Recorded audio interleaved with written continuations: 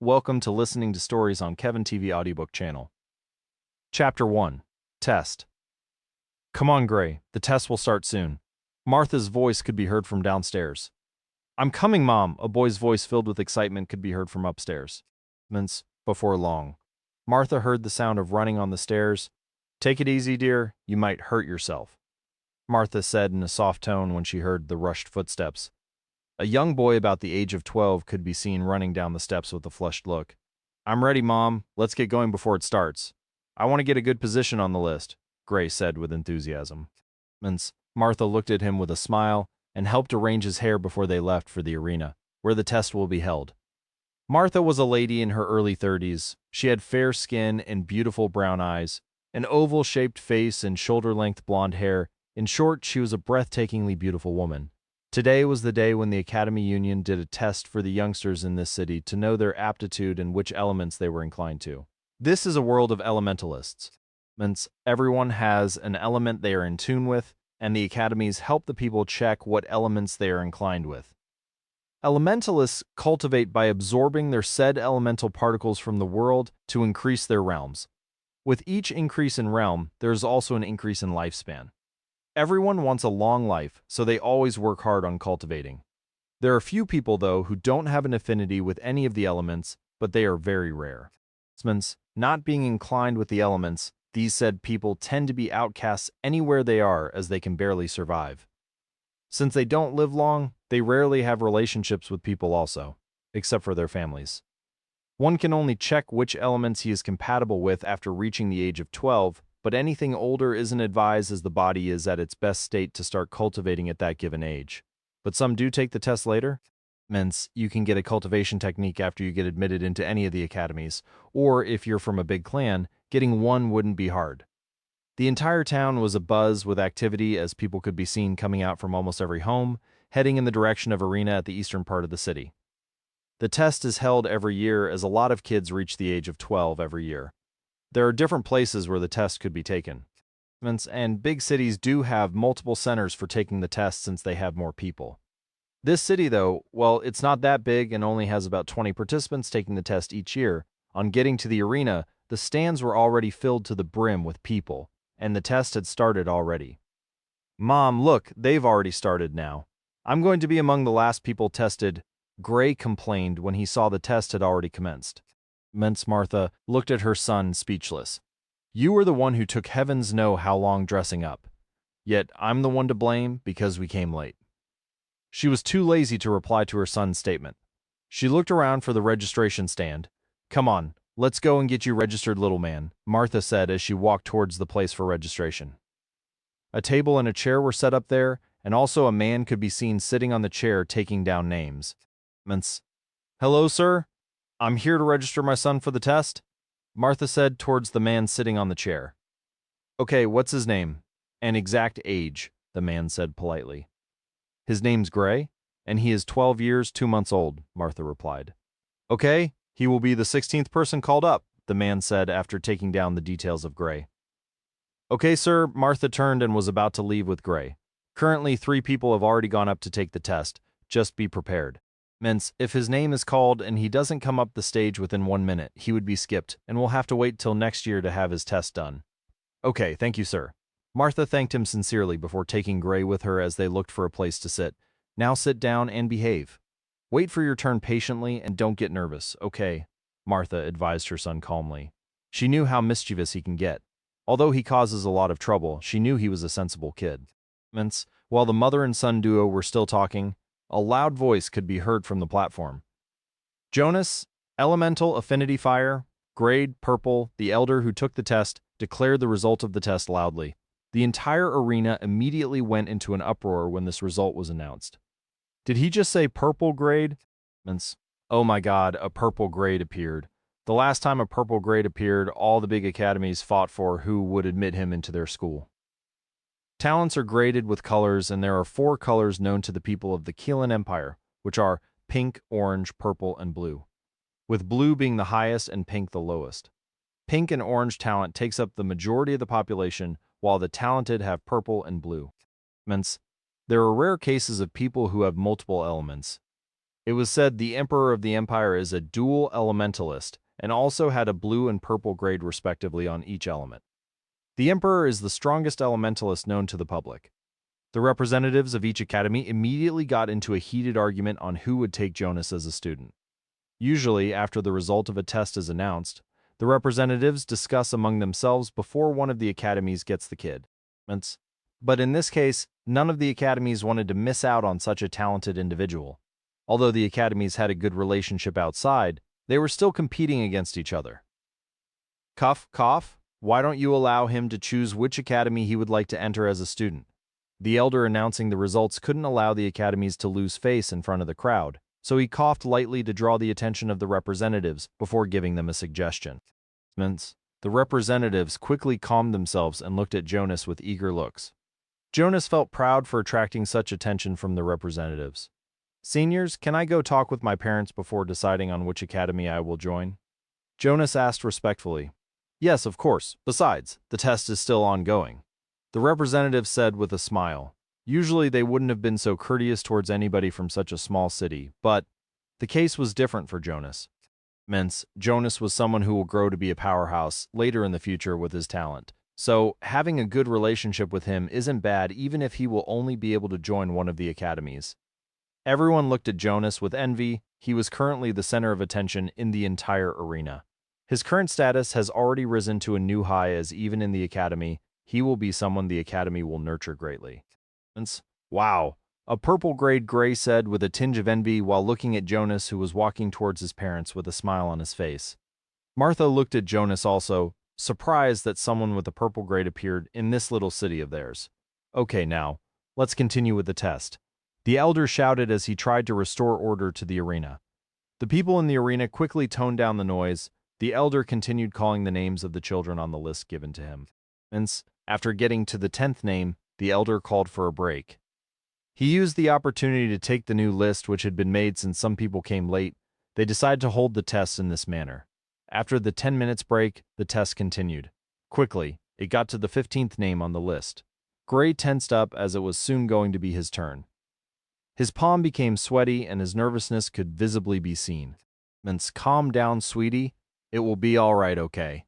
Martha immediately held onto Gray's sweaty hands to help relieve the stress he was currently going through. Next up, Gray the Elder shouted the next name on the list.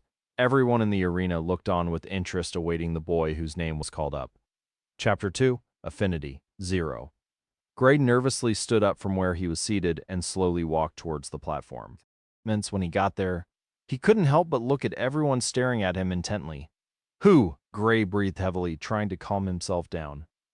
Step forward and place your hand on the stone. The elder in charge looked at Gray with a smile and told him to place his hand on what was used to do the test. Gray carefully observed the stone. It was quite an amazing thing as it was what was used to check the elements people are compatible with, and also it checks their talents. Thence Gray calmed his mind and stepped forward. He looked at the stone before gently walking closer to it and placing his hand on it. The stone felt cold when he placed his hand on it. Immediately he placed his hand on the stone. He felt something moving out of the stone and passing through his hand into his body. Gray was slightly surprised by the feeling and instinctively wanted to take his hand off the stone. Don't move, it will be over soon. It was like the elder could read his thoughts and quickly whispered to him before he could take his hand off the stone. Gray stilled himself and let the strange energy run freely in his body.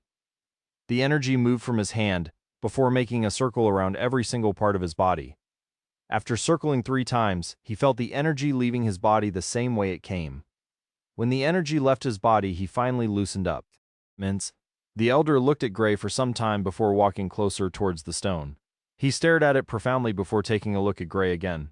Place your hand on it one more time, he said to Gray. Gray was surprised by what the elder was doing. All the kids who had taken the test before him only did it once, and the elder would announce the result. How come his case was different? He couldn't refuse the order, so he placed his hand on it again. The audience was quite surprised on seeing Gray placing his hands on the stone again. What is going on? Why is that kid doing it again? Is there a problem with the stone? Some of the parents who brought their kids there started having doubts on witnessing Gray placing his hand on the stone and taking the test again. Martha just watched on without any emotions, like she knew this would happen already.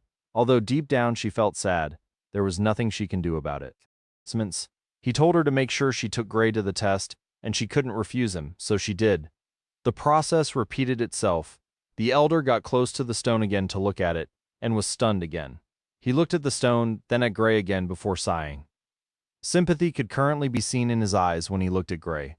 Gray was taken aback by the way the elder was looking at him. He suddenly had a bad premonition. "Senior, what is the result?" Gray asked, with a slightly shaky voice. "Gray, Affinity, 0. The elder announced the result loudly. It was like a bolt of lightning struck Gray. He stood there dumbfounded and just stared at the elder. "What? 0 affinity? How can he not have any affinity? This. How is this possible? I've only heard of people who don't have any affinities with any elements but haven't seen anyone before. So, there truly are people with no affinities. What a pitiful kid. How can he live without having any affinities? Scoff, he made us wait for nothing. I even thought he was something special as the senior told him to take the test again. Who knew he didn't even have an affinity?" Shocked voices could be heard from the audience, and there was also some with scorn. "Some people are just prone to kicking a man when he is down." "Sigh. Hopefully he doesn't break down," Martha said with a sad voice. Gray stood still amidst all the noise without any reactions. One word was reverberating in his head currently: how. The representatives looked at the boy on the platform and felt sad for him. But since he was someone without any elemental affinity, he was not of much use to them. They looked at the elder in charge of the test and signaled him to continue with the test. They were eager for the test to end as they were waiting for the decision Jonas will make. "Get on with the test, Elder. We don't have all day," the representative of the Starlight Academy urged the elder to go ahead with the test. Since Gray didn't have any affinity, he was no different from a cripple. "Young boy, don't feel down. You might be a late bloomer, as some people don't awaken their elements on time." The representative of the Lunar Academy tried to console Gray. Although it was rarely seen, there have been times it had happened. But usually, it rarely happens. Gray looked at the representatives. He couldn't reply to any of them as he couldn't even process what was going on. He walked down from the platform like a lifeless zombie. He just walked straight and even forgot to head back to his seat. This kid, Martha, worriedly went after him. She knew Gray was very cheerful, and this will definitely affect him, but she knew he will be able to walk out of the darkness with time. Next, the elder continued with the test, and everyone's enthusiasm was instantly reignited. Since the tragedy didn't happen to any of them, they couldn't really wallow in sorrow. Jonas looked at Gray's fading shadow without any emotion. He didn't feel anything towards him, as, even if he had any talent, it didn't matter much to him who had purple talent. As a child, he has always set his sights very high, and now things have already started to click as he envisioned. The test went on normally and soon ended. After the test was completed, Jonas went over to the representatives to tell them his decision. He joined the Starlight Academy as it was publicly regarded as the leaders of the Academy Union. In public opinion, the Starlight Academy was known as the strongest, and Jonas wanted the best for himself. A lot of events took place in the test today. First, a purple talent appeared, and then a person with no elemental affinity also appeared. The news of what happened in the test quickly spread around the city. When the people staying in the city heard of Jonas, they were awed by the fact that he had a purple talent. But Jonas wasn't the only one who became famous after the test. Gray's name also became widespread since he was someone without any elemental affinity. It was later announced that Jonas joined the Starlight Academy and immediately left with the representative of the academy. "Knock, knock. Gray, can I come in?" Martha knocked on the door that led to Gray's room. She waited for some time and didn't get any response.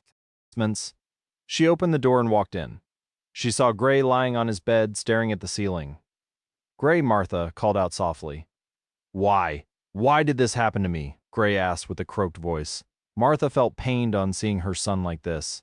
This wasn't anything she would wish anyone to go through in a world where elementalists reign supreme. Having no affinity is the same as being a cripple. "I don't know, dear, but you have to be strong." "You remember what your dad said to you before leaving, right?" Martha said while caressing Gray's cheek. "Yes," he said, "I should never give up on myself. Even when the world does, he said I should always stand tall and stay strong." Gray replied, but without much firmness in his voice. "I know my son is the greatest." Martha looked at Gray lovingly. Gray knew his mother was trying to cheer him up, but still, whenever he thought of how he was going to live without any elements, he felt sadder. "Gray, remember this. What makes you different, makes you special. You are unique from the rest of the world. I'm not saying this just to cheer you up. I'm saying this because I know the child I gave birth to was not meant to live an ordinary life. You will reign above all. Only you shall be at the top, and no one shall be your equal." Martha looked at her son in his eyes and said with all seriousness, "Vince, what makes you different, makes you special." That statement kept repeating itself in Gray's head, and he started seeing the light in the darkness which he had fallen into. Although a little, it was something that will help him leave his current state. Martha was happy when she noticed he had some reactions to her words. She went over to her room and dropped on the bed crying. She was only being strong in front of her son as she wanted him to pull himself together soon. "Vince, I know you said it was for his future, but why must you make him through this?" she said angrily while looking out the window. No mother wanted to see her child downcast. She felt bad on seeing his reaction when the result was announced. Somewhere far away, sigh, he must have already reached 12 by now. Time sure does fly fast. I wonder how he would react after finding out. I hope Martha can talk him out of his bad mood. Not only that, but I also miss them, a voice said, filled with longing. Mince Chapter 3. Awakening.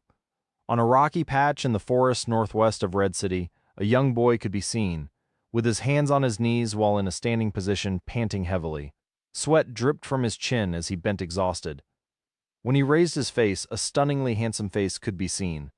He had short black hair and an inverted, triangular-shaped face. He had bow-shaped lips with beautiful black eyes. His skin was toned from being in the sun for too long each day. He measured 5'7" in height and has a slender body, adding his chiseled-like muscles, further made physique just amazing. Any girl will fall heads over heels for him. Gray stood up and looked at his hands, which looked rough for someone his age. It has been 3 years since the day of the test. After wallowing in sadness for some time, he was able to pick himself up. One day during dinner, Martha suggested he should start training his body since there was no way he could hone it using the element, which would in turn keep him healthy. At first, he rejected the idea, but after multiple convincing from Martha, he finally decided to try it out. Gray took up the idea and started training ever since. It has been 3 years already. He had forgotten just how many times he had trained himself so hard he couldn't stand up. He has always been a determined person, so he decided, if he couldn't cultivate, he will pour all his energy into honing his body. Besides, spending his time here helps him escape from the reality of what happened to him. Well, that should be it for today. I better get back before it gets dark. Gray immediately rushed home before his body would give up on him after the rigorous training. He always tries to surpass himself every day he heads out to train. Red City. "Mom, I'm home," Gray shouted as he opened the door and walked into the house. Gray immediately smelled a great aroma coming from the kitchen as he walked in. "Okay, dear, go freshen up. Dinner will be done shortly." Martha's voice came from the kitchen. "Okay, Mom," Gray replied as he went to take a warm bath. He always baths warm water after training, as it helps wear down the fatigue, but nothing beats a good night's sleep. 10 minutes later, Gray came downstairs and saw a wonderful sight on the table. Martha prepared his favorite food. "How was your training today?" Martha asked while inviting Gray over to have his meal. "It was okay. I was able to go 30 minutes more than my usual time," Gray stated proudly. "Did anything strange happen today?" Martha asked Gray curiously. "No, Mom. You always ask me this question every time I tell you I surpassed my previous records in training." Gray couldn't help but ask. Martha has asked him this question frequently lately, and it was sort of making him worried. Will something happen to me if I hone my body too hard? Gray was starting to get scared. Elementalists don't hone their body, the elements do it for them. But the result is different from honing the body. His body is stronger than most elementalists of his age because of how much he had honed it. "Nothing, dear," Martha replied. Why isn't it happening yet? Could it be that he hasn't met the requirements? He said it should awaken after he clocks 15 years old. It has already been 5 months now. Martha couldn't help but begin to worry about her son's future. She hid it to herself, though, and didn't show any visible reactions. Gray looked at her suspiciously before focusing back on his meal. After dinner, he spoke with Martha for some time before he went to his room to rest. Gray didn't have any friends anymore since the test. He was abandoned by everyone, and they all avoided him like he was a plague. Whenever he experiences this, he felt hurt. He was still young, so this definitely had a huge impact on him. Martha has been his support. She makes sure she accompanies him as much as she could and always encourages him. Gray grew as time went on and was able to put everything behind him. His situation made him find comfort in reading when he's alone. Gray continued his daily routine, and quickly, another month went by without any major thing happening. On a particular day, Gray was in the forest doing his usual training routine. He suddenly started feeling hot and sweating more than usual. He felt maybe it was because of his training and decided to take a short rest to calm his temperature. He got hotter as time went on and also sweated more. "What's happening to me?" Gray started panicking because of what was taking place. He immediately packed his things and ran home as fast as he could. Gray is faster than most people because of his training. Only some wind and lightning elementalists will have an edge over him in terms of speed. And his stamina was also high, so he had no problem sprinting a long distance. When he got home, he immediately pulled all his clothes and jumped into cold water. The hotness in his body continued getting hotter, and it got to the point he couldn't bear it anymore. He screamed in pain for some time before passing out. Huge changes were currently going on in his body, and his body began automatically absorbing the elemental particles in the surrounding. His body was like a black hole as it absorbed the elements greedily. His toned skin started reverting to his usual fairness, and his rough palm also turned as smooth as a baby's palm. By the time he woke up, it was already late in the evening, and he noticed he was fully dressed in his bed. Who dressed me up? That was the first question that entered his mind on seeing his condition. He looked around confused by everything that happened. He managed to sit up. He walked downstairs after some time and saw Martha sitting quietly on a chair. She raised her head and looked at Gray with a big smile when she noticed him coming down. "Mom, were you the one who dressed me up?" Gray asked the most important question on his mind after seeing her. Gray felt embarrassed because he remembered being fully naked when he passed out. Martha was taken aback by the question. She couldn't believe the first thing Gray said after waking up was who dressed him up. "I have no idea," Martha replied as she looked at Gray with eyes saying, "Do you live in this house with someone else? Try asking that question again, and I'll beat you up." He is actually embarrassed because I dressed him up. I'm his mother. This kid, Martha thought wryly. When Gray heard her reply, he wanted to talk more, but when he saw the look in Martha's eyes, he quickly swallowed his words. He knew just how scary she could be if she got angry. "Gray, what happened to you? Why were you unconscious when I came back?" Martha asked worriedly. "I don't know, Mom. I suddenly started feeling hot during training. I rushed home and took a cold bath, but the hot feeling didn't stop. Instead, it increased. I passed out shortly after." Gray recounted everything that happened before he passed out, omitting the part where he screamed like a baby. He still wanted to keep his pride in front of his mother. Martha immediately fell into deep thoughts when she heard this. She glanced at Gray before getting up and walking towards the kitchen to get dinner for him. As she walked past him, she froze in the spot and looked at him again from head to toe. Gray was surprised by his mother's abrupt behavior and started feeling scared, thinking his mother was angry. "Gray, did you notice the changes in your skin?" Martha asked.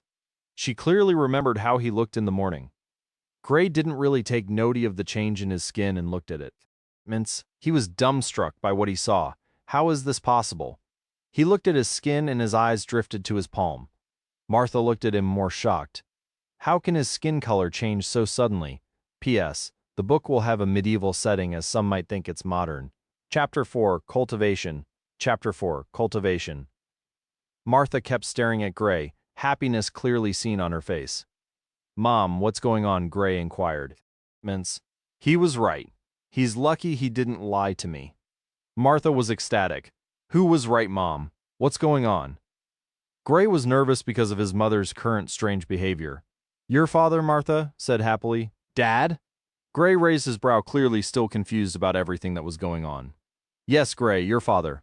He told me when you turned 12 years old, if you go for the test, there was a possibility you wouldn't awaken your element." Martha slowly explained to her son. "Wait, he knew I wouldn't have any affinity with any of the elements?" the confused Gray asked. "Well, it can't really be said knew, but yes, he did. According to the scroll, it would have to stay inside of you for 15 years. Martha continued. "Inside me, I don't get it. Did he put something inside me?" Gray still wasn't comprehending what was going on. "Yes, baby, as a newborn, you had a lot of health issues, and no matter what I tried, you didn't get any better. Your father came back from one of his adventures, and seeing how unhealthy you were, he also tried his everything he could and even took you to the best healers he knew, but unfortunately nothing worked." Martha slowly started explaining. "So, how was I cured?" Gray asked curiously. He never knew he had health problems as a newborn. A pearl, Martha said. A pearl? How does a pearl cure someone? Gray asked, still confused. I'm getting to it, Martha smiled and recounted what happened to her son. During one of his father's adventures, he accidentally stumbled upon a ruined ancient temple. He saw a pearl with myriad colors rotating slowly in the middle of a hidden room of the temple. Beneath the rotating pearl was a scripture. After reading it, he was astounded by the information it contained. He quickly kept the pearl and the cultivation technique. Yes, cultivation technique. What he thought to be a scripture was a cultivation technique. He remembered the feeling he got from the pearl and was certain it wasn't fake. The description of the cultivation technique was unique. It stated that once one assimilates with the pearl after 15 years, they would be able to wield all elements. Seeing this, he wanted to cultivate it, but alas, there was a catch to it. First, the pearl can only assimilate with a body that hasn't awakened any element yet, and it would need 15 years before completing assimilating with the body. He sadly kept the pearl and cultivation technique when he realized there was no way he could use it. He got home a week after Gray's birth and realized the situation his son was. After trying everything he could, but there was still no way to save him, he placed all his hope on the pearl.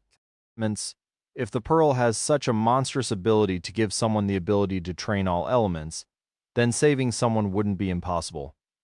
Martha refused the idea when he brought it up, which mother would allow an unknown pearl to be placed in her baby. But after her husband persuaded her and seeing there was nothing they could do to save Gray, she gritted her teeth and accepted it. 2 days later, her baby was as healthy as he rightly should be. Although she still took Gray to take part in the test, she didn't know if he would awaken his element then. She also hoped there was a possibility he would awaken an element, but unfortunately he didn't. The notion of telling Gray about came to her when she saw how depressed he was after the test. But then again, what if after he reached 15 years of age he didn't awaken any elements? What would she tell him then? He would be even more traumatized than when he didn't awaken it at the age of 12. Even she was starting to lose hope when there wasn't any difference in him after he passed 15. The scroll stated Gray should use physical exercises to hone his body, which he had been doing for almost 3 years now. So, it was understandable she started feeling fearful about it. Gray sat down stunned by what he was hearing. But why didn't you tell me earlier? He asked. When you passed 15, did you awaken your element then? Martha asked. Gray shook his head. I know it seems like a flimsy excuse, but if I told you something was placed inside of you and you wouldn't awaken your element by 12, rather, by the time you turned 15, you wouldn't believe me since it was known everywhere that one can only awaken their elements by 12. Although there are a few late bloomers, it can't be predicted from birth. Maybe after the test, you'll start feeling what I said was true? But what about after you turn 15? Then what? Even I was starting to lose hope, Martha said calmly. Hearing Martha's explanation, Gray knew she was right. There was no way he would have believed it if she told him he wouldn't awaken his element by 12. When he thought of all the possible heartaches his parents must have gone through due to his sickly nature as a newborn, he felt grateful to them. At least they didn't give up hope even when it meant placing their last hope on a pearl with unknown origins. At least they just wanted to save their child, although the thought of it being fake and probably killing him passed through his mind. He remembered what his mother said at that time. He was dying anyway. After some time, he immediately thought back to what he heard. So now I can be an elementalist. Gray asked again, just to be sure. Yes, not just any ordinary elementalist, but one who controls all elements, Martha said while holding Gray's hand in joy. Control over all elements, it kept ringing in his ear. How can someone have control over all the elements? Gray asked with shock. I don't know, baby, but what I do know is that your dad will never lie to me and will not do anything to harm you too, Martha said. Wait here, I'm coming. Martha ran into her room and brought an ancient scroll out. She looked at Gray before handing it over to Gray calmly. Study it closely, she said, while handing the scroll over to Gray. Gray took the scroll from her, still not knowing what to do. He studied the scroll closely before opening it. Then he looked at it with great curiosity. The scroll showed him the exact way of cultivating the technique. Without the pearl, anyone can have the technique, but will never be able to cultivate the technique. Gray finally calmed his thoughts. No wonder Mom was so confident. It truly is worth it, Gray thought happily. Gray felt like he had regained something. It was a desire, the desire to grow strong. Ever since he was little, he had always wanted to be the strongest, but that desire died at the time of the test. But now, the fire is suddenly reignited, and the fire was burning stronger than ever. I can finally cultivate. I will definitely work hard. Gray clenched his fists tightly. Gray rushed to his room as he couldn't wait anymore to start cultivating. He had waited for so long, and now, finally, he can start cultivating. Martha looked at Gray hurrying inside and did nothing to stop him. She knew just how badly he wanted to be an elementalist. She felt happy for him. Now he can start his rise to the top. She knew it won't be easy as he will face a lot of obstacles, but she believed he will definitely be able to overcome them. He already overcame one of such obstacles in his journey, and it was also one of the hardest. Gray went inside and immediately tried entering a meditative state so he can clearly follow the pattern of the technique. He sat in a lotus position and stayed motionless to try to calm his mind. After 10 minutes, he finally got into a meditative state. He followed the instructions said in the scroll. He tried searching for the energy in his body. It took him close to an hour before finding it, of course after failing several times. Found it. Now for the second step, Gray was thrilled on managing to find the energy. Now the next step was to move the energy in a particular pattern in his body. He has to repeat the circle 10 times to get his body accustomed to it. Gray tried the first time and failed to even move the energy from its current location. He didn't give up though. He didn't give up when he found out he didn't have any elemental affinity. Talk less of now that he can cultivate with having an affinity with all elements. He tried again, which also failed. He kept on attempting it for the rest of the night with no progress. By the time he got totally exhausted, it was almost dawn. He collapsed on the floor and fell asleep there and then. His body was totally worn out from all the attempts. By the time he woke up, it was already midday. He felt pain all over his body and was still exhausted. If a normal elementalist tried what he did, they wouldn't be able to get out of bed for a week. The cultivation technique took a great toll on the human body. No wonder it required such strict physical training before one can start cultivating it. If it were my previous physique before I started training, I would not have been able to get out of bed for a month, Gray exclaimed when he felt the aches all over his body. The process continued for another 2 days before Gray started making small progress. He was finally able to move it, albeit a little. It was still something. He was so happy but also felt sore all over his body for his little progress. Due to his strong training, he was able to withstand pain more than others because he wrecks his body almost every day in the training session. After another week, he was already able to complete one circle. He felt excited when he imagined himself using the different elements and couldn't help but laugh in his bed. He couldn't laugh properly because of all the pain his body was going through. During the process of the second circle, Gray felt the pain increased a bit. He was already starting to get used to the pain, then it increased. Gray hissed in pain while midway of the circulation. I can't continue like this. This pain will probably kill before I complete the circulation. I need to come up with a way to reduce it. The pain was already getting almost unbearable for him. He had to quickly think of a way else he would go on pause, then continue some other time. But he didn't want that. I will head out to train tomorrow. It's been long I trained, Gray said. He had already gotten used to training his body, and these days he had focused fully on cultivation. He had somewhat missed it. Gray stopped the circulation and went to sleep. He will wake up early tomorrow to go for a long training session. Chapter 5. Shock. Chapter 5. Shock. Early the next morning, Gray got up filled with energy and ran out of his room. He saw Martha in the living room and told her he was going to train. Adjustments. Martha noticed how cheerful Gray became since he started cultivating, although he hadn't made a breakthrough yet. It was good he can cultivate now. Martha was surprised Gray was going to train. She remembered that since Gray started cultivating the technique, he had immersed himself fully on it. Eat something before you go also. Remember to take some food with you. Martha immediately shouted when she saw Gray was about to leave without eating. Gray hurried back and ate some food. He took a little along and went on his way. I will return late today, Gray yelled from outside. Martha smiled wryly. Gray walked into the town and headed towards the forest he usually trains in. When he was seen by some people around, they immediately started whispering to themselves.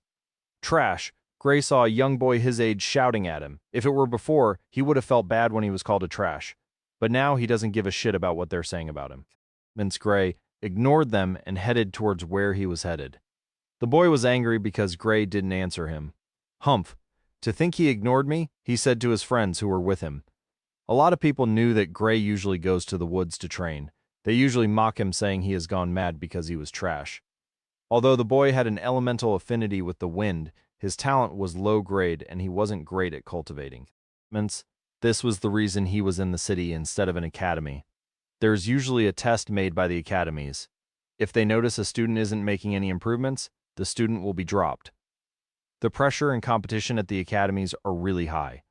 This boy and his friends were part of the students dropped. Although he was dropped, he was still in the 8th stage of the collection plane. His age should usually have broken through to the fusion plane by now. Gray got to where he trained and immediately began with his usual training session. Before he knew it, it had already started to get dark, and he still didn't get as tired as he used to.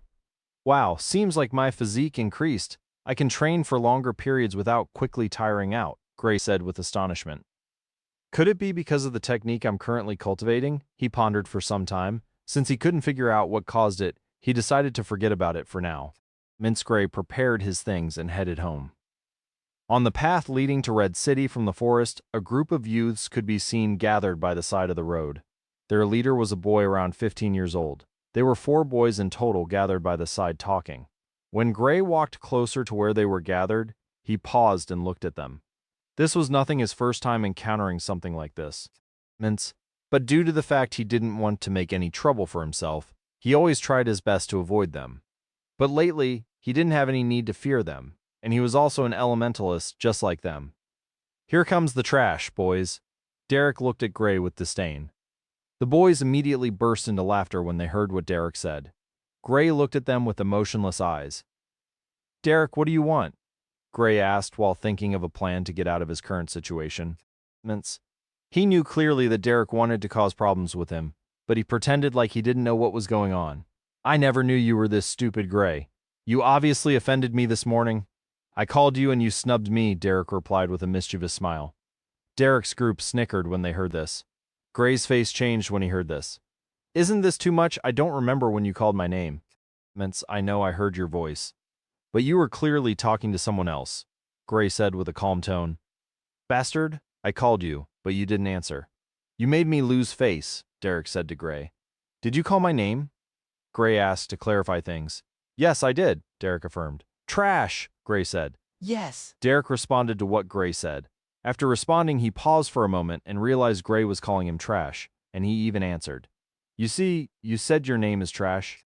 I clearly heard when someone asked you your name, and you replied trash.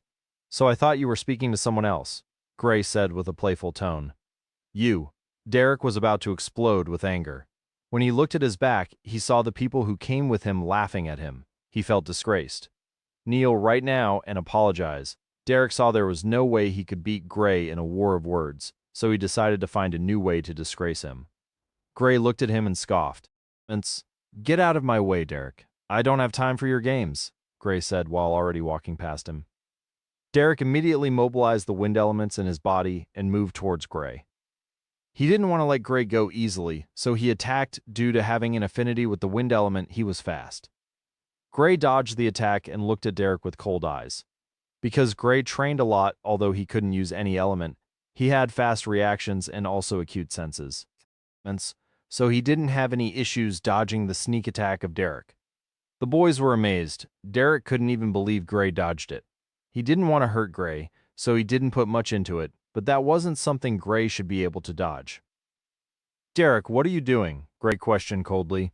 Humph, don't get full of yourself because you were able to dodge my attack, Derek said angrily. He mobilized the wind elements again and charged towards Gray.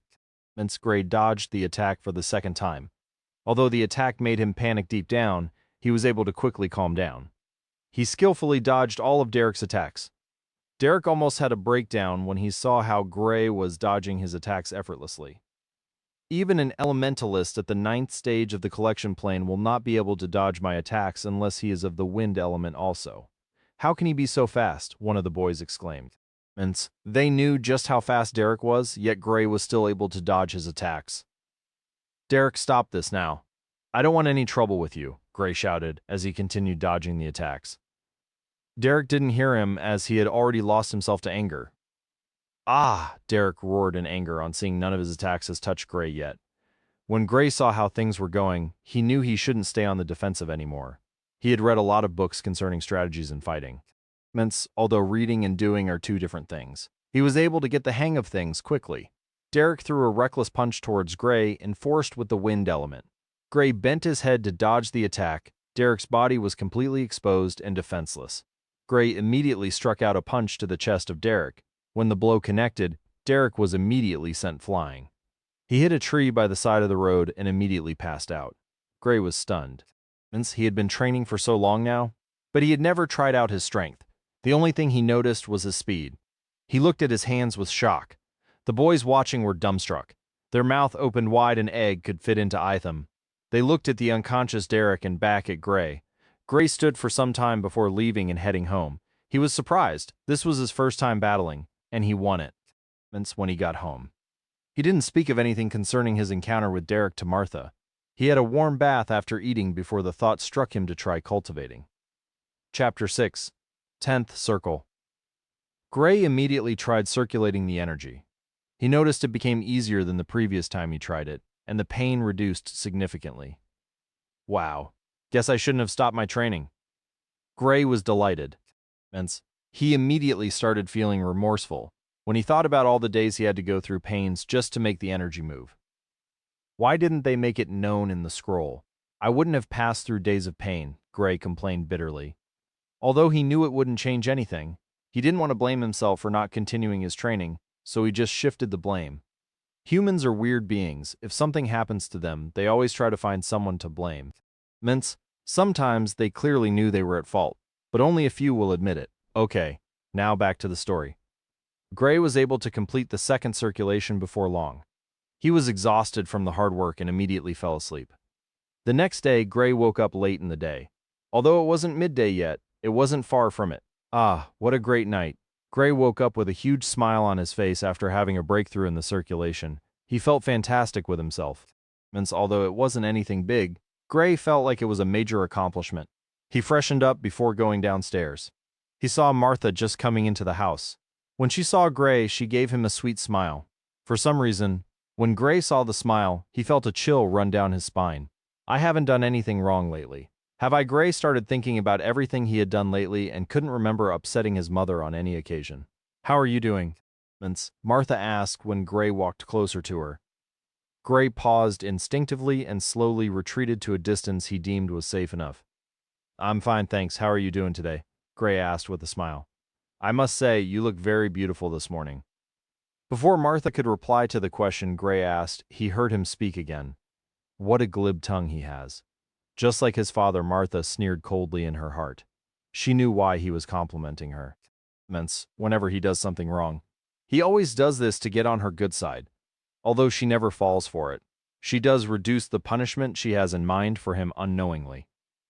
How was your training yesterday? Martha asked with a smile. It was fine. I noticed my stamina has gone up a notch since I started cultivating the technique. Although I have not started cultivation fully, I think it wouldn't take long anymore. Oh, and I made some progress in the second circulation. Now all that's left to do is to continue till I reach the 10th one. Gray spat out everything he did yesterday. He forgot about what happened with Derek as he was too excited over the success of his cultivation breakthrough the previous night. Martha looked at him closely. Why is he hiding it from me, or did he forget about it? No need, I will just ask about it. I was told you sneak attacked Derek yesterday when you were coming back from the forest. Martha studied Gray's reaction closely. Gray was shocked when he heard that, then it all clicked. No wonder she is acting strange, so it was because of the small conflict I had with Derek. I didn't sneak attack him, he attacked me, and I retaliated openly. I even warned him, but he wanted to bully me because he thought I was weak. Gray said proudly while sticking out his chest. Martha looked at him not knowing if to laugh or cry, this kid. Well, that was not what he said. He said he was on his own at the side of the pathway when you suddenly sneak attacked him while he was distracted. He said you attacked him possibly because you were mad at him when he jokingly called you a cripple. Martha recounted what she was told. She knew her son all too well. Although he was mischievous, he wouldn't sneak attack anyone. Well, not for that particular reason though. With his character, he will definitely sneak attack his enemies. Derek can't be counted as an enemy. He isn't even worth Gray's time. He's lying. Gray defended himself confidently. He knew his mother knew he was right. She was just trying to scare him. Even if he was wrong, he knew she would definitely protect him. Martha looked at him for some time. Tell me exactly what happened. Gray recounted the whole event from when he was heading out to when he was blocked by Derek. And Martha was similarly dumbfounded when she heard how Gray was able to defeat Derek effortlessly. Derek is someone at the 8th stage of the collection plane, just a bit away from the fusion plane. Yet Gray was faster than him. What was more shocking was the fact that Derek is a wind elementalist.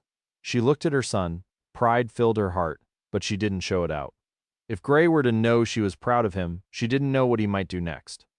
Okay, don't worry about this. Sments, I will take care of it.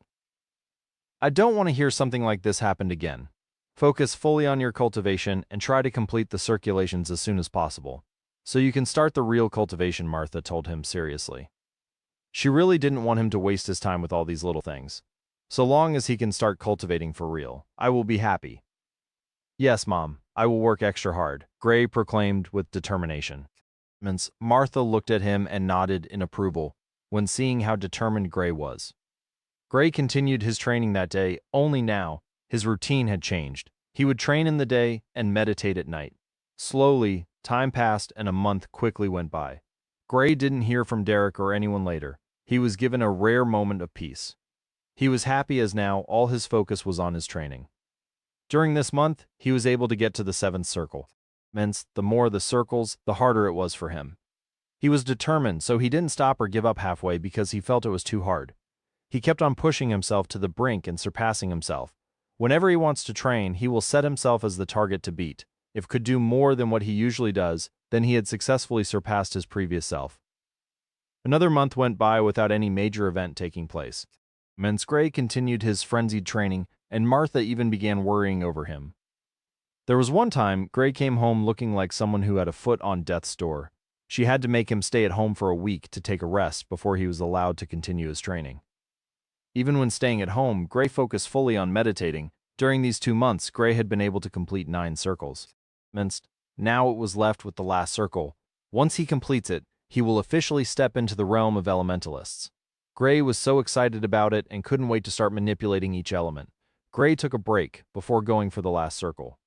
He noticed he should always take breaks sometimes so his body doesn't break down.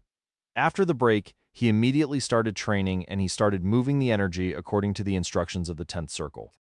Each circle had a different route, so he had to be careful when studying it to avoid making any mistakes. Although they were almost identical, there is always a different route for each circle. Gray worked hard, and after 2 weeks of rigorous training, one night he finally completed the last circle. Chapter 7, Chaos Element. Rumble. A rumbling sound could be heard from Gray's body. After completing the 10th circle, huge changes started taking place in his body. Gray got in a trance when this happened. He saw a man standing majestically in the air looking down at the world. He had a noble aura spreading in all directions. It was like he was the lord over everything. He stretched out his right hand, and all elements could be seen converging at the top of his hands. It was a beautiful sight. The elements formed an orb at the top of his hand. The orb was captivating. But Gray could feel the destructive powers hidden in the beautiful orb. This could be called a beautiful killer. The man spread out his hands wide and the orb exploded. It was a stunning sight and was also beautiful. Gray was surprised by the number of elements the man had control over. The man looked in the direction of Gray and flashed a smile at him. Only after the lights died down did Gray realize they were alone. The man leisurely walked towards him. He studied him for some time before nodding his head. Gray stood nervously and also studied the man in front of him. The man was handsome, with long shoulder-length hair. "What is your name, young boy?" the man asked calmly. Gray replied cautiously. The man raised an eyebrow and stared at him closely. "You were the one who inherited my powers. Good. You were just barely able to meet the minimum requirements. You must have a strong body if you want to use the chaos element." Chaos elements? Gray was surprised, although he didn't know everything. He knew there were only 7 elements in the world, which are fire, water, wind, earth, lightning, darkness, and light elements. He had never heard of this chaos element the mysterious man was talking about. You don't really need to know much about it for now. Just have it in the back of your mind. You've inherited the power of the strongest god, the Chaos God, the man said to Gray. Chaos God. Meant Gray had read about gods in some books and knew there was a god for each element, but he had never heard of this chaos god this man was talking about. Yes, the Chaos God. He was the strongest among all the gods and was the one who led the gods. The man said, I've never heard of this Chaos God. You speak of Senior, Gray said to him. The man looked at him with a bewildered look. Is there no record of the Chaos God, he asked. Sments. No, Senior, after the Great War of Gods. The gods haven't been heard about since then, and that war took place over 100,000 years ago, Gray explained. The man was alarmed. Seems like another war took place after that one. No wonder they don't know of the Chaos God, he muttered under his breath. Forget about it for now. You will get to know more as time goes on now. Since you have inherited this power, you should already know some things about it, the man asked seriously. Yes, Senior. I know I can wield all elements with it, Gray replied. Well, that isn't the strongest aspect of it. You still won't be able to form the chaos element soon? The man said with a smile. Okay, so can I start using the elements now? Gray asked excitedly. He didn't care about the chaos god or the chaos element. What was important for him now was if he could use the elements. Although he was curious about it, it wasn't too important to him. No, the man answered. What? Gray exclaimed. No, the man said again. But it stated in the scroll that I will be able to control all elements, Gray quickly spoke. He had already envisioned how he would control all the elements. Now, this man was telling him he can't use the elements now. I know, but it isn't that easy. The human body wasn't supposed to have an affinity with all elements, so it will take some time and hard work from you, the man said while looking at Gray. Hard work? I've been working so hard just to be able to hone my body. Yet you're telling me I will still get to do more hard work. Gray was feeling down. He had already worked so hard from his view, yet he will still work more just to get what was promised to him. He thought he already had everything in his hands. Who knew he was holding on to clouds? You don't expect it to be that easy, right? The man said with a chuckle. Gray felt scammed. Senior, can I have only one element and just forget about all this? Gray asked. Although the idea of wielding all elements sounded great, if he had to wait for another 15 or even 20 years, it wouldn't be nice. If he can have one element, he will be satisfied. He wasn't greedy, okay, he wasn't too greedy, but he feels like it wouldn't be worth it to have all elements if he had to wait for so long. What if he died because he couldn't control any elements? The man looked at Gray, speechless. How can you settle for less? He couldn't help but ask. I'm not settling for less. I'm just doing the more reasonable thing from my view. I'm already behind my peers in terms of cultivation, so if I take much longer, I might as well just give up on the rest and have one, Gray reasoned. The man looked at Gray for some time before sighing helplessly. This is the chaos space. You will be able to comprehend each element here. You can come here anytime to comprehend. After comprehension, your talent with the said element will increase as you have a higher comprehension of the element, the man said. Oh, so all I have to do is comprehend the elements? Gray asked with an excited look. Why didn't you say this earlier? Instead of scaring me, Gray thought. Don't think it will be easy. Comprehending elements and being born with a given element are two different things. Comprehension is harder, and your talent in the element will tally with your comprehension.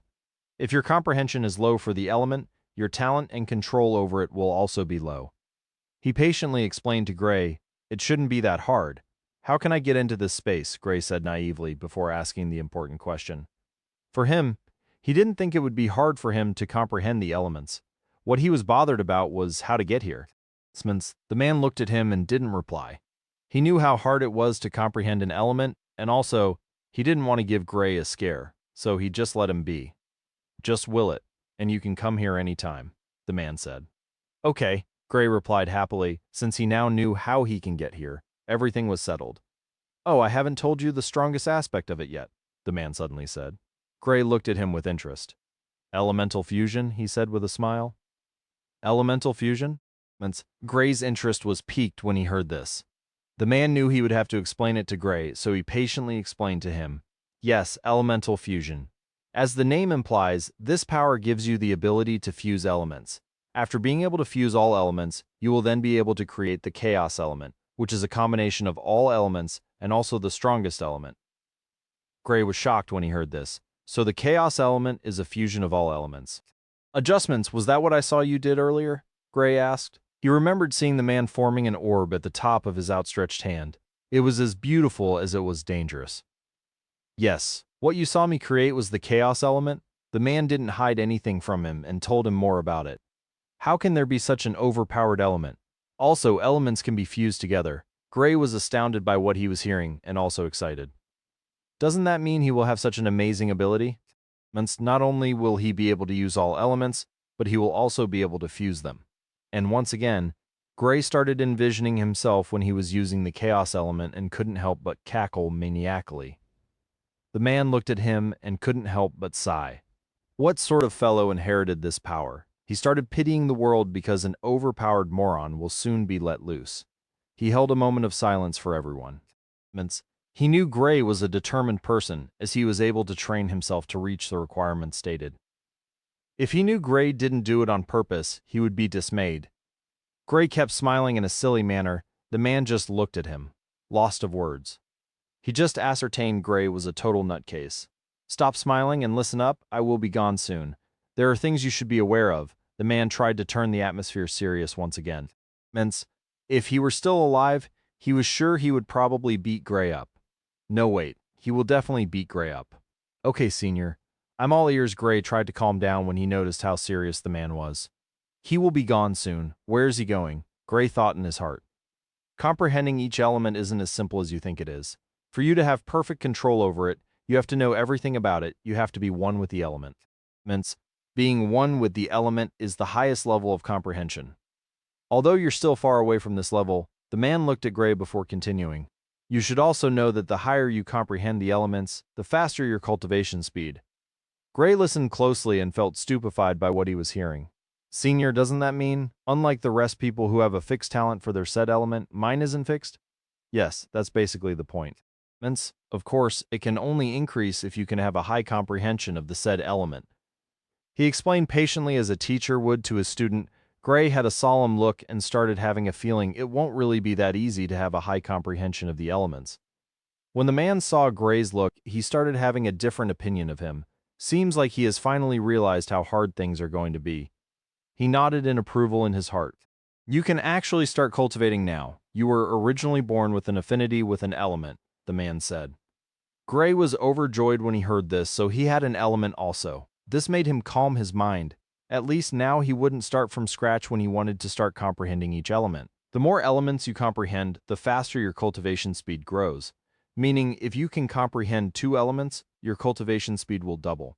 And your talent also matters, he said with a slightly calmer tone. When Gray heard this, he was beside himself with joy. Doesn't that mean I will improve at a faster pace? Gray asked just to be sure he heard correctly. Yes, you will, the man replied. Ha ha ha ha ha ha ha. Gray laughed crazily. Well, there goes the good impression he had managed to build of himself. The man stared at Gray and couldn't believe how quickly he changes his demeanor. Sigh, forget it. He is already here. He was mentally exhausted from his conversation with this young boy. After Gray finished his wild imagination, he quickly composed himself. Senior, you said you would be gone soon? Gray asked. Yes, I'm just a spiritual being currently. I have already died long ago, the man replied calmly without any emotions. Death was something not even the gods could avoid. Although if they were left alone, they could live almost forever. Wars were a brutal and bitter part of the world. You are dead. Gray's view on life was once again shattered. You don't have to say anything about it. It is something that happened long ago. Now, I will tell you how to perfectly use this space. The man slowly explained to Gray. Gray listened keenly as he knew. Once the senior disappears, he will never see him again. He felt bad for him, but this wasn't the time to think about it. Gray was able to find out how to use the chaos space. It wasn't really that hard. All you have to do is think of the element you wish to comprehend, and you will see it. There was also an object used for checking talents. It was just like the one he saw when he went for the test. Only this was more sophisticated. Well, that is all you need to know. Remember, this won't be easy, and always be careful of how many elements you show people. You can show multiple, but not too many, okay? You will be surprised how far greed can push people, he warned Gray sincerely. Yes, Senior, thank you for everything, Senior. Gray bowed towards the man deeply. The man looked at Gray with eyes of encouragement. Train well. Oh, and don't forget to train your body as well. Don't allow the elements to hone it for you. That is the wrong path, he said, while fading slowly. Yes, senior, I'm already used to it. So now, I can't really go a day with doing a little training, Gray said. Senior, how can I leave? Gray hurriedly asked. Wouldn't it be embarrassing if he couldn't leave this space? Just will it, and you can leave, he said while shaking his head with a smile. What an interesting young boy. Okay, senior, do take care. Oh, sorry, my bad. Gray wanted to wish him well, before you remembered he was already dead. Gray had an embarrassed smile while waving goodbye to him. The man laughed when he saw this, before fading away completely. Gray looked at the place the man faded with a look of melancholy. He stayed in the space for some time before leaving and returning to the real world. When he returned, he looked around calmly. He knew his life will change completely from this day. Wait, let me take a look at which element I'm attuned with naturally. He suddenly remembered and went back into the space. Gray stood before the stone nervously. He had waited for 3 years. He had suffered countless insults all for this day. With a heart of expectation, he placed his hand on the stone, just like what he experienced the last time. He felt an unknown energy entering into his body from the stone. After it circulated around his body, it went back to the stone. Gray waited patiently for it to read the results. After a minute, the stone lit up. Gray was slack-jawed when he saw the result. His heart couldn't stop racing. Fuck, what sort of shit luck is this? How can I have a pink talent? Gray immediately cursed out. It was depressing. After waiting for so long, this was what he saw. A pink talent, although he had a great element, it was annoying. He had a lightning element, but with a pink talent, if it had been orange, he would have at least managed it. Besides, his element was rare, but pink. If people knew about this, he would be a laughingstock. He was already being laughed at for not having an affinity. Now that he awakened it after so long, it was a pink talent. Gray was frustrated. After so long, this was what he was paid with. If not for the fact that he remembered he could improve his talent, he would have already started cursing the Chaos God and everyone. How will I reign supreme with this shit luck? That man better not be lying, else he would get it from me. I don't care if he is dead already, I will kill him again. Gray said with a grim look. He immediately left the chaos space and went to sleep. The next morning, Gray got up early. Although he still felt dejected because of his talent, he couldn't hide his joy of being able to finally cultivate. Now, all he needs is a cultivation technique for his element. He still wanted to join an academy though, but with his current talent, that's not happening. I will improve my talent, that way they will accept me even though I awakened late. Gray already had a plan in his heart. He would first comprehend the lightning element to improve his talent. Then, after that, he will join the academy to have a better cultivation technique. The cultivation technique which followed the pearl was only for the circulation. Now, he needs a technique for each element separately. The higher the grade of the technique, the faster he can cultivate. Gray washed up and went downstairs. He saw his meal was on the table and quickly wolfed it down before heading out. Gray initially wanted to try comprehending the lightning element, but he decided against it. I will continue my training for now. Gray left the house for his usual training session and came back earlier than usual. Gray, why did you come back this early? Martha inquired when she saw him coming home early. I couldn't concentrate, so I just came back home, Gray replied. Martha looked at her son for some time. Did something happen? Gray knew he couldn't hide anything from her, so he just told her what happened. On his way to training, he was blocked by Derek and his squad. Although they didn't fight, he was mocked by them. What annoyed him the most was when he remembered the fact that he had pink talent, so there was no use talking about it. Gray wasn't someone who acts out of anger, so he was able to restrain himself from fighting. But due to his youth and hot-bloodedness, he told them he would be taking part in the test that was going to take place in 3 months. He was laughed at by them. Derek laughed so much and said he would tell the entire city about it. Martha looked at Gray and shook her head. Will you be able to complete the 10th circulation before then? She knew how hard it was to complete each circle, and Gray also told her the process gets harder with each circle. Martha wasn't aware Gray had already completed it the previous day. Gray hadn't been able to tell her. He planned on telling her tonight during dinner. Mom, I completed it yesterday, Gray said. That's good. And Martha asked as she knew this wasn't something ordinary. Gray recounted everything that happened, including telling her about the man and also the chaos element. Martha was left stunned by this information. She was surprised by the fact that Gray could increase his talent. What truly surprised her was that Gray's original elemental affinity was the rare lightning element. Although it was only a pink grade talent, it wasn't really bad since the element was unique.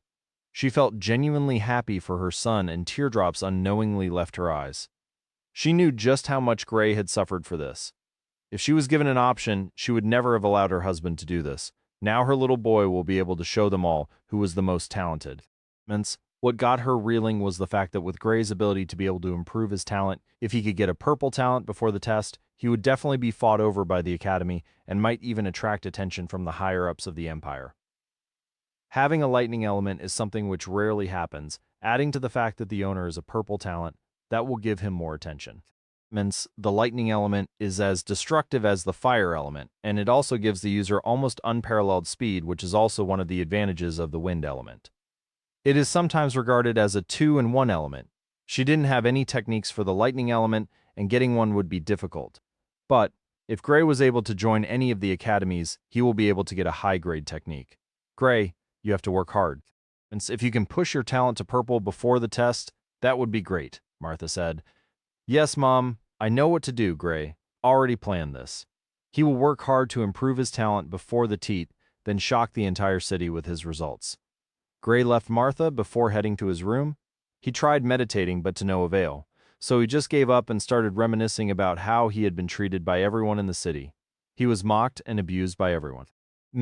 His so-called friends stopped talking to him because he wasn't an elementalist. He was downcast during that time, but his mother has always been there with him all the time. She was his backbone when he couldn't stand up straight. She made sure she did everything she could to assist him. She was his greatest support. Mom, we will show the world how wrong they are soon. Gray clenched his fist tightly. Even if he doesn't want to do this for himself, he has to do it for his mother. He is grateful to his mother. If not for her, he would have still been down, wallowing in self-pity. He promised himself he was going to make his mother proud. Not only that, but he would be her source of joy. The best is the only thing he wishes for her. After this test, his life would change completely. His social status will also change. He imagined the look of shock that will be written in the faces of everyone when he gets the test done. How would they react? I can't wait to find out. Gray smiled to himself. He was going to give it his all. The news of Gray taking the test quickly spread over the entire city. Gray was pretty famous in the city due to not being an elementalist. They really didn't expect Gray would still be hopeful in awakening his element. It's already been so long, yet he still thinks he can awaken it. Some were pessimistic about it, and felt Gray just wanted to make a fool of himself. Others felt there might be a good chance he might awaken. They all couldn't wait for the next test to happen. What would happen that day was unknown. But what they knew was that there is certainly going to be a scene that day, and they were all looking forward to it. People hate being bored, so when they knew something was going to happen, they can't help but be excited. They don't care if it's the misfortune of others, so long as it doesn't affect them, they're good with it. Nothing major has happened in the city since the time Jonas rose to fame, and Gray fell during the test 3 years ago. Although Gray retaking the test wasn't anything major, at least it will give them something to talk about for some time, regardless of the outcome. Gray started his hard training once again. Only this time, all his focus was placed on trying to comprehend the lightning element. Before he started, he knew it would be hard. Currently, he is cursing the man for not telling him how hard it was. Actually, the man clearly told him. But he wasn't really paying attention at that time, so when he heard it, he didn't think it would be hard. He was in an overexcited state. The man didn't expect him to clearly remember everything he was told right. Fuck, this is impossible. I've been studying this for so long now, but still have no results. Gray was feeling dejected. Who knew comprehending would be so hard? What was worse was the fact that this was the element he was aligned with. How hard would the other elements be then? Well, he really didn't want to find out anytime soon. For the past 3 days, Gray had been coming to the chaos space to try to comprehend the lightning element, but no advances had been made. He had stared at it so much that even when he closes his eyes, all he sees is lightning. Gray left the chaos space and tried to relax his mind. He slowly started thinking about lightning and how it is. After 1 hour, he got nothing. Will I have to disgrace myself in front of everyone again? Even though he had awakened an element, he was already getting past the perfect time of cultivating. The only thing that might probably be able to help him will be his rare element, but he doesn't want that. He wants to enter the academy with a good position, good talent, and also with pride. How would the students feel if someone who can be referred to as a late bloomer still has such low talent? He would be a laughingstock again. Gray calmed himself. He still had time. There is no need to think about all this now. He didn't want anything to discourage him, so this was the best option. Eliminating negative thoughts can be hard, but not impossible. Unless you're depressed as fuck, though, then it is basically almost impossible. Martha had been less worried about Gray since she knew he had awakened an element. Although poor talent, it doesn't really matter with that ability of his. She knew as long as Gray set his mind to it, he will surely succeed. She knew how stubborn he can get when he wants something, and also she knew just how badly Gray wanted this. The few people close to her had brought up the topic of Gray wanting to take the test again, and some even advised her against it. They felt if the result was the same, Gray might really break down. It has been tough for him all these years. If the result once again showed the same result of him having no affinity, the consequences would be worse than the first time. She told them all it wasn't her decision and Gray wasn't a child anymore. He can make some decisions for himself now. Since he said he wanted to retake the test, he definitely has his reasons. And he had assured me that regardless of the result, it wouldn't affect him much. They looked at her and felt she was just as rash as her child. Some even left angrily thinking she didn't want to hear what they wanted to say. Martha didn't try to stop them. She knew they had her best interest at heart. But they will definitely understand when the time came. She saw how hard Gray was trying to comprehend the element so he could increase his talent. Regardless of everything, she was really happy seeing how hardworking Gray was. At dinner, Gray told her how difficult it was for him to comprehend the element. You don't expect to be successful right off the bat, do you? Everything takes time and perseverance. No one wakes up an overnight success. You might be talented but lazy. Someone who has an average talent will surely surpass you if he is hardworking. Strive to be the best you can. Never compare yourself with others. Behind every successful individual, there are countless days of pure hard work. Remember this. People don't care about the battle, only the result. Martha advised him gently. She knew what Gray needs now is time. With time, he can achieve it all. So she wants to ensure he doesn't rush when doing things lest he makes a mistake. Gray looked at his mother for a long time, and her words resounded in his head continuously. Sometimes he feels his mother is too wise for someone her age. He never says this out, though. He knew just how fierce she was. There was this one time she froze his father because they were having an argument. Martha is a water elementalist, so she also has the ability to freeze things. She had never told him her grade or what grade her talent is, but he knew it was definitely not lower than purple. It might even be higher. But he is definitely scared of her. Well, scared really isn't the right word. He prefers using the term respect.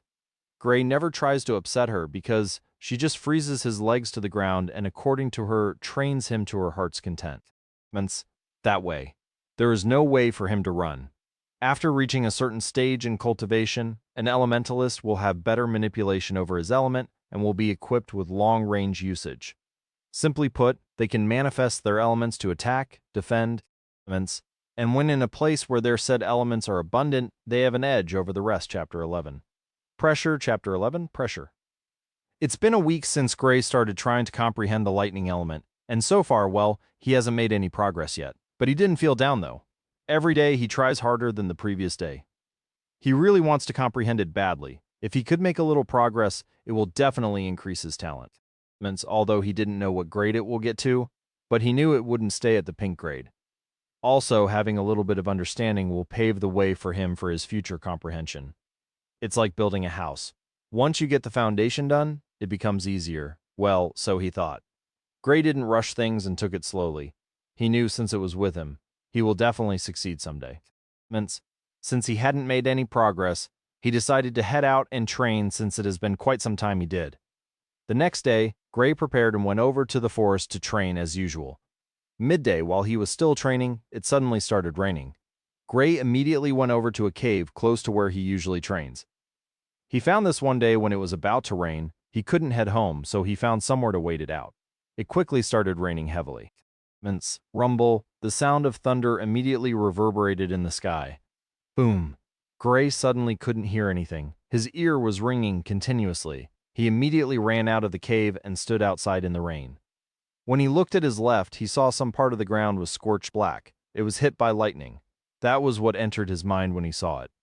Rumble Gray once again heard the sound of thunder and looked up. He saw lightning flashing in the sky like it was doing a dance. Mince crash. The lightning struck a place far from Gray, but he saw everything clearly. Gray stood completely still, not moving even after 10 minutes.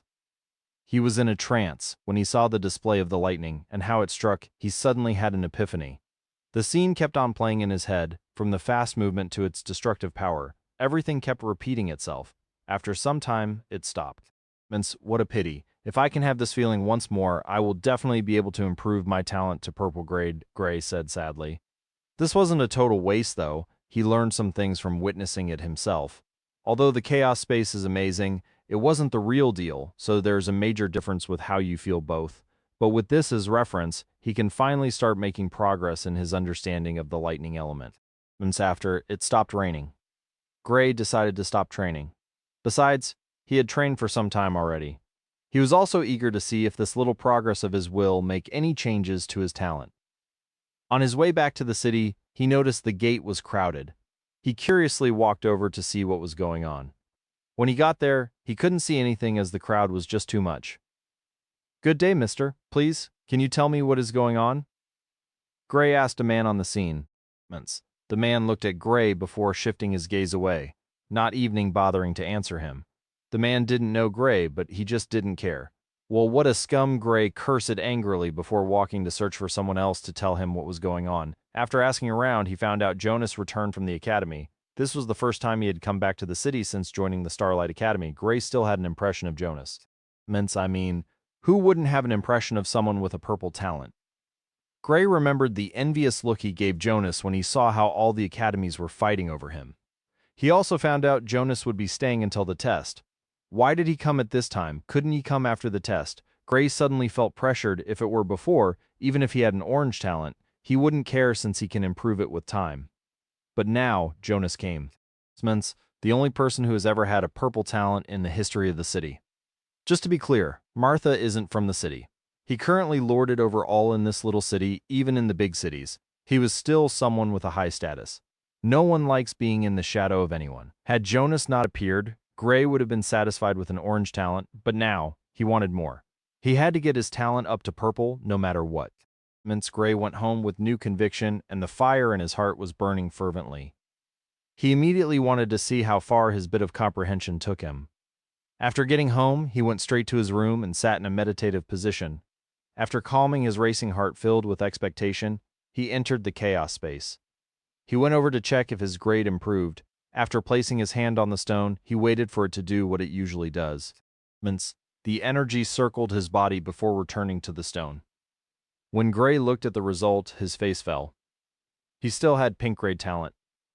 Although he came with expectations, he also knew it wouldn't be that easy after trying to comprehend it for so long. One moment of epiphany couldn't do the trick. Well, unless he stayed in the state for long. While this was happening to Gray at home, the city was abuzz with discussions, and the name mentioned the most was Jonas. Jonas was not the only name mentioned. Gray's name was also in the mouth of many because he was going to retake the test.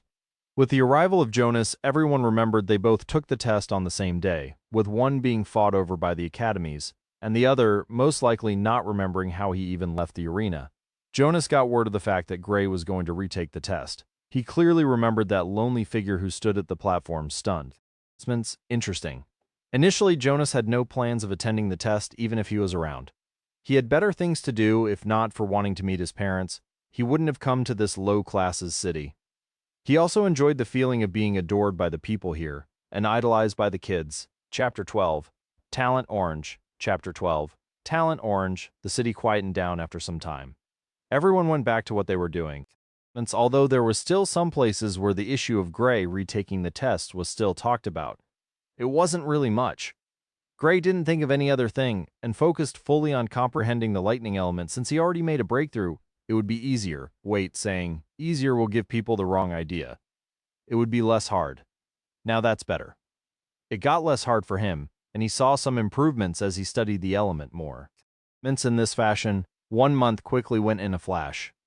The pressure on Gray increased as it got closer to the time of the test. Now he had only 2 months left. He had to make significant improvements within these 2 months to ensure he makes his mother proud.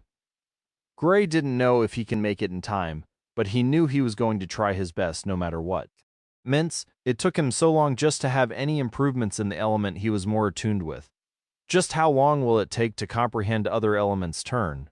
Gray was tired but not frustrated. He knew by increasing his talent and also having another element, it would increase his cultivation speed. This way, he would be able to catch up and quickly surpass his peers who started cultivating before him. All he needed is time. Only time waits for no man. Fortunately, Elementalist gets to live long the higher their level. So he still has a lot of time on his hands. Gray noticed he had made good progress during this month, so he decided it was time to check if his talent increased. After entering the chaos space, he walked towards the stone slowly. He stood there feeling apprehensive for some time. He slowly breathed out before placing his hands on the stone. Once again, the unknown energy went into his body from the stone. After going a circle in his body, it went back to the stone. Gray nervously looked on waiting for the result, his heart pounding with anticipation. After some time, the stone lit up. Gray looked at the stone in front of him without having any reactions for some time. Finally, a huge grin broke out of his face. After trying for so long, he finally made some progress. His talent has increased from pink grade to orange grade. Gray felt like he was in a dream. If it wasn't happening to him, he would never have believed it even if he was beaten close to death. Okay, not really. He wouldn't allow himself to get beaten up that badly just because he didn't believe it. At least if he said he believed he would be free to go right. Gray was initially already beginning to have some doubts. Although he could see it all happening, nothing seemed to change. If not for the fact that he awakened an element, he would have thought this was just a sham. Gray left the chaos space. He wanted to share his new progress with his mother. Unfortunately, when he went downstairs, she wasn't around. Where did she go to? Oh well, I will tell her the good news once she returns. Martha returned late, looking exhausted. When Gray saw her, "Mom, are you okay?" He walked up to her. When she saw him, she tried to hide her weariness, but just couldn't. "I'm fine, dear. Give me a sec. I'll go prepare dinner." She smiled to him. Gray looked at her and didn't say anything more. He knew it hasn't been easy for her and didn't want to make her feel sad. "Don't worry, Mom. I've made dinner already," Gray told her gently.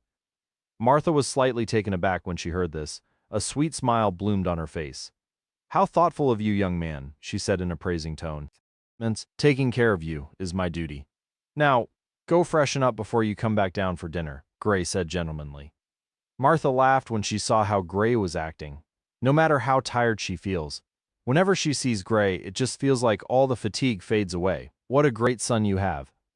When Martha was on her way upstairs, she heard Gray make this statement and nearly fell down. Can't he just be normal for once?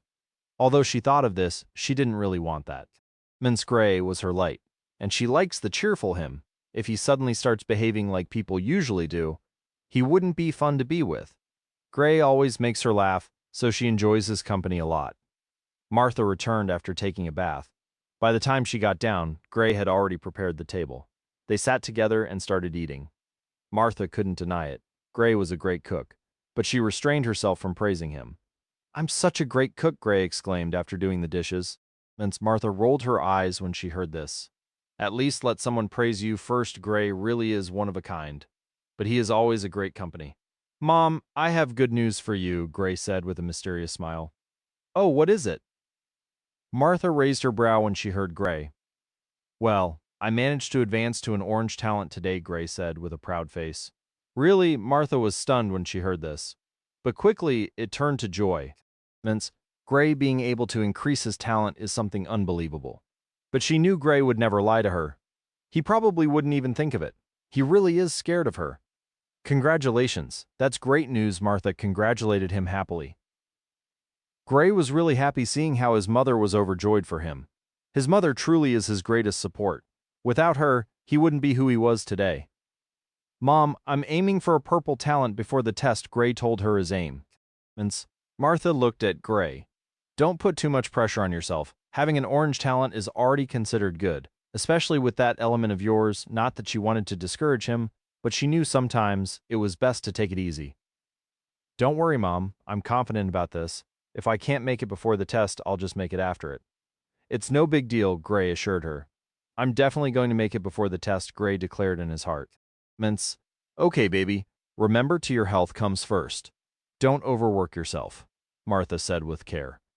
Gray has always been her pride and joy. She still remembered how happy she was the day of his birth. What a rascal, she said in her heart, when she remembered just how troublesome he was as a child. Chapter 13, Time's Almost Up. To Chapter 13, Time's Almost Up. The time for the test was getting closer with each passing day. The test will take place in another 2 weeks. The kids who have reached the age for the test were all excited, as after the test, they will start their own journey. They were all filled with anticipation towards the test and couldn't wait for it. This usually happens every year. The new kids will be filled with expectation towards their new journey.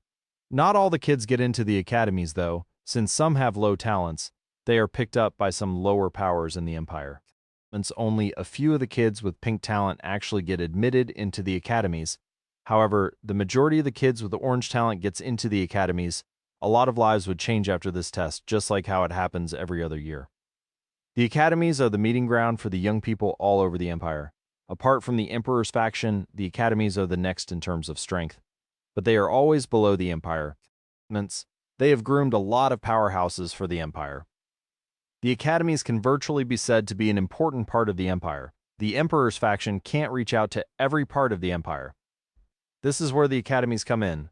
Although they can't be said to have reached every single part of the Empire, they have a larger network compared to the Empire. Gray's full attention has been placed on his training lately, that he even forgets about eating sometimes. As the time edged closer, the voice in his head got louder. The voice was telling him to make sure he gets to purple talent before the test starts. He still has hope, though. There's still 2 weeks left. Gray was very determined and didn't want anything to stop him from doing it. He really wanted this, so he has to work extra ahead. Martha didn't disturb him, as she knew with the time of the test getting closer, he needs to be fully focused. And if he can make an improvement, it will certainly do him more good.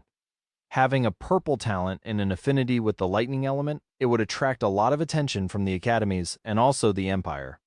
Although the fire element is just as destructive due to the fast nature of lightning and also its ability to electrocute people, it has a very high view for the people. Lightning can shock, burn, and also has the ability to paralyze people. So it can be said to have a higher firepower than the fire element all around. Martha always tries her best to support Gray. He has been working really hard lately. He can do it. Gray didn't forget to hone his body also. He was very diligent in his training. He always heads out to train every 5 days. He had crossed paths with Jonas during one of the times he went out to train, but nothing was said between them. Gray didn't even recognize Jonas. He had only seen him once, so he really can't be blamed for it.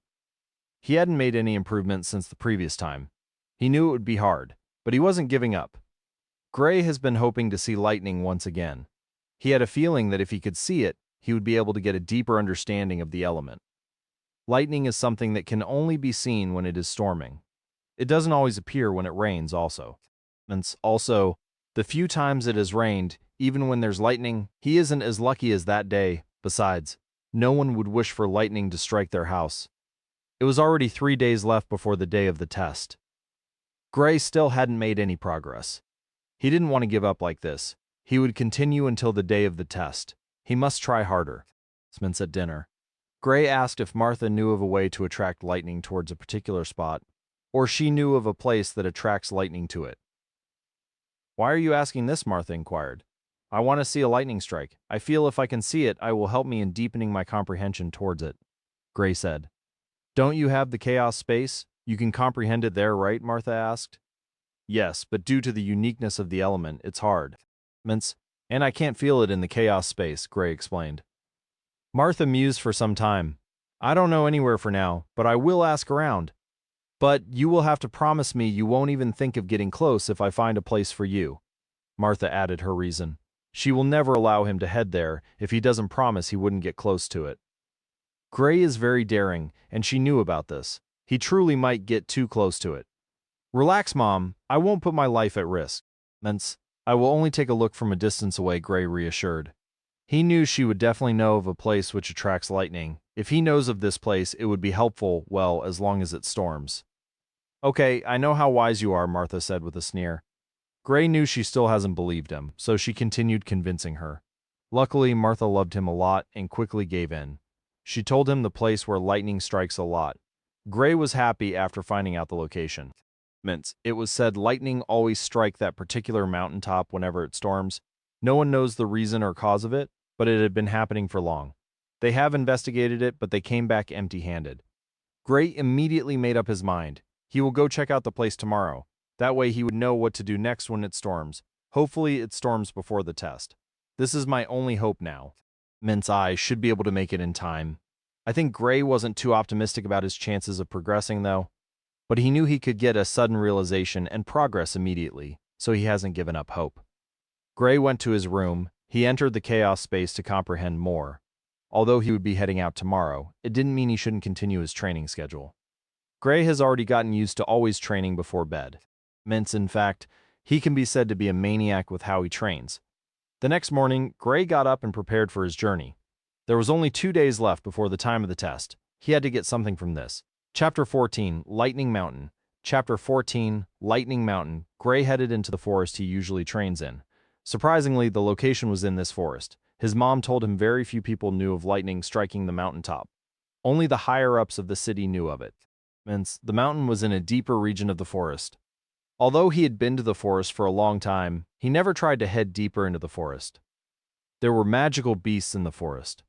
The magical beasts were also attuned with elements, and some of them are even better at using it than humans. The mountain wasn't too deep into the forest. That was why Martha was able to tell him freely.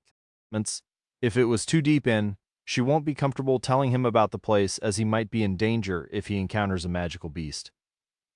Gray cautiously headed deeper into the forest. He had to be careful, as sometimes magical beasts do come out from deep in the forest. After 30 minutes, Gray has already gone deep into the forest. The trees were really high and looked old. They must have been here for a long time, Gray muttered while placing his hands on the old tree. Gray looked at the trees. He couldn't take his hands off it when he placed them on it. It was like he could hear the heartbeat of the tree from the earth. He traced his hands down the tree towards the earth. He felt the solidity and support of the earth. It was able to support everything, and all the trees could depend on it.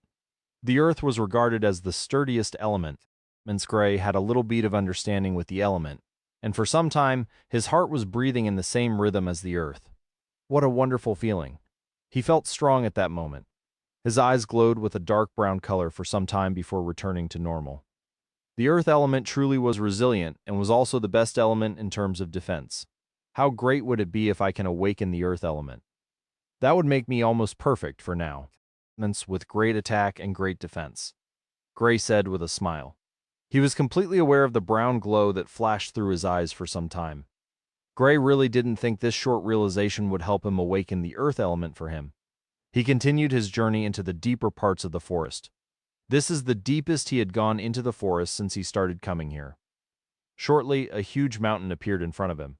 The mountain was over 1,200 feet high, and it extended over a range of 300 miles. Gray stood at the foot of the mountain looking towards the top of the mountain. He began climbing the mountain. The mountain was rough, so he couldn't hurry while climbing it. The top of the mountain had an empty space. It looked very smooth, probably because of after being struck by lightning for too long. Gray reached the top of the mountain after some time. He felt a stinging wind hitting him hard. He looked into the distance from the top of the mountain. The forest extended as far as his eyes could see. This really was a huge mountain. He wouldn't dare to go into the deepest part of it. He was curious about it, though. The mountain had a high concentration of the lightning element. Although Gray hadn't started cultivating yet, he can still feel how high the lightning concentration in the mountain is.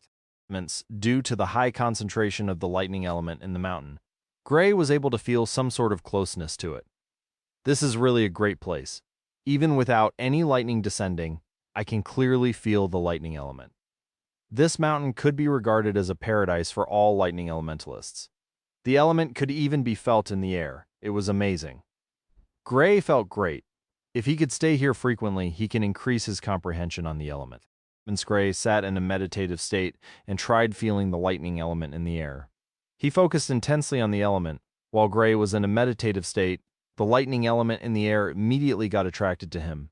His body was like a magnet towards the element. Even the mountain had a reaction. The lightning element gathered in the mountain started moving towards Gray. Gray couldn't feel anything as he was fully immersed in meditation. Meant some earth element also moved towards him, although a little, it still moved towards him. Gray stayed in a meditative state for 3 hours without making any movements. He got out of the meditative state and decided to head home. What a wondrous feeling. Gray felt greatly surprised by the feeling he got. He even felt somewhat intoxicated by it. He almost couldn't draw himself out of meditation. Gray headed home. This was a fruitful experience for him. He couldn't wait to come back tomorrow. Mince Gray decided he won't check if he made any improvements. He will wait till the test and see what he got. When he got home, he was still able to feel what he felt while he was still at the mountain. He told Martha about his experience there and how wonderful the feeling of being one with the world was. If not for the danger, he would have stayed longer there. He needed someone to protect him if he wanted to stay longer. Mince, he had to always remain vigilant when he was meditating, although he forgot himself sometimes.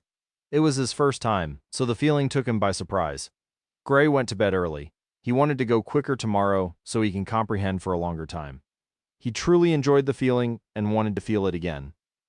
Gray got up the next morning and headed towards the mountain in high enthusiasm.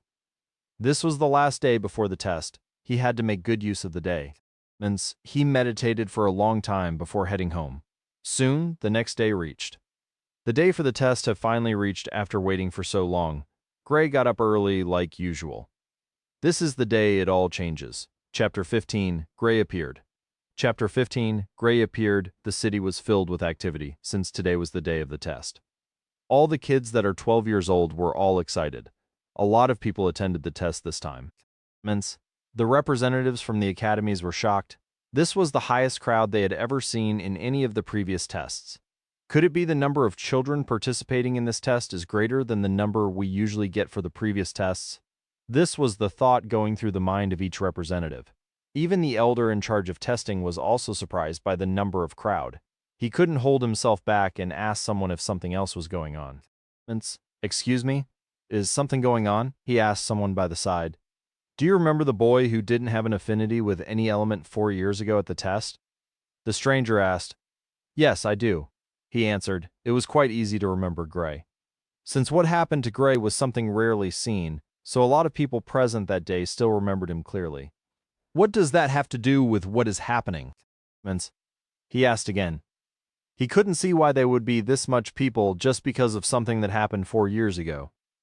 Well, I heard he will be coming to take the test today. A lot of people didn't come back then and heard about what happened from others, so this time they all wanted to see what will happen. The stranger replied. So it's like that, huh? He still remembered how shocked he was when he saw the result of Gray's test. He even had to tell him to retake it just to confirm if the first result was true or if he was just seeing things. Only after the same thing showed up did he confirm the result was real. After he heard this, he went over to the representatives of the academies and told them why the arena was filled up today. Humph, I see no reason why they're all making a fuss over nothing. The result will be the same.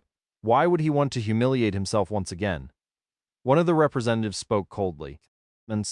The other representatives thought the same as well. Someone who couldn't awaken his elemental affinity at the age of 12 years old will most likely be unable to do so for the rest of his life.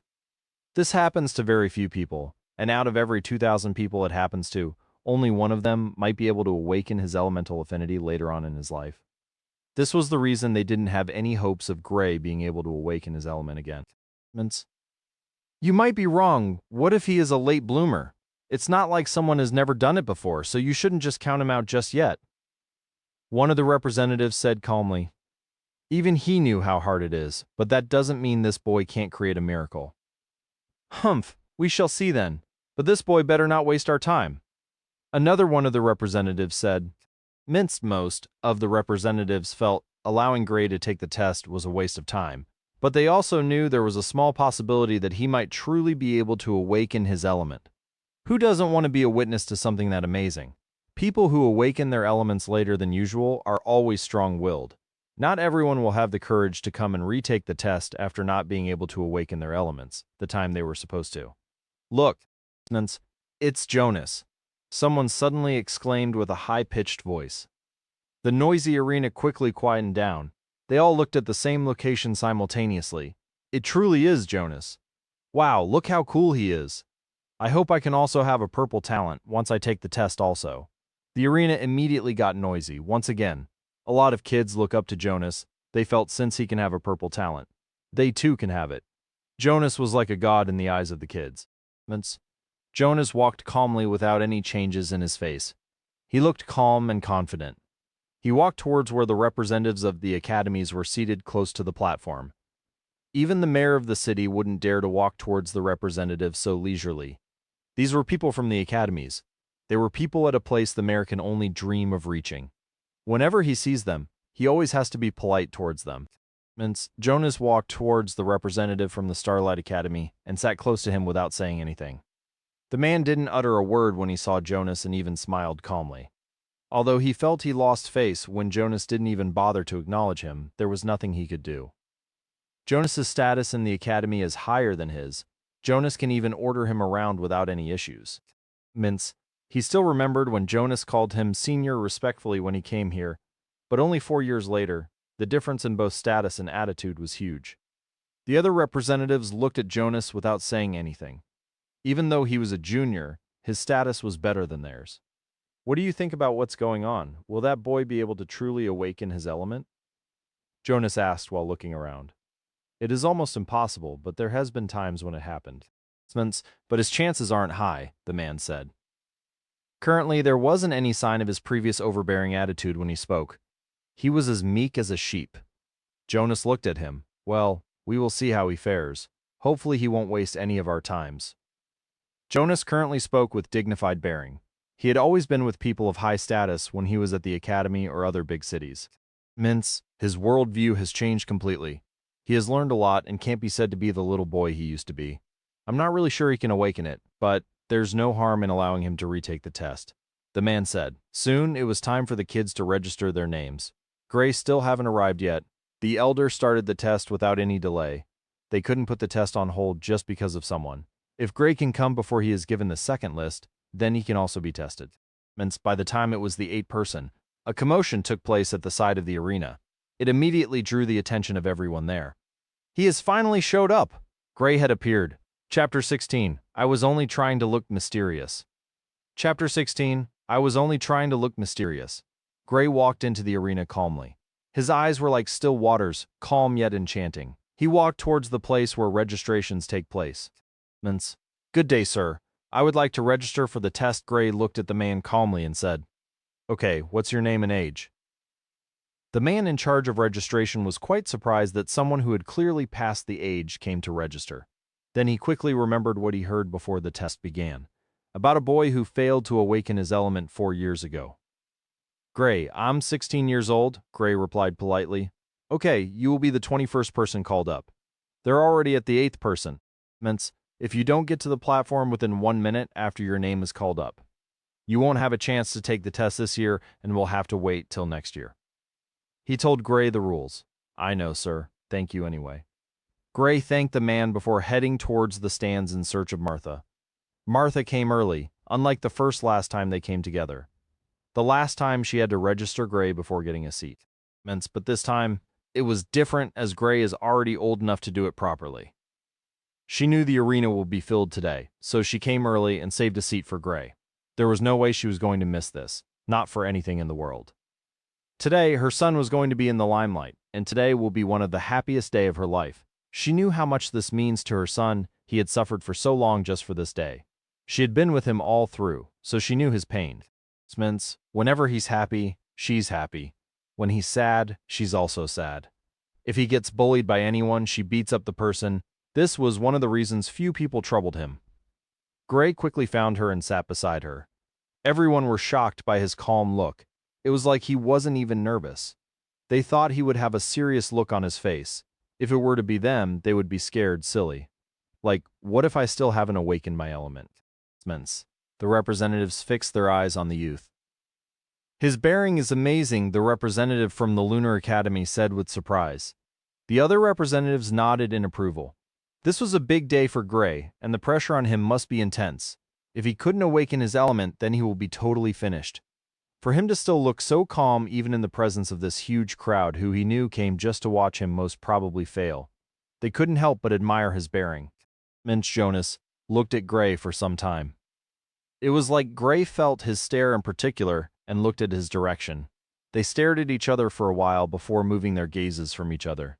How come I suddenly felt inferior when I met his eyes just now? That should be impossible. It's definitely a mistake. Jonas was alarmed in his heart. When Gray looked at him a moment ago, he felt something he only felt from his seniors in the academy. Hence, it was a feeling of inferiority. He rarely feels this among his age group. The only people he looks up to in his age group are those rare monsters with either a blue-grade talent or are dual elementalist. He had only heard of 3 people his age who has blue talent, and only one who was a dual elementalist. Dual elementalists were even rarer than people with blue talents. They rarely appear and are stronger than people in their stages. Hence, they can easily fight across multiple stages without any issues, because they were fortified by 2 elements. Gray didn't feel anything when he looked at Jonas. He knew, although Jonas was currently better than him, it wouldn't take long for him to catch up and surpass him. As long as he remains hardworking, he will rise to be the strongest. As time went on, the people got more tense. They all wanted to know what the result of Gray's test will be. Some were hoping to witness something which they didn't think was possible, while others just wanted to see how Gray failed again. Martha looked around with confidence. She knew her son was going to shock them all. She couldn't wait to see their reactions. The elder went for the usual break and got the new list before he continued the test. Gray calmly looked at the kids who were having their tests. Some of them were happy with their results while others were sad. That was life, though. Everyone can't be successful. But there were some kids who didn't care what grade their talents were, though. Some were meant to rise while others fail. But there are also a few who doesn't care about anything, though. Those are the legendary group. They just came to take the test because they had to and nothing else. The time moved slowly. It was like the time was moving at a snail's pace. Usually they would have already called up to the 20th name, but they are still stuck in the 15th name. Everyone waited patiently for the main event of the day. Gray could feel the unease in the air. It was like they all wanted him to take the test immediately. Morons, I'll scare your hearts out with my result, Gray sneered in his heart. After a long wait, the audience finally heard the name they were waiting for. Next up, Gray, the elder called the next name on the list. Even he had some expectations for what would happen with this particular test. Will he be able to change his destiny, or will he fall deeper into the darkness? The elder thought in his heart. Gray calmly stood up and gently walked towards the platform. He slowly got there under the watchful gazes of everyone. This kid, he's doing this on purpose, Martha complained when she saw how slowly Gray was walking. And she knew he was doing it on purpose to create more tension in the hearts of everyone. Humph, how shameless. I'll teach him a lesson when we get home. Gray was having a good time with the gazes of everyone focused on him, unaware of his mother's plan. If he knew, he would surely scream in his heart. What did I do, Mom? I was only trying to act mysterious. When he got to the platform, everyone's gazes were still tightly glued to him. He nodded in his mind for how cool he was. Place your hand on the stone. The elder spoke to him calmly.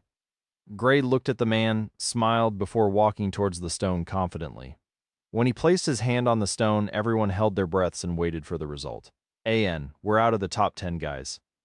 We need more Power Stones. Chapter 17, Surprise Suckers. Chapter 17, Surprise Suckers. The entire arena was quiet. They all had their eyes fixed on the figure whose hand was on the stone. They wanted to know the result badly. Time slowly moved as the seconds crept at a sluggish pace. Their hearts were racing in anticipation. What would be the result? This was the question in their minds. Jonas and the representatives also had the same thoughts. They were closer to the platform, so they saw how calm Gray looked. He really is different from the rest, one of the representatives said. They all looked at the lazy-looking Gray whose hand was on the stone. Gray had a lazy look when his hand was on the stone. He didn't have the disposition of someone who had failed to awaken his element previously. It was like it was his first time doing the test, and he didn't even care about the result. After some time, the strange energy left his body and returned into the stone. The elder walked over to confirm the results. When he saw the results, he looked at Gray shocked. Please place your hand on the stone again. The tone of the elder changed slightly when he asked this. Gray looked at him for some time before placing his hand on it again. When the crowd saw this, they immediately started to murmur among themselves. This was how he was also told to place his hand on the stone the last time. Seems like we came in vain. Clearly he's failed to awaken his element again. Different opinions came in when they saw this. Those who were present the last time Gray did his test also didn't think Gray will be able to awaken. To them, seeing this was like seeing Gray in the platform years ago. What happened in both cases was exactly the same. The energy circled all over his body before returning to the stone. The elder once again came over to check. He was left stunned by what he saw. He couldn't even speak the results of the test. The people were surprised by his behavior. Could it be that he was able to awaken his element? They immediately started speculating about the result of the test. They knew something must have definitely happened for the elder to have this sort of reaction. Elder, what is the result? We don't have much time, so tell us the results. The representative of the Starlight Academy spoke coldly toward his for not calling the result sooner. The elder immediately got out of his shocked state and immediately announced the result. Gray, lightning element, purple grade talent, and earth element, pink grade talent. He announced loudly. When everyone heard the result, they all looked dumbstruck. Even Gray had a surprised look in his face. Jonas had a look of disbelief. Dual elementalist. Gray was surprisingly a rare dual elementalist, and what was more shocking was the fact that he had the lightning element as well. Although the grade of the talent for the earth element, it doesn't change the fact that he is a dual elementalist. Martha looked at her son surprised. Did he know about this? We will talk when we get home. She didn't want to distract herself from what was happening. Today, Gray has shamed them all, and also he had surprised even her who stayed with him. Martha looked at Gray's face, which also had a look of surprise. Seems like he wasn't aware of this as well. She calmed down when she felt it okay already. The crowd immediately burst into an uproar. Did the elder just call two different elements? Yes, lightning and earth elements. He is a dual elementalist. The crowd couldn't calm down. Not only were the crowd agitated, the representatives felt more agitated. This is an unseen talent. Each of his element balances him completely. One is for attacking, while the other is used mostly for defense. Jonas just looked on without being able to say anything. The representatives from each academy even forgot to fight over which academy he will be admitted to. Gray looked at the reactions of everyone and also how they looked. I'll always remember this day. Gray was proud of himself. He searched for Martha with his eyes and saw her smiling towards him. He walked out of the platform towards his mother. The stunned crowd still haven't been able to get over what they heard. The representatives quickly regained their wits and quickly shouted for Gray to wait. Wait, which academy will you like to join? The elder of the Lunar Academy said. What is there to choose? The Starlight Academy is the best. The representative from the Starlight Academy said haughtily. Gray looked at them and chuckled to himself. I will be joining the Lunar Academy. Gray didn't bother to wait before replying. He had a good impression of the representative from the Lunar Academy. He still remembered how he cheered him up when he came for the test previously.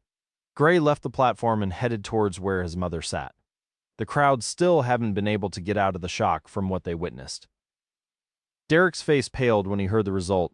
He knew there was a bad blood between the both of them, so when he thought about Gray's current status, he couldn't help but be scared. Gray felt very happy deep down when he saw the reactions of everyone. Surprised suckers, Gray snickered in his heart. The feeling of victory truly was a good feeling. After being mocked for so long, now he had climbed up from the abyss and stood straight before them. Yet none could speak before him. Well done, Gray, you've truly silenced them. And also, you made me proud. Martha spoke with a huge smile on her face. Of course, I'm the best. You didn't expect anything less from me, right? Gray shrugged and said with a little laugh. Will you die if you don't praise yourself for once? Martha asked with a look that scared the shit out of Gray. Gray immediately dropped his head, clearly not having any plans of replying.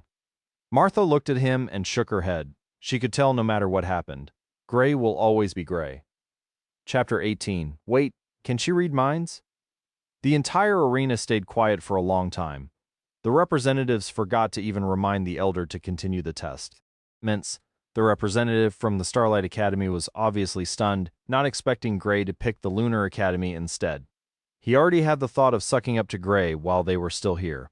He clearly remembered how he acted towards Jonas. He felt he didn't do enough. That was why Jonas didn't bother with him all this while. He planned to make it up with Gray.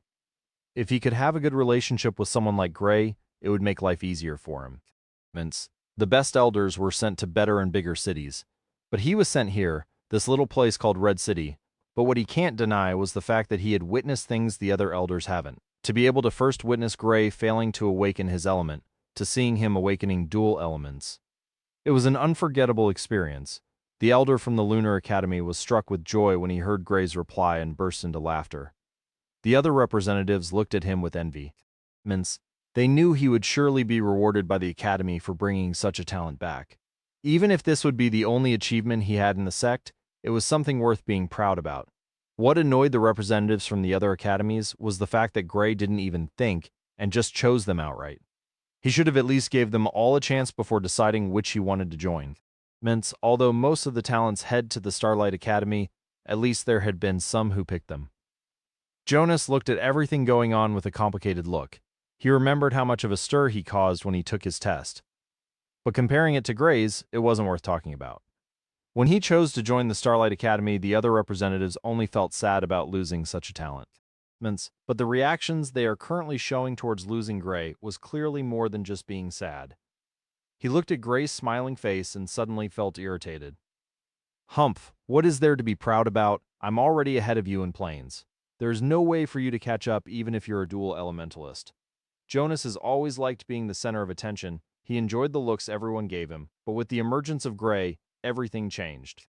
All the kids who used to look at him with worshipping eyes were now staring at Gray like he was more than a god.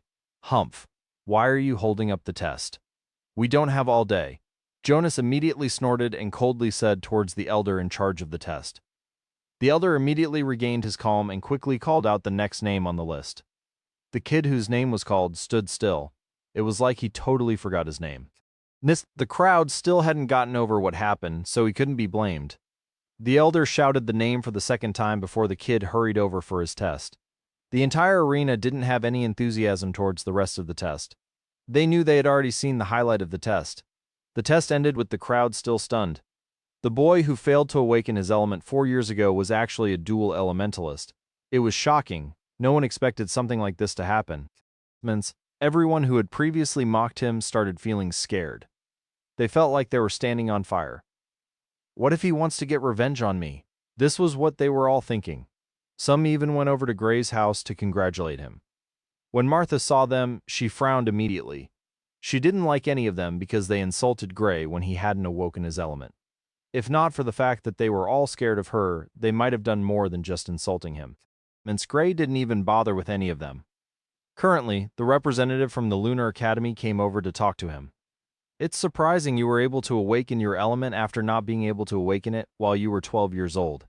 This truly is a rare sight, the representative said with a sigh. It was all thanks to Senior's word that I was able to hang on and not lose faith, Gray said calmly. When he saw him, he suddenly remembered what he said. Truth be told, he didn't even remember how he got out of the arena, talk less of what he was told. But he had to put up a good demeanor in front of the representative. Like I remembered what you said, Gray thought. That truly was the worst day of his life. I only said it to encourage you. Truth be told, I have never seen anyone who was able to awaken his element after failing once. I've only read about it in books, the representative said with a smile.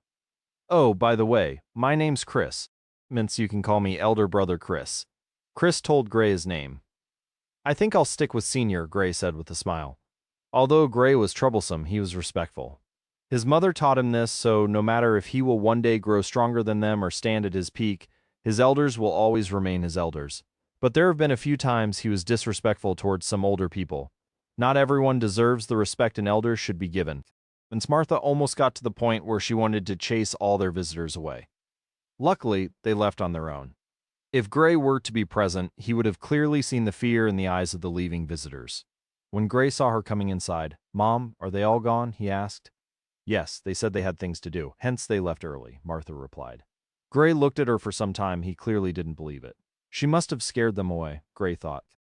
Martha suddenly looked at Gray sharply.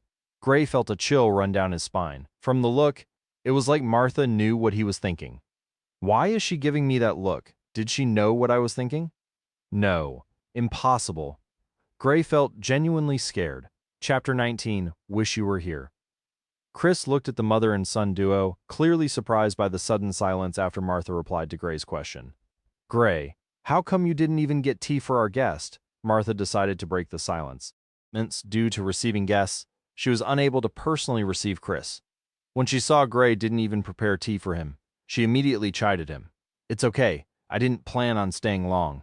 I only came over to confirm with Gray when he will be able to leave for the academy with me, Chris said with a smile.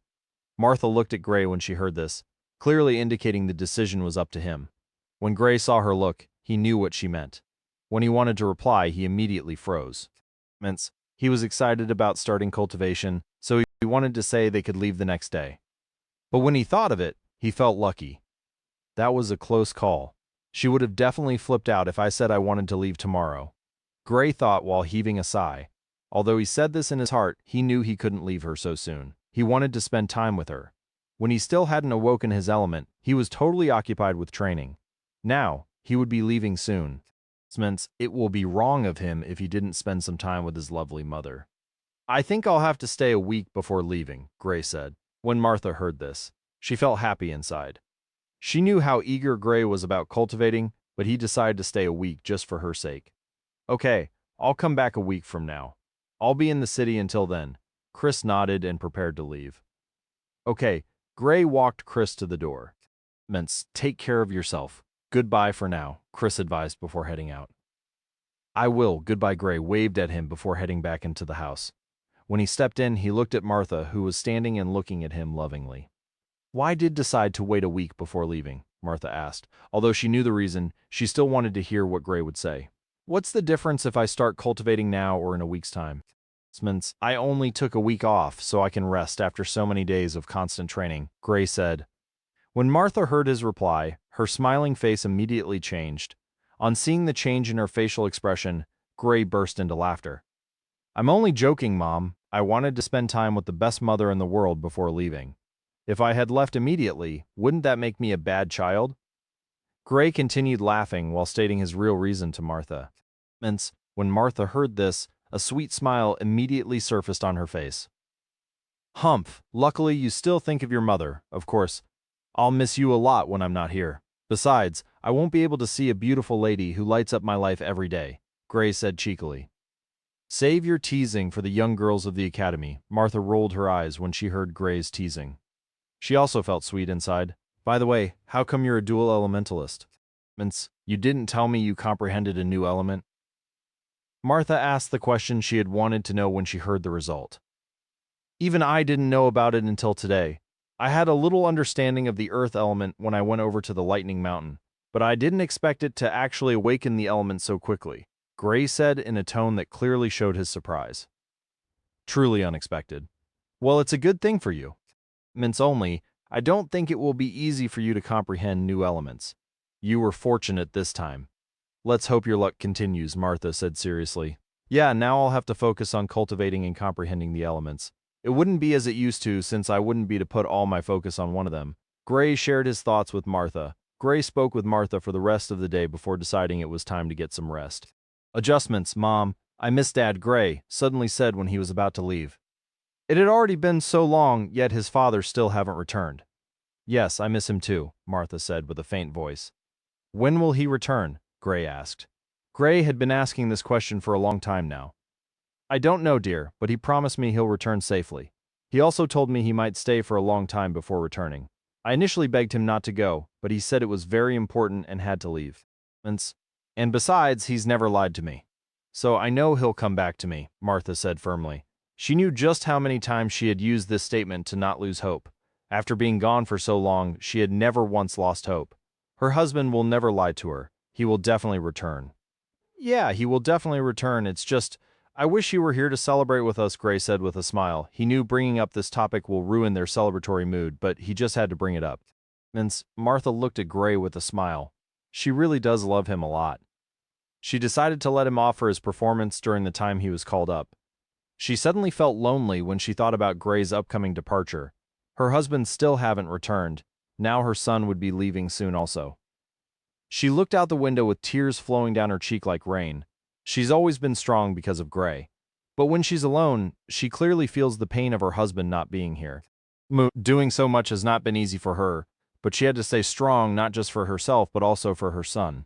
Wish you were here? Chapter 20. Departure Gray. Spent time with Martha, but he had already gotten used to always training, so after 3 days he had to go train. Martha shook her head when she saw this. She knew he wouldn't be comfortable staying this long without doing anything. Fortunately, he didn't spend all day training like he usually does. Means he would only spend approximately 4 hours training before heading back home. He encountered the representative from the Starlight Academy when he was returning from his training. "You can still change your mind, you know," he said to Gray. "I've already made my decision." "Thanks for the invitation, though," Gray declined politely. Gray wanted to continue his journey but was blocked again by the representative. "The Lunar Academy isn't even in the top 3 in terms of strength. We've dominated the Empire for years now," he said proudly. Gray knew what he said was right, but he didn't care about it. He liked how Senior Chris presented himself. This, in turn, made him have a good impression of the Lunar Academy. Gray had never been the haughty type, and he had learned a lot during these 4 years. He was not able to awaken his element. He knew more about human nature also. "You will regret this decision of yours," the representative said coldly before leaving. Gray looked at him with cold eyes. He didn't like him. Good thing he wouldn't see him once he joins the Lunar Academy. Gray went home and continued his normal routine. He spent most of his time with Martha, then went over to the forest to train. He also visited the Lightning Mountain once more. He savored the feeling he got from it. "This is a nice place, hopefully. I can find a place like this in the academy." Gray loved the feeling he got whenever he came here to meditate. Elementalists cultivate by meditating. They try to attract the elemental particles of their said elements into their bodies. It would then be refined by the elementalist. The collection plane is all about collecting the elemental particles into the body of an elementalist.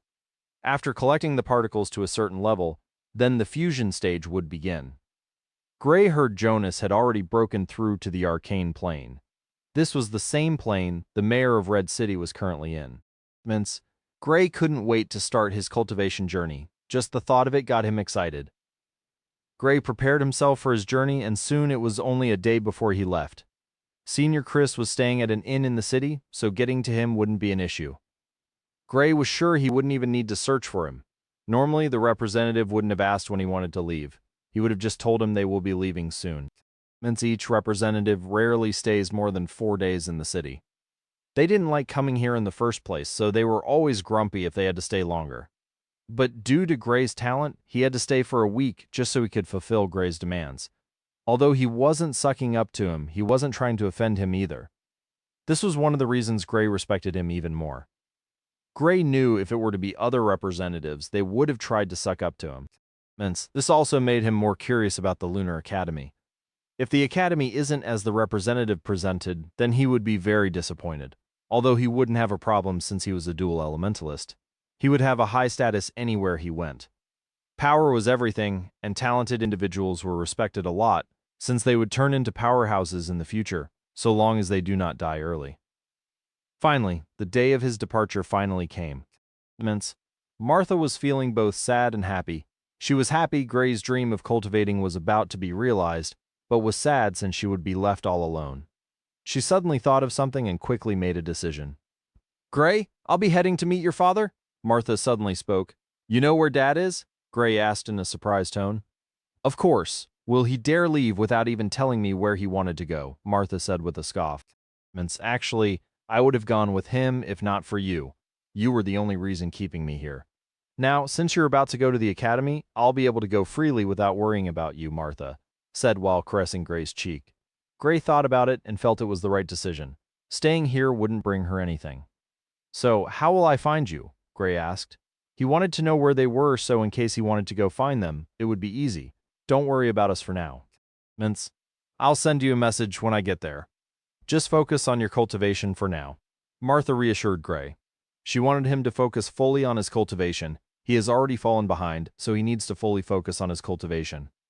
"Okay, Mom, but don't forget to send me the message, so I won't get worried about you." It has already been so long since he heard from his father. If his mother was added, it would be devastating for him. Chris came after some time. "Gray, are you ready?" he asked.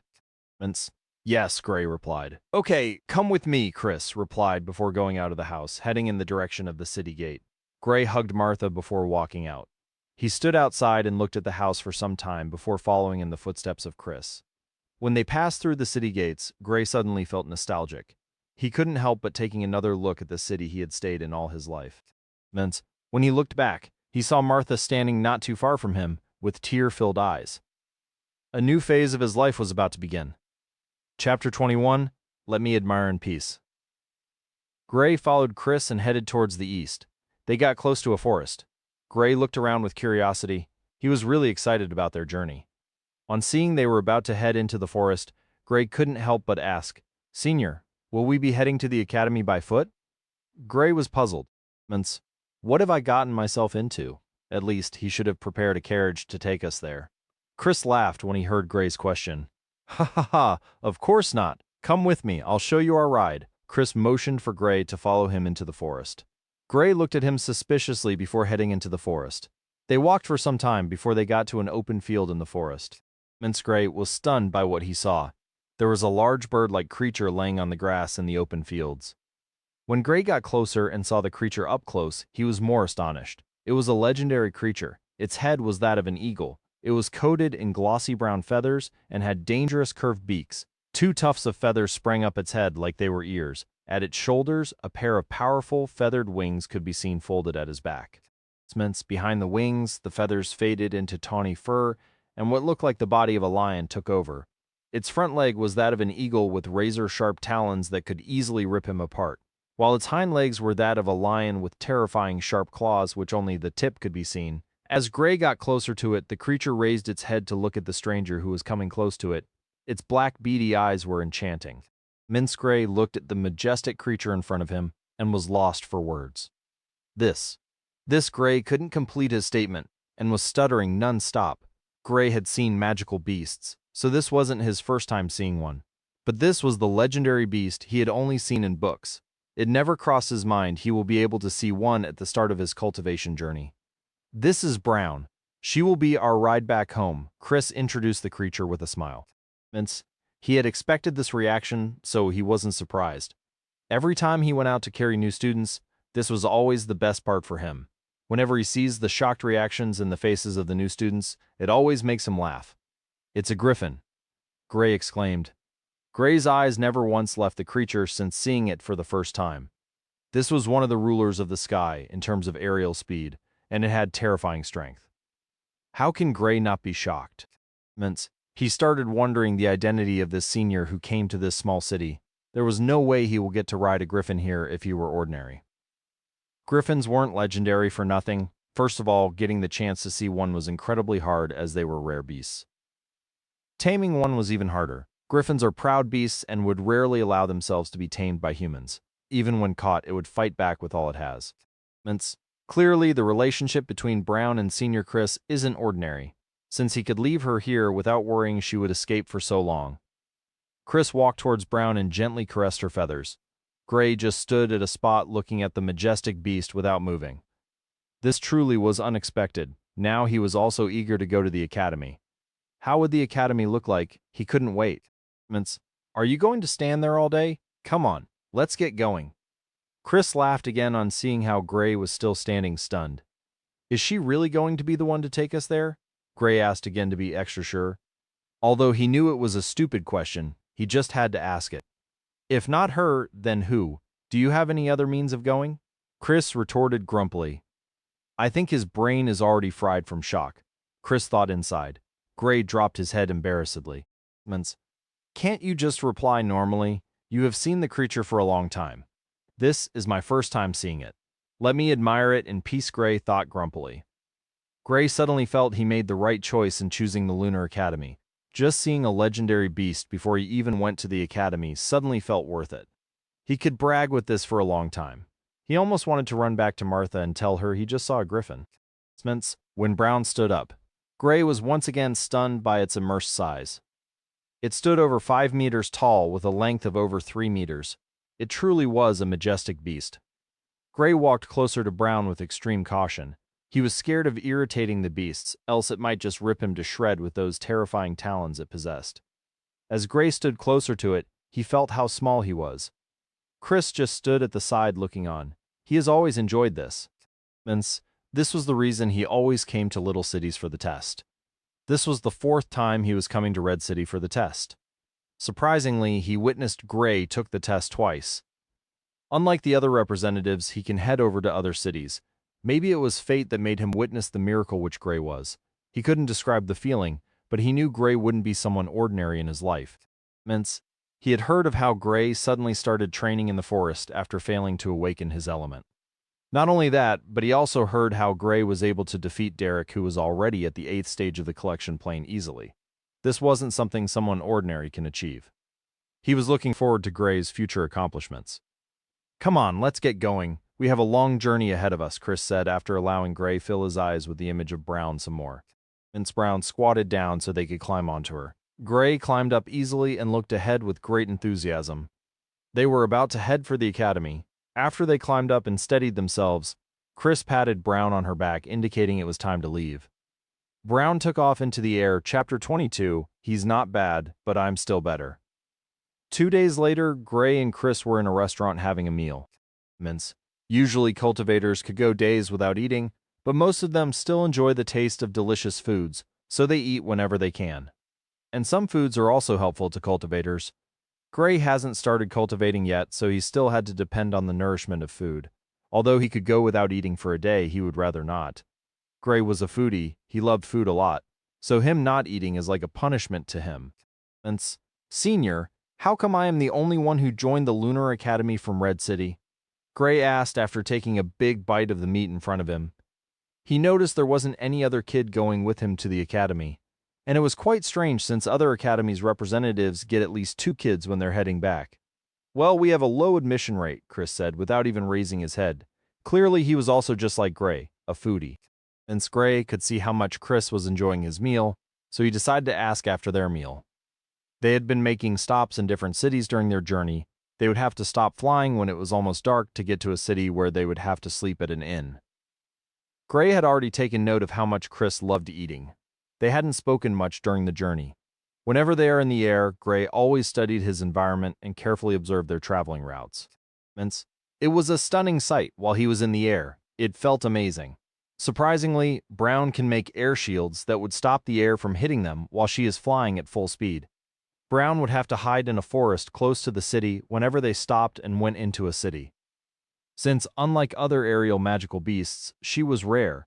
Of course, she wouldn't be in any danger in a place like this, since she was stronger than the residents in the cities. Well, that only applies to small cities.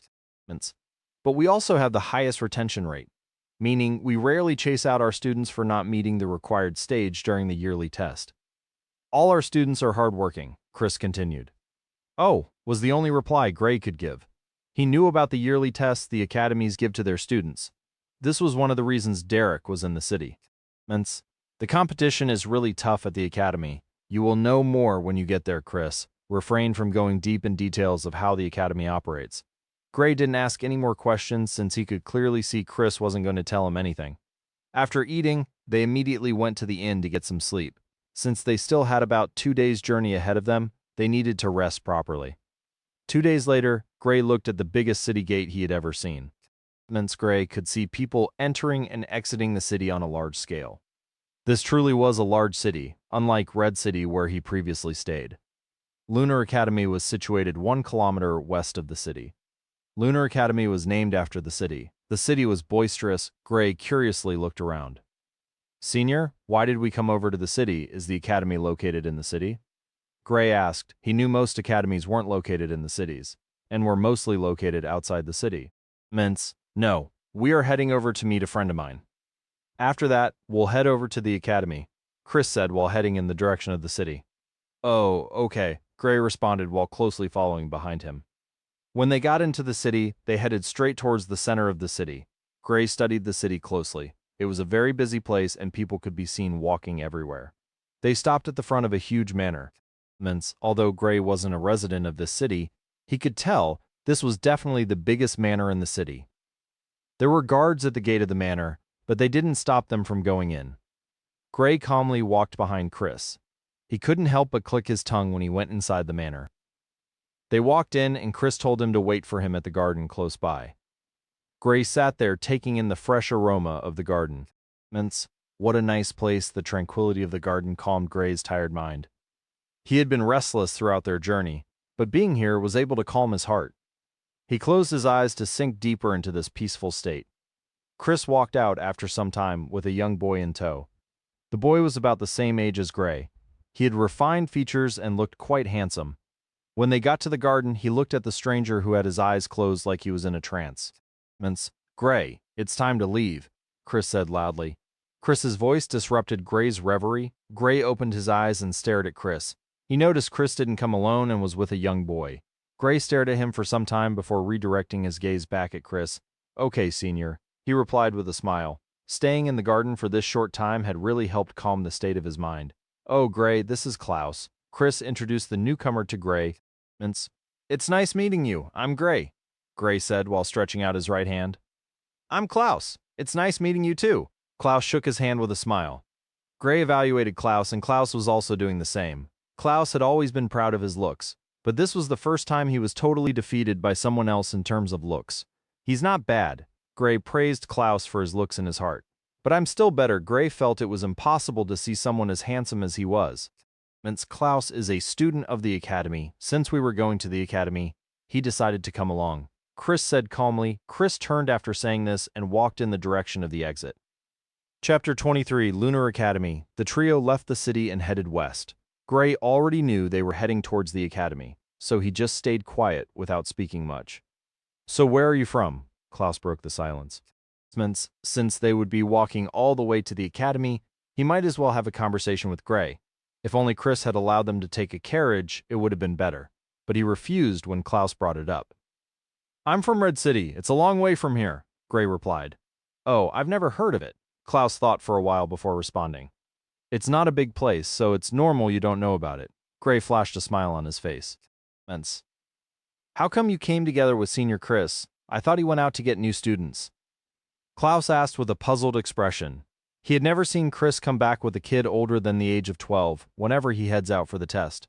Sometimes, he doesn't even return with anyone. Chris went out for the usual annual test for new kids who just awoke in their elements. But seeing him returning with someone who was fully over the age was surprising. "Well, I just awakened my element." Gray figured there was no use in lying to Klaus since they would attend the same academy and would get to see each other. "What?" Klaus was startled when he heard this. This was something he didn't expect. "Did you wait until now before you had the test?" Klaus asked. This was the only reason he could think of when he heard what Gray said. But it was unexpected that someone would delay until they were over 12 years old before taking the test. "This would put you at a big disadvantage with your peers, since they would have already cultivated to a higher level before you can even start cultivating." "No, I had the test once, when I was still 12 years old, but I failed to awaken my element at that time. So after waiting for 4 years, I took the test again," Gray explained. "Wait, you failed to awaken your element?" Klaus was dumbstruck when he heard this statement. This was totally outrageous. Not being able to awaken an element at the age of 12 was usually very rare. But being able to awaken your element after failing to do so while you were 12 years old was even rarer. Since there weren't many people who didn't awaken their element when they were 12 years old, so the amount who could later awaken their element were few in numbers. In fact, in the Keelin Empire, there haven't been any such case happening in recent times. Yes, Senior was also present on the day I failed the test. He was the only one who spoke encouraging words to me that day. Gray recounted what he could. Although he remembered little, he still recalled what Chris said to him. "So, what element did you awaken after the test?" Klaus asked curiously. "Lightning and earth element," Gray replied, hiding nothing from him. "You're a dual elementalist?" Klaus exclaimed. Chris looked back when heard Klaus's shout. Klaus immediately closed his mouth, fearing to anger Chris. "Yes, I am," Gray answered. Klaus felt fascinated by Gray's story. This was something truly shocking. At first, he couldn't awaken an element. Then later on, he awakened not only one, but two elements, and one of them was the rare lightning element, and they generally regarded the other as the element with the best defense. With lightning's terrifying attack, coupled with Earth's resilient defense, he could say Gray was a perfect fighter, wielding both attack and defense, respectively. "How about you? What element did you awaken during your test?" Gray inquired. "Well, I'm a water elementalist," Klaus declared with a calm voice. He had already been at the academy for some time now.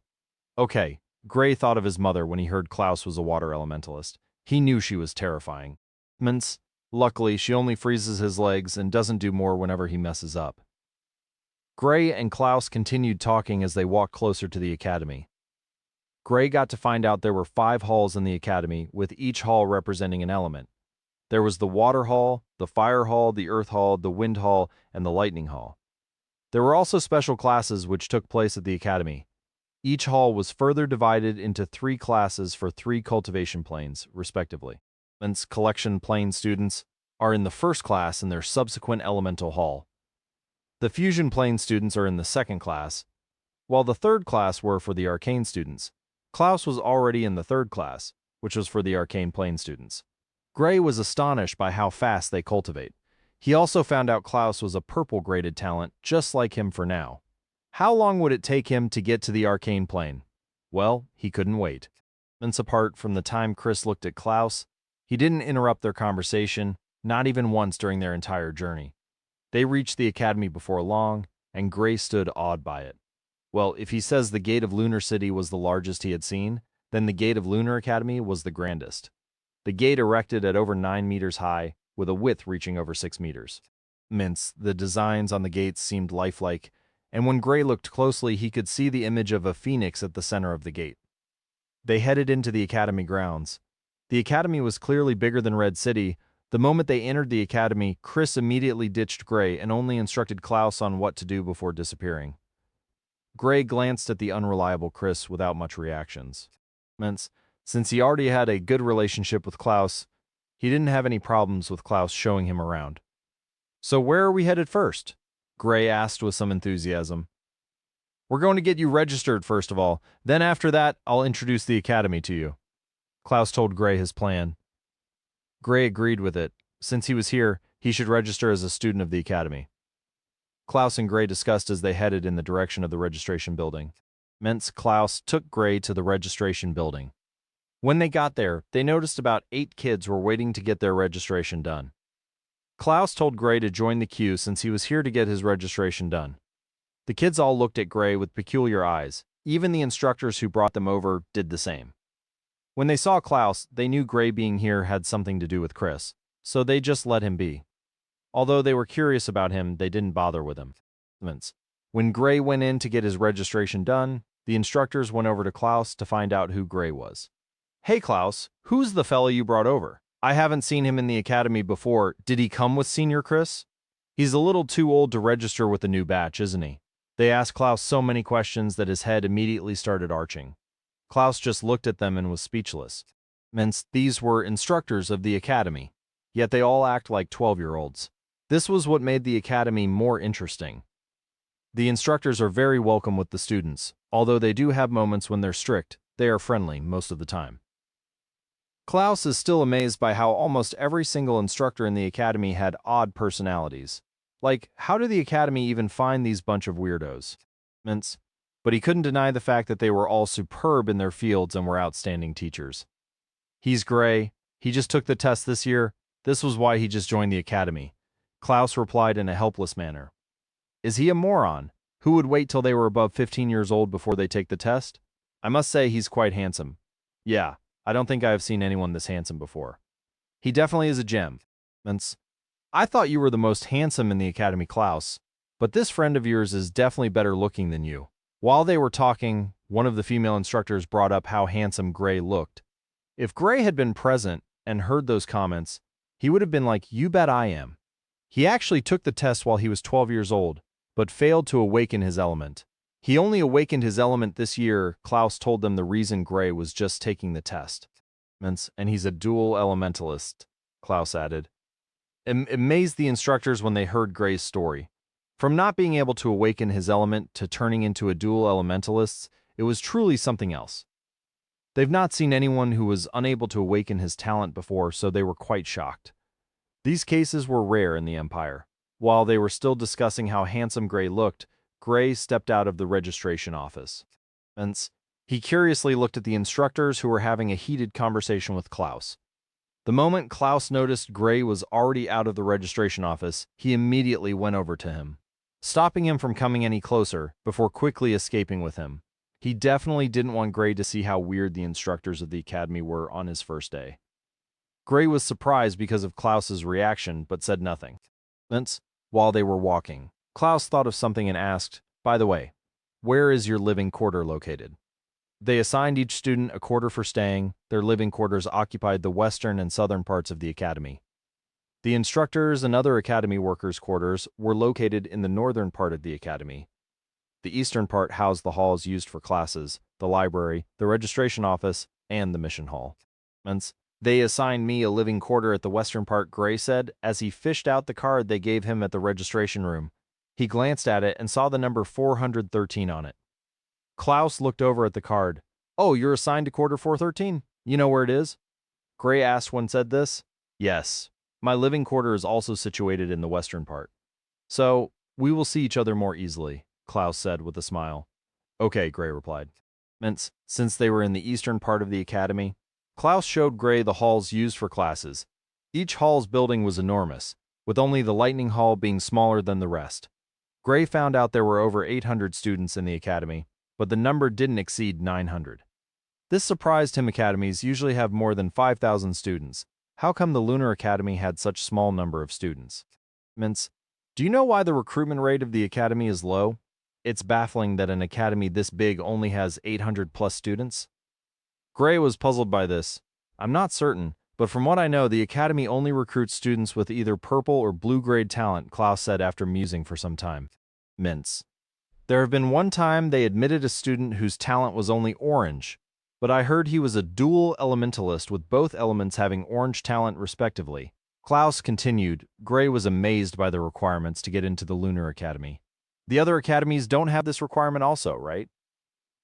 Gray asked. "No, they recruit students with orange talent. Some even recruit students with pink talent. But the top 5 academies don't accept pink grade talent in their academies. Each academy has their given requirements, though. Although we have the lowest numbers of students, we have the second highest numbers of blue talent in the entire empire. We're second only to the Emperor's organization," Klaus stated proudly. They walked towards the eastern part of the academy, towards the living quarters of the students. Gray quietly memorized all the information Klaus was telling him. Gray and Klaus walked towards the students' living quarters. Since Klaus had shown Gray most parts of the academy while they were walking. "Oh, they informed me at the registration office that the new students would have to assemble to take the test again. Is there any use for this?" Gray remembered what he was told at the office and asked Klaus in a puzzled manner. This didn't happen in the academy previously. It was only after an instructor brought his relative to the academy and he wasn't up to the requirements of the academy. The academy only found out after some time. Therefore, although each new students have already done the test in their cities, they will also take the test again here in the academy. Klaus explained the reason for the test.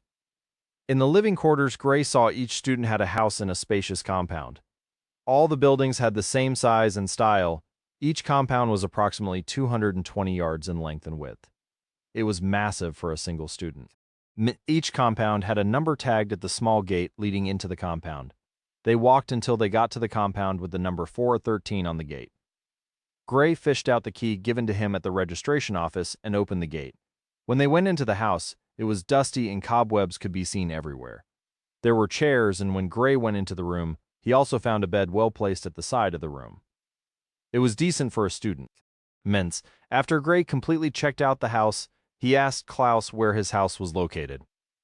"I stay at building 227, Klaus replied. Gray followed Klaus to his apartment and stayed with him for some time.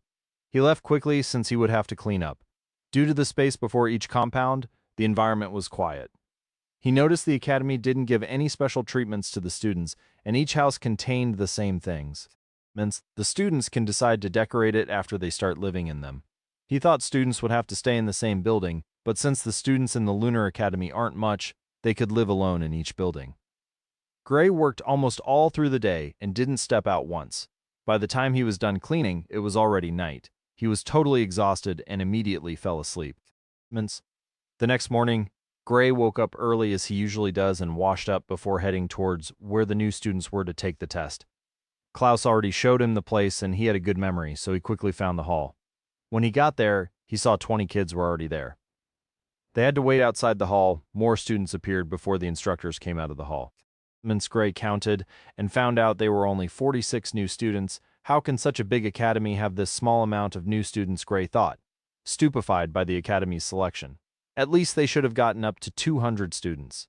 Now Gray knew why he didn't get to see many people in the academy when he was walking with Klaus. The students were just too sparse. Gray focused his gaze at the instructors who came out of the hall. They were led by a woman who seemed to be in her 50s. When she got closer to the student, she spoke in a clear voice, "Hello everyone, I'm the head instructor of the Wind Hall. We will now begin the test to know which halls each student will be going to. Once you hear your name, you should head into the hall for the test," an instructor by the side said after the woman finished talking. The first name on the list was quickly called up, and the kid went into the hall filled with excitement. The instructors were pretty fast with the tests since they already knew the elements and talents of each kid. They just had to follow the rules.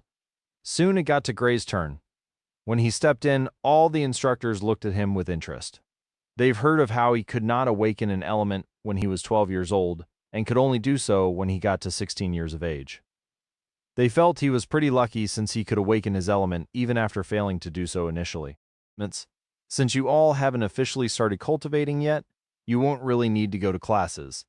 You all have 1 month to get into the collection plane, and then start your classes. Now you can head to the first floor of the library to collect the cultivation technique. The head instructor of the Wind Hall said before dismissing the kids. When Gray was about to leave, he was called up by a man among the instructors. "I'm the head instructor of the Lightning Hall. You can call me Instructor Blake," Blake said with a friendly smile. "Hello, sir," Gray said courteously. Blake looked sharp and handsome. He looked like someone in his early 30s and had a dignified voice. Well, it sounded dignified when he heard him speak just now. "Actually, I'm the only instructor in the Lightning Hall, so I take all my new students of the hall very importantly," Blake said seriously. Gray immediately knew why he called up only him. "Seems like I'm the only one who has an affinity with the lightning element among all the new students," Gray thought. From this, one could see just how rare the lightning element is. "Come with me? You don't need to go over to the library to take a technique. Besides, they are all low-leveled ones," Blake said with a smile. "Blake, what are you doing?" Gray heard a stern voice from behind Instructor Blake. Blake immediately tensed up when he heard this voice. "Nothing," Blake replied with a small voice. Gray stared at Blake, completely shocked by his sudden change. 1 second he was a dignified man, the next he was as meek as a child. Gray stared in the direction of the voice was coming from and saw it was the head instructor of the Wind Hall. Blake turned around to meet the icy gaze of the lady. He instinctively took a step back. "You should know we don't give special treatments to any of our students," said the woman in an icy voice. "Instructor Lin, I'm not giving him any special treatment. You know clearly that my hall has the least number of students, so I try to help them as much as I can," Blake explained briefly. "It changes nothing. All new students are required to have the same starting point." Lin snorted coldly. She was quite surprised by Blake's behavior. He usually doesn't act like this towards a new student. "Well, he will also be given an ultimatum if he accepts to take this technique," Blake said seriously. "Ultimatum?" Lin asked.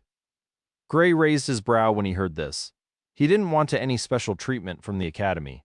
Well, a special treatment would be nice, but having an ultimatum attached to it isn't. He waited to listen closely to the ultimatum. "Yes, since he will get to use a better technique.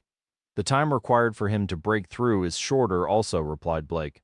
"How long precisely?" Lin asked. 10 days, Blake responded. When Lin heard this, she was surprised. Something like this hadn't happened in the academy before, so it was quite surprising. She felt something was fishy about all this. "Since this ultimatum is attached to it, I will let it slide." Lin gave in while giving Blake an understanding look. She knew this wasn't Blake's idea. It must have been from the higher-ups in the academy. She turned to glance at Gray. "Well, do you agree this?" Gray didn't really expect all this. He would be given a better technique, but the deadline would be shortened. "I'll accept it," Gray said, after thinking for some time. The first reason he accepted this was due to the fact that he loves challenges, and this will stimulate him to work harder. The second reason was that he was already behind his peers due to his delay, so he wanted to do everything he could to advance at a quicker pace. "Okay, since it's settled, you can head over to my office.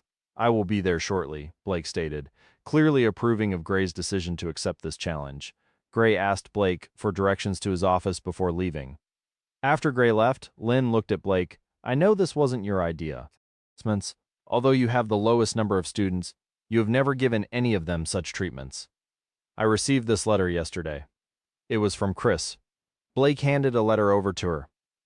Chris Lynn took the letter with a suspicious look before going through it. Her face changed a couple of times before returning it to Blake. Although he goes out for the test, he doesn't concern himself with the affairs of the academy for a long time now. Why is he suddenly interested in this boy? Lynn asked. He was the one who brought him over to the academy. He was also present when he failed to awaken his element during his first test. So I think he developed an interest for him, Blake explained. But this is clearly the same cultivation technique as the one the other kids are going to pick up from the library. Lynn furrowed her brows. The technique the letter stated to give to Gray was exactly the same as the one the other kids would get. Yes, it is. Chris said I should tell Gray this technique is better than the one the kids would take at the library. Blake replied with mixed feelings. He didn't want to trick a new student, but he couldn't say no to what Chris ordered. This will be difficult for him, but not impossible. Lynn was visibly shocked. Blue talents wouldn't have an issue breaking through within 10 days. Since Gray was a dual elementalist, it was also possible. Since they didn't want to put too much pressure on the kids, they usually gave all of them the same time without differentiating the ones with higher talents. I have no idea why he said this, but that was what he told me to do. Blake gave a wry smile. Chris has always had an odd personality, so they didn't know what he was up to. Gray headed to the lightning department and quickly found Blake's office according to the description he was given. When he got there, he waited patiently for Blake. Blake arrived quickly. The both went in, and Blake sat down at his chair. The office was well organized, and a bookshelf could be seen at the side. There was a seat at the center of the room. Sit down, Gray sat while still surveying the office. This is the technique. You have 1 day to memorize the patterns. After that, you must return it to me since you're not supposed to hold on to such a precious technique for longer periods. Blake handed over a scroll to Gray. The scroll had the detailed description of how Gray was to cultivate. Gray looked at it before keeping it. You can leave now, return to scroll back by tomorrow, and ensure you break through if you want to continue being a student here, Blake said with an encouraging smile. Okay, sir. Gray left the office and headed back home to study the scroll perfectly to ensure there wouldn't be any mistakes while he was cultivating. Gray went back to his house and immediately started studying the scroll. He had to return it by tomorrow, so he had to make use of his time well. Just like the scroll he got from his mother, this one was also very detailed to ensure whoever was using it doesn't make a mistake. Making a mistake while cultivating can be very disastrous. Worst case scenario, the elementalist dies. Best case scenario was getting bedridden for at least 3 months. Gray studied the patterns described in the scroll and also the instructions. There were 9 layers outside the body which will hinder the absorption of the elemental particles. Once one can get to sense these 9 layers and break the first layer, it was a sign of entering the collection plane. While in the collection plane, the elementalist will have to break each of the 9 layers. The process of breaking them indicates the advancement in the collection plane. For each layer broken, the elementalist advances a stage in the plane. The first thing stated on the scroll was to get into a meditative trance and try to sense the elements in the air. Once you're done with that, the next phase is to attract the elemental particles with the given technique to your body. Gray didn't have an issue with getting into a meditative trance since he had been meditating for a year now, trying to comprehend the elements. He quickly entered into a meditative state, and following the instructions stated in the scroll, he tried sensing the elements. It would take an average kid a day or two to be able to fully enter a meditative state for the first time. Since Gray had already done it before, he could enter easily. He calmed his mind and was able to enter a meditative state after 10 minutes. He felt many silver-colored specks floating around him. It was fascinating. He became excited when he sensed them and lost concentration. His excitement disrupted his meditative state, and he was forced to exit it. Those silver-colored specks must be the lightning element, Gray said with excitement. How come I was only able to sense the lightning element? Gray felt stumped by what was happening. Since he was a dual elementalist, he should have been able to sense both the earth and lightning element. But he only sensed the lightning element with no trace of the earth element. I'll try it again. I got distracted quickly. Maybe that was the cause of me not noticing the earth element. Gray quickly decided to try again. He calmed his mind and entered a meditative state once more. This time, when he sensed the silver-colored specks, he tried to focus more to see if he could sense the earth element. Unsurprisingly, he faintly started sensing the earth element around him. Due to the fact that his talent grade for the lightning element was higher than the earth element, he could only sense the lightning element first. Only after completely focusing his mind was he able to sense the earth element. The other reason he was able to quickly sense the earth element was due to the fact that he was sitting on the earth. Since an elementalist had the advantage when they were in a place where their elements were abundant, earth elementalists basically have the advantage over other elementalists since battles were mostly carried out on the ground. After sensing the elements, it was time for Gray to try out the next phase. If he can successfully attract the elements to his body and break through the first layer, then he would have successfully broken into the collection plane.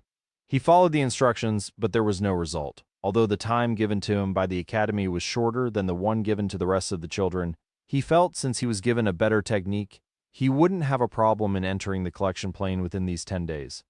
The next day, Gray went over to the Lightning Hall to return the scroll back to Blake. When he got there, he saw 8 students from the Lightning Hall. They were all around his age, with only 2 looking slightly older. When they saw him, they immediately focused their attention on him. They hadn't seen him before, and students from the other halls rarely comes to the Lightning Hall. "Hello, I'm Gray." Gray introduced himself to them when he noticed them approaching him. "Hello, I'm Alice." One of the girls in the group stepped forward and introduced herself. "Are you new here?" Alice asked. "Yes, I just completed my admission yesterday. I came over to see Instructor Blake," Gray answered. "Oh, you're a student of the Lightning Hall?" Alice asked again. She wanted to confirm if Gray was a student of their hall also. Although students from the other halls rarely came to their hall, doesn't mean they don't come at all. "Yes," Gray replied with a smile. "Ha ha, then we are brothers," a boy in the group suddenly spoke up with a laugh. Gray shifted his attention from Alice and stared at the boy who just spoke up. "That is Reynolds. Students of the Lightning Hall are united since we have the least number of people." Alice introduced the boy who just spoke. "You can call me Ray," Reynolds said, smiling while stretching out his hand. Gray shook it with a smile also on his face. Gray and the group got along well, and he got to know the names of everyone in the group. "What plane are you in?" Reynolds suddenly asked after they had talked for a while. Since they were all in the same hall, knowing each other more wasn't bad. "Actually, I only just started cultivating," Gray said, with an embarrassed smile. When the group heard this, they looked at each other, clearly not expecting this answer. "How come you only just started cultivating?" Alice asked with surprise. Gray told them of how he was unable to awaken his element the first time and was only able to do it after 4 years. They were all also surprised since Gray was a dual elementalist. They knew how rare the lightning element was. Being a dual elementalist and having the lightning element as one of your elements was stunning. "Oh, so that's the reason. Anyway, you can easily catch up since you're dual elementalists," Reynolds encouraged Gray sincerely. Gray didn't expect they would treat that like it was nothing. He suddenly felt being in the Lightning Hall wouldn't be as boring as he thought. They talked for some time before Gray asked to be excused so he could go over and meet Blake. Only after Reynolds asked of what was his house number before he allowed Gray to go. Gray went over to Blake's office with a smile on his face. He felt great since he got to have new friends. When he got to the office, Blake was sitting lazily at his desk. Gray returned the scroll over to him. Blake asked him repeatedly if he had completely memorized the pattern. Only after Gray had assured him repeatedly did he collect the scroll. Although he was given an order by Chris, he didn't expect Gray to completely memorize it in a day. He only told him what he was told by Chris, but he had no problem with Gray holding on to it for another day if he couldn't memorize. Since he has memorized it, doesn't that mean that he had already been able to fully enter a meditative state? Blake asked himself while Gray was leaving. After Gray left the office, he went over to Klaus's house to check on him. After talking for some time, he immediately went back home to once again start meditation. 2 days passed without any notable progress. In these 3 days, Gray had tried multiple times to break the first layer, but failed. He was able to successfully attract the elemental particles on the second day. Gray had also searched for a place where he could continue his usual physical training. He was already accustomed to it, and after his battle with Derek the last time, he knew training his body has its advantages. He didn't want to be disturbed at the academy, so he chose to find some place else. Gray soon found a spot, a mountain located right behind the Lunar Academy. Being located close to a mountain range, naturally there were many mountains close to the academy. Gray also went to take classes during these 3 days and decided he'll just stay at home. When he got to Class 1 of the Lightning Hall, he was shocked by the number of students in the class. He was literally the only student in Class 1. He later found out the Academy gives all new students a year to break through from the collection plane to the fusion plane, so all the previous Class 1 students are already in Class 2. Most of the students of the Lightning Hall are in Class 2, with Class 3 only have 9 students. The total students in the Lightning Hall was a meager 24, including Gray. Since he was the only student with the lightning element among the new recruits, there was no way for Class 1 to have another student, because students are recruited once every year. Blake told him to focus fully on trying to break through to the collection plane.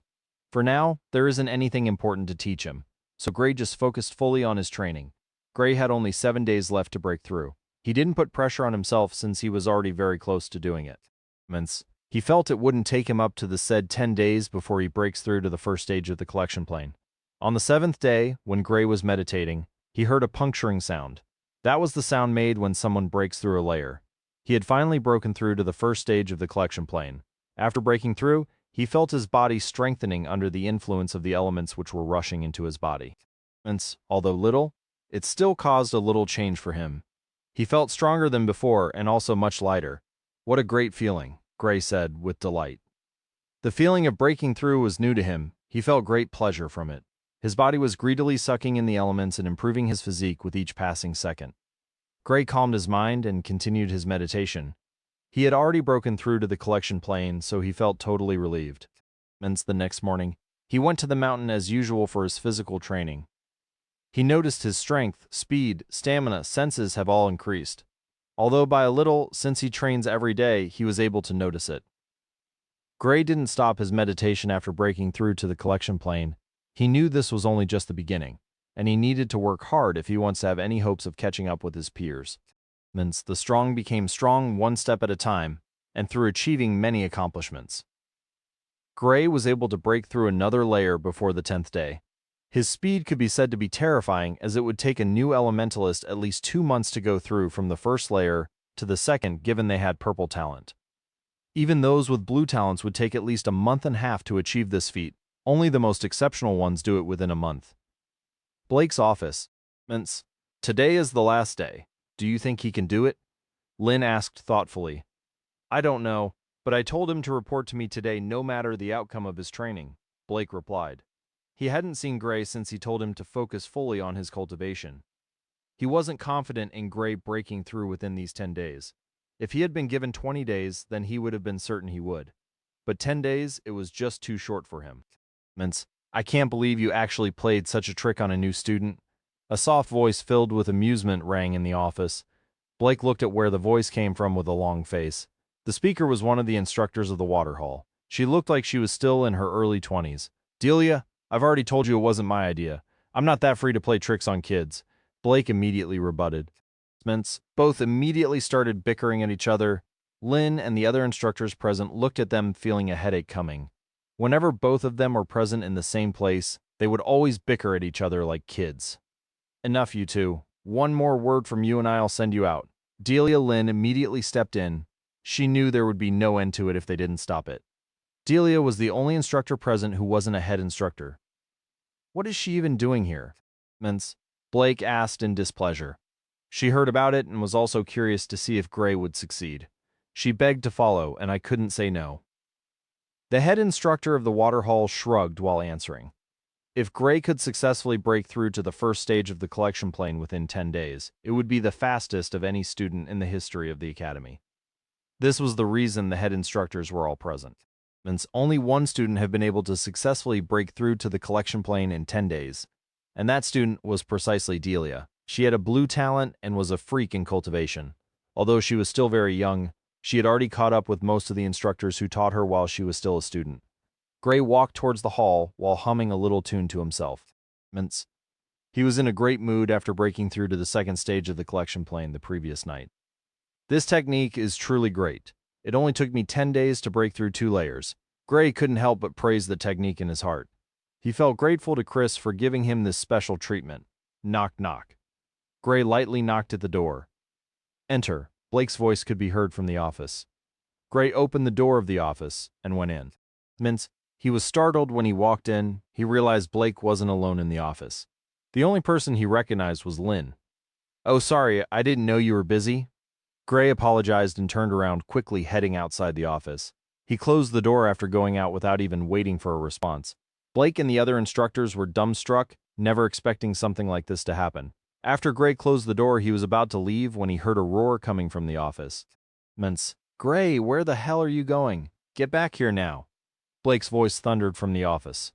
Gray froze with fright when he heard the shout. "At the office? Haha. What an interesting fellow." Delia covered her mouth while giggling. After the initial surprise at how quick Gray left the office, she felt amused by it. Blake glared at her with a spiteful look. He was incensed when Gray just taken off without even waiting for a response from him. Gray turned around and opened the door lightly. He thought Blake was having a meeting with the other head instructors, especially after he recognized Lynn. He never expected Blake would still have time to attend to him. He planned on waiting outside, probably seeing Reynolds and the rest before returning. After entering, he closed the door gently behind him and looked up, feeling slightly anxious. Blake stared at him with anger still visible in his face. Blake felt a headache. He could tell from the few times he had spent with Gray that he was quite a handful. "Why did you leave the office?" Blake asked with slight annoyance. Lynn glanced at Blake, then back at Gray. Forget it," Lynn suggested. She knew Blake was only grumpy because of Delia and nothing else. Delia stared at Blake with a mocking smile. Blake didn't even bother with her anymore, as he knew she would just aggravate him. "Gray, we aren't having a meeting." Actually, they're all here for you." Blake calmed down and spoke after seeing Gray was just looking at him, saying nothing. "Me?" Gray asked with a confused look. "I have always been focused on training. How did they even know me?" Gray thought. "Yes, you. They wanted to know if you would be able to break through within these 10 days. Blake explained with a smile to disperse the slight unease Gray might be feeling with so many people present here. "Oh, that, I thought it was something else," Gray said in a relieved tone. He thought he had done something he wasn't supposed to. That was why they were here for him. "You don't need to be tense. They are all head instructors here, like me." "Except for a certain someone, though," Blake stressed the last part of the sentence while looking at Delia.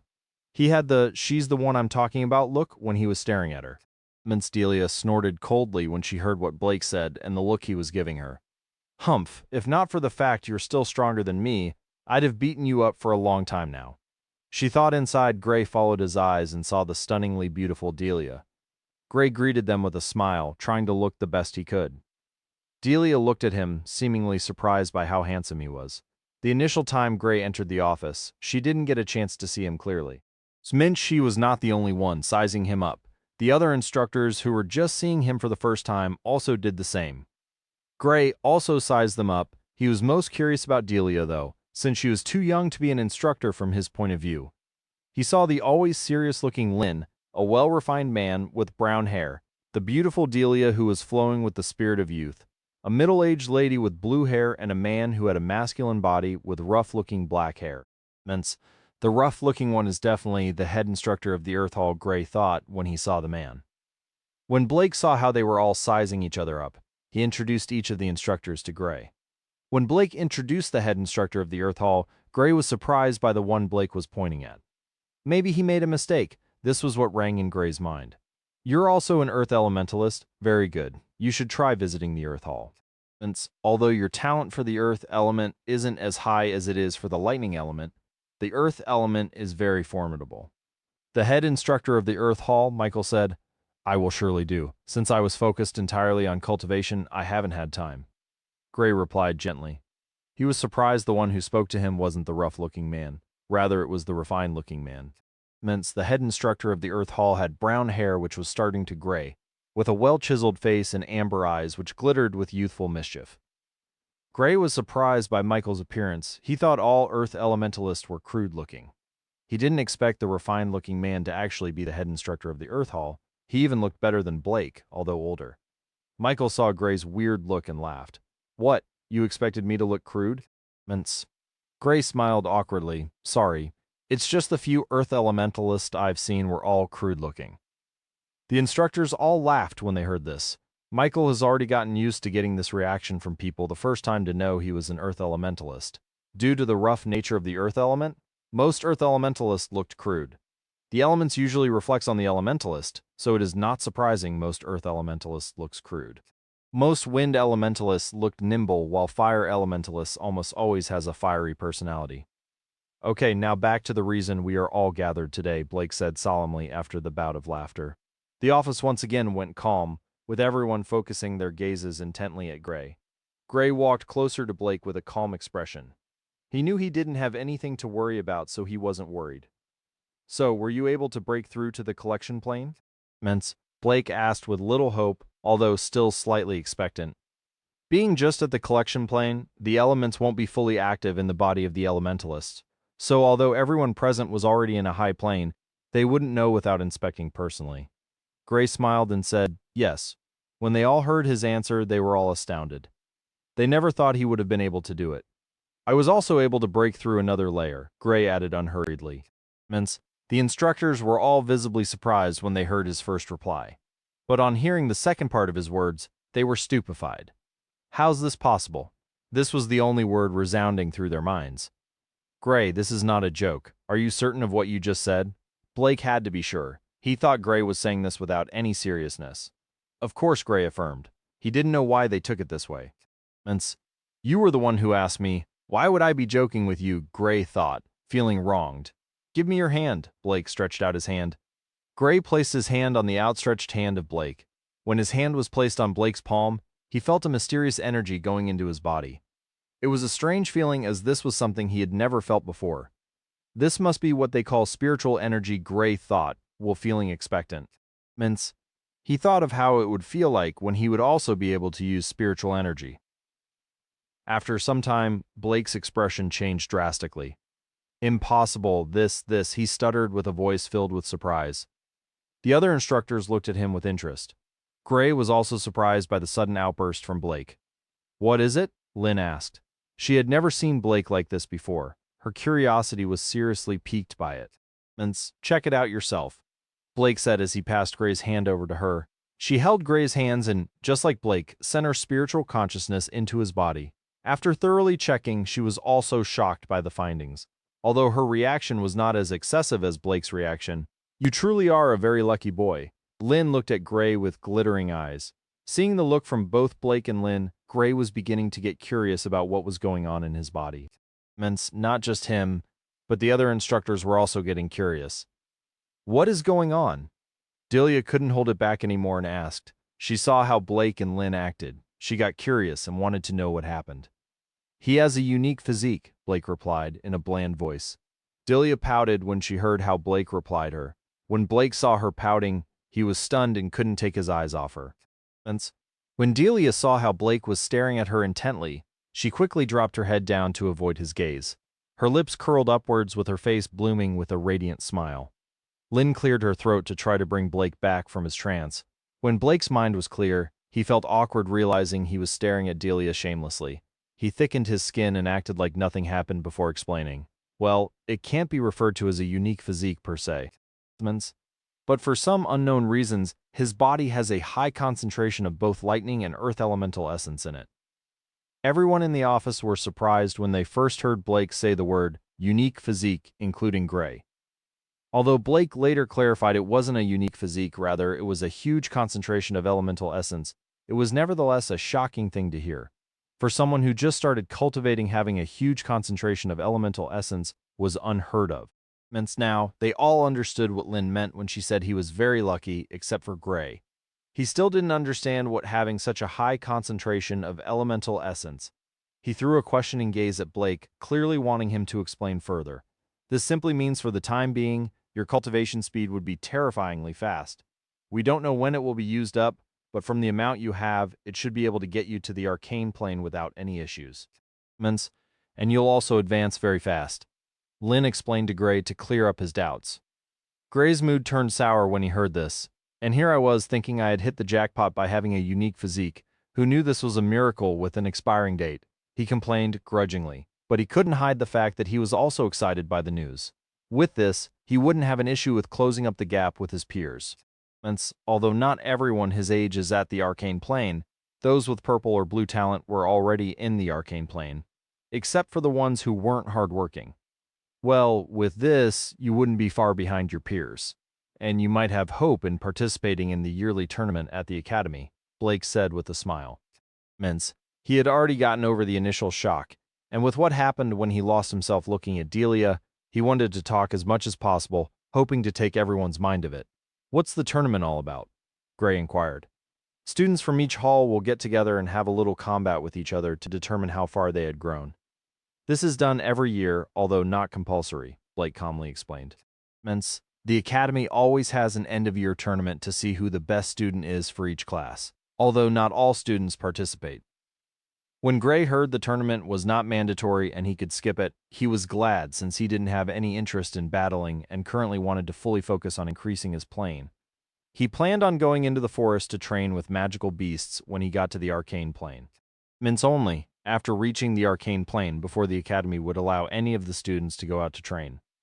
The Class 3 students rarely participates in the tournament. Since Gray was already checked by Blake, and it was already confirmed he was in the collection plane, he didn't have any reason staying at the office any longer and opted to leave. When he got out of the office, he could hear Delia calling Blake a pervert. "What's up with those two anyway?" Gray asked himself as he walked out of the hall heading back to his house. On his way, he couldn't help but think of the reason why he had large amounts of lightning and earth elemental essence in his body. It must definitely be back at the Lightning Mountain, but how come my body was able to store it even though I haven't started cultivating? Gray was puzzled by everything, but he didn't dwell in it for too long. Since he couldn't find the reason for now, he'll just stop thinking about it. Besides, it wasn't like it was something bad. Chapter 31. Bore, it is then. A youth could be seen sitting cross-legged on top of a boulder with his chest bare. He had a well-chiseled body, which was a clear sign of training his body frequently. After some time, the youth breathed in deeply and stood up. The youth stood at 5'9" in height, with a slender body and fair skin which looked like that of a baby. When he raised his face, a stunningly handsome face could be seen. He had short black hair and an inverted triangular-shaped face with beautiful black eyes. The youth was precisely Gray. It had already been 1 year since he got into the Lunar Academy, and he can say it had been an amazing experience so far. He had not only started cultivating, but he had broken through to the 9th stage of the fusion plane with this 1 year. The entire academy were shocked from how fast he advanced in his cultivation. This was by far the fastest anyone had ever broken through in the entire academy. "I should be able to break through to the arcane plane within a week," Gray said with emotions. He could still remember how he was still being mocked 1 year ago, but currently he had already almost caught up with his peers. It usually takes those with purple talent almost 3 years to break through to the arcane plane, while those with blue talents at least 1 year and 8 months. But Gray had already defied all logic for the students, that is, the higher-ups in the academy were all aware of the reason. During this 1 year, Gray had attended class in both the Lightning and Earth Hall, although not much. He focused fully on his cultivation. "Since this will be used up, it's best I make fast work of it." This was his thoughts whenever he remembers he has a huge amount of elemental essence in his body, which was slowly dwindling away. Gray was scared the essence would suddenly disappear, so he wanted to use it as fast as possible. He had also been able to upgrade his grade for his earth element. This further increased his cultivation speed by a little. The academy tournament is probably going on right now. Gray looked in the direction of the academy. Blake had tried persuading him several times to take part in the tournament, but he refused every time. Rustle. Gray heard the sound of leaves moving coming from his west. He turned his head, looking at the direction with an interested look. He calmly listened to know the distance the noise was coming from.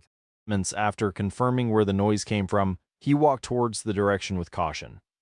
Although he was curious, he wasn't stupid enough to charge there with knowing what was making the sound. 50 meters away from him, 2 magical beasts were in an intense fight. One was already lightly injured, but had no thoughts of stopping. Because if it stops resisting, it will surely be killed by one attacking it. A boar and a cat-like creature were brawling fiercely. The boar was in the defensive, but it also counterattacked if the chance presents itself. The cat-like creature was very nimble and was moving like the wind, hard to predict. The boar tried its best to try to hit the cat, but the cat was too agile for it. Each of the beasts stood at a height of 40 inches and 33 inches respectively, with the cat being the smaller of both. Gray climbed a tree 14 meters above the ground and watched them closely. The cat is most likely a magical beast with wind affinity, he guessed. It wasn't hard to figure out seeing the quick movements of the cat, but what caught most of Gray's attention was the boar. Its defense was terrifyingly hard to break through. The cat had tried multiple times, but it was unable to cause any harm. The light wound on its back must have been a result of the cat's first sneak attack. Since it wasn't able to one-shot it or cause a lethal damage to it from its sneak attack, it likely wouldn't be able to take it down, Gray surmised after watching the battle for some time. After another 3 minutes of fruitless struggle, the cat finally gave up on the boar and disappeared into the trees. It was already most likely getting exhausted from the endless attacks it was dishing out. The boar wasn't overly exhausted since it placed most of its time on defending.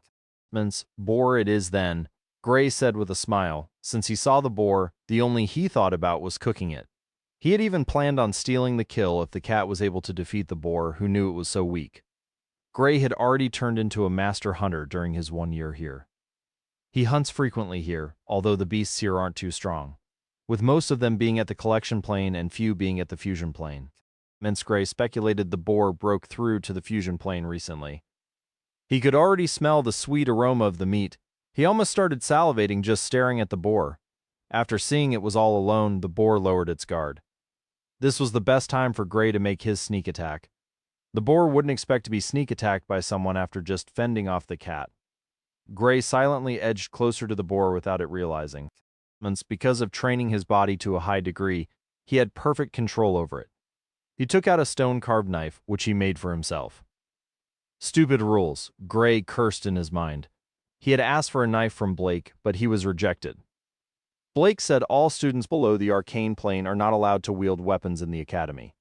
Gray was frustrated by the rule and almost cursed out in the presence of Blake. After reaching his striking range, he calmed himself. Gray sprang out as fast as the cat, aiming his knife at the skull of the boar. Thud. The sound of something hitting the ground resounded in the area. The boar fell down lifelessly with blood flowing out the back of its head. Gray's sneak attack was alarmingly effective. He was like a well-seasoned hunter, biding his time before giving a fatal strike. The boar didn't even get a chance to raise its defense. Gray had a huge smile on his face as he picked up his dinner before heading back to the academy to prepare his meal. Chapter 32. Nice Young Man. Soon, the sweet smell of roasted boar permeated the entire compound. Gray's cooking had gotten better since he started living alone. If Mom were here, she would have definitely praised my cooking, Gray smiled when he thought of his mother. It's already been so long, yet I haven't heard anything. Gray had missed her during this year. He had stayed at the academy. Due to the distance, he couldn't go back since it would take a long time for him to get there. If only I had an aerial beast, Gray thought of the griffin, which brought him here. I would have been able to go back and check if she's still around. Martha told him she would be going over to meet up with his father. She refused to tell him where he was. She only told him she'd find a way to contact him when she was gone. It had already been a year, but he had heard nothing from her. While Gray was still reminiscing, an unexpected guest walked into his house without even knocking. When the man walked in, the only thing he had his eyes on was the boar, which was currently being cooked by Gray. Due to Gray's high training and high attainment in meditation, he could be said to have a strong sense of vigilance. He could clearly sense something over 100 meters away from him. But surprisingly, someone was within 10 meters of his sensory range, yet he failed to pick up on the person. There are only two possibilities which could have caused this. Either he wasn't as good as he thought, or the person who intruded was just too good. From the way the man walked in, one could see he was walking in a very leisure manner. What a great aroma, the man said while strongly breathing in. Gray was startled when he heard a voice coming from behind him and scurried to his feet, getting into a defensive stance. He couldn't believe someone got so close to him without him even noticing. "What are you jumping for?" the man asked, with a confused voice. He clearly didn't expect Gray to react like a scared rabbit, Senior. It's you, Gray said, with a stunned voice. Surprisingly, the man in front of him was the same person who brought him to the academy. "Of course it's me. Do you see anyone else?" Chris chuckled. "But how did you get in?" Gray asked, through the door, obviously. Chris responded while still staring intently at the meat. Gray's mind was still trying to comprehend what was happening. He clearly remembered closing the door. He should have heard the sound of Chris opening it, since it always makes a creaking sound when opening it. Forget it. Luckily, it was him. Adjustments? I really need to be more alert, Gray thought while sighing at his negligence. He thought it was his carelessness that made him not sense Chris entering the compound and getting so close to him. He totally forgot there were people who could easily sneak up on you. Senior, you didn't watch the tournament? Gray didn't expect Chris to be here, since most of the instructors were watching the tournament. Tournament? What tournament? Chris asked while furrowing his brow, trying to recall if he heard about this tournament Gray was talking about. Gray was astounded by Chris's reply. The Academy's yearly tournament, he added. Chris made an expression of suddenly recalling something. Oh, it's today? He asked. When Gray heard his question, he knew Chris was definitely a lost cause. Is he even an instructor here? Gray thought, clearly puzzled by Chris' lack of information. Yes, Senior, the tournament is today. Okay, Chris replied with indifference, clearly not interested in it. Gray noticed since he saw Chris, he hadn't even thrown a glance at him. The only thing he was staring at was the meat. Gray was certain he could see some drool coming out from the side of Chris's mouth. At least try to keep your image as a senior, and where has he been over the year? Gray complained in his heart. Since Chris dumped Gray with Klaus, he had not appeared until now. Gray had asked of him from Klaus, but didn't get any positive responses, so he just thought maybe Chris wasn't present at the academy. Why don't you stay for dinner? I'm almost done preparing it. Gray asked, trying to buy some face for this so-called senior of his. Good, you're truly a nice young man. Chris repeated good twice just to show his delight while nodding like a bird pecking grains. Gray facepalmed in his mind. When he saw how Chris was acting, he remembered the time they traveled together and how much Chris loved food. After dinner, Gray couldn't stop staring at Chris. He was shocked by how much Chris could eat. The body isn't supposed to contain that much food, he exclaimed in his heart. Chris gave his stomach a satisfied pat after he was done eating. He was smiling widely. It wasn't hard to tell he enjoyed his meal and was currently in a good mood because of it. Oh, Chris threw a glance at Gray before making a surprised sound. You're already at the peak of the fusion plane, he added. Yes, I'm close to breaking through to the arcane plane, Gray said with a gleeful smile. He just noticed after being here for so long, thought Gray. That's good. I heard you have a high concentration of elemental essence in your body. Chris smiled while asking. Yes, this was what enabled me to advance this quickly, Gray said. I was also given a better cultivation technique than the one the other kids used. I think this also added to my speed, Gray said further. Wait, you still think you were given a better technique? Chris blurted out with surprise. What? Gray exclaimed when he heard this. Nothing, Chris said, clearly not planning on saying anything more. Could it be that the technique I was given wasn't better than the ones the other kids received from the library? He wasn't dumb from Chris' reaction. He could tell something was wrong and Chris knew about it. He thought Chris wasn't in the academy, but clearly Chris had been keeping tabs on him. I will be going now. Chris stood up and prepared to leave. Oh, and after breaking through to the arcane plane, tell Blake to bring you to me, he said before leaving. Gray just stared at him, his mind still on what Chris said. I'll head over to the library tomorrow, he declared. Chapter 33, because I'm the instructor. The next day, Gray was about to head over to the library to check out the technique given to new students. Hey, Gray. Gray turned around at the sound of the voice. He already knew the owner of the voice. Hey, Klaus, he greeted Klaus. Where are you headed? Klaus asked. He was on his way over to Gray's place. I'm on my way to the library, Gray replied. Great, I was also about to head there, Klaus said, and joined Gray. So, how was the tournament? Gray asked as they started walking. Klaus mused for some time before replying. Not bad, actually. Unfortunately, I was unable to make it into the top 8. The competition was fierce. Oh, which hall's student was the champion for Class 3? Gray asked. The champion of Class 3 can't be said to be from one hall.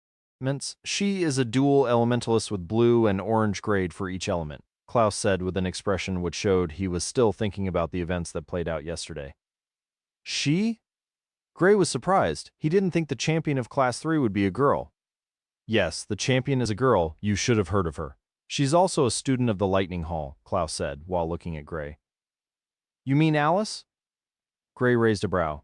Yes, that's her, Klaus confirmed. Are you sure we're talking about the same person? The Alice I know is a sweet, cute girl. She doesn't seem like someone who would enjoy fighting, Gray said, thinking maybe there was a difference between the Alice Klaus was talking about and the one he knew. Is there any other Alice in the Lightning Hall? Class 3? Klaus asked, exasperated. Well, no, Gray thought for some time before replying. Don't be deceived by her cute look. When she's in the arena, she's as fierce as a tiger. Luckily I didn't encounter her, Klaus said with a relieved sigh. This was the only reason he wasn't upset when he was eliminated from the tournament. The person who advanced after defeating him went on to face Alice. I can still hear his screams. Klaus shivered when he remembered the fight. Although the academy doesn't entertain students getting hurt in the tournament, the same can't be said for the rules of the Class 3 students. The rule there was to ensure you do not attack an opponent when you clearly see he can't fight back. Try to be as lenient as you can, and no killing. Once a student admits defeat, the battle must stop immediately. The academy believes if the students don't go through tough battles now, they wouldn't stand a chance outside. And since most of the Class 3 students have to do missions, they need as much fighting experience as possible. Klaus went on to tell Gray everything that happened at the tournament. When Gray heard of how Alice ran through all her opponents, he couldn't help but sweat profusely when he thought of how he mocks her when they were together. She knows, I'm only joking. But what if she suddenly attacks me someday? Gray thought with fright. Alice was one of the few female friends he had in the academy. She had an easygoing personality and could be seen almost always smiling.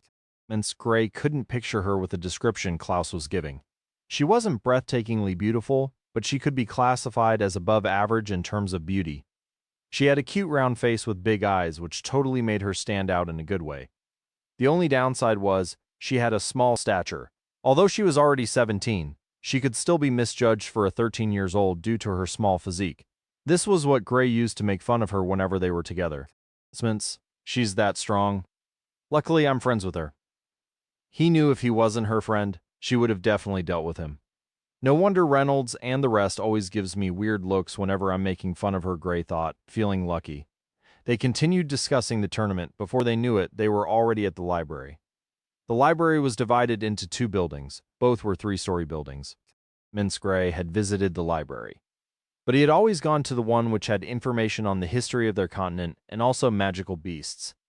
Gray had never visited the library which housed techniques, mostly because students under the arcane plane didn't have access to upper floors.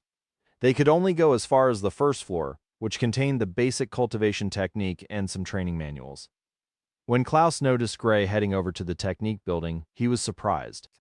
Although Gray frequented the library, it was only the building which contains information. He had never once gone to this other building. Gray, you're heading over to the technique building? Klaus asked with surprise. Yes, I've decided to check it out after being in the academy for so long now.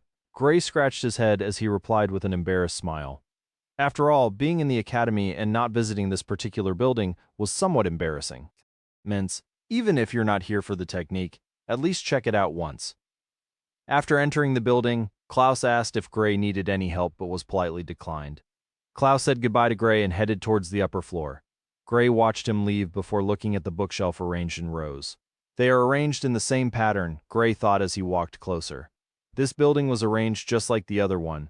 The only difference was the details the scrolls contained. He started searching for the cultivation technique.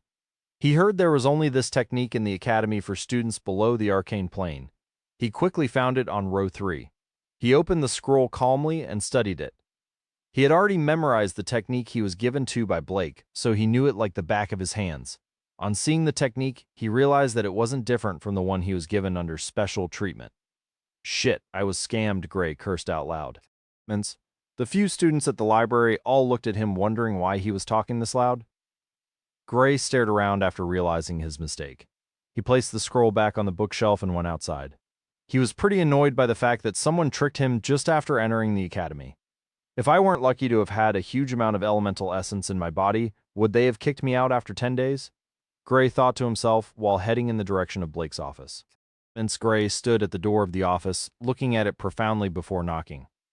Blake's voice could be heard from inside. After Gray heard the affirmation from Blake to come in, he opened the door and went in. When Blake saw him, he knew he wasn't in his usual jovial self. "What's wrong with you today?" Blake asked with concern. "I just went over to the library," Gray hinted. "So?" Blake asked, clearly not understanding why Gray was telling him he went to the library. "And I saw the same technique you said was better than the one at the library," Gray said. "Oh, that... Well, they suddenly changed all the techniques to that one since they didn't want to give you too much of an advantage over the rest students." Blake lied through his teeth. Gray was surprised by Blake's lie. Before leaving the library, he had asked if that had been the technique all new students received. But now, Blake was telling him something else. Gray was stunned by how quickly Blake came up with the lie, or had he prepared it beforehand, Gray asked himself.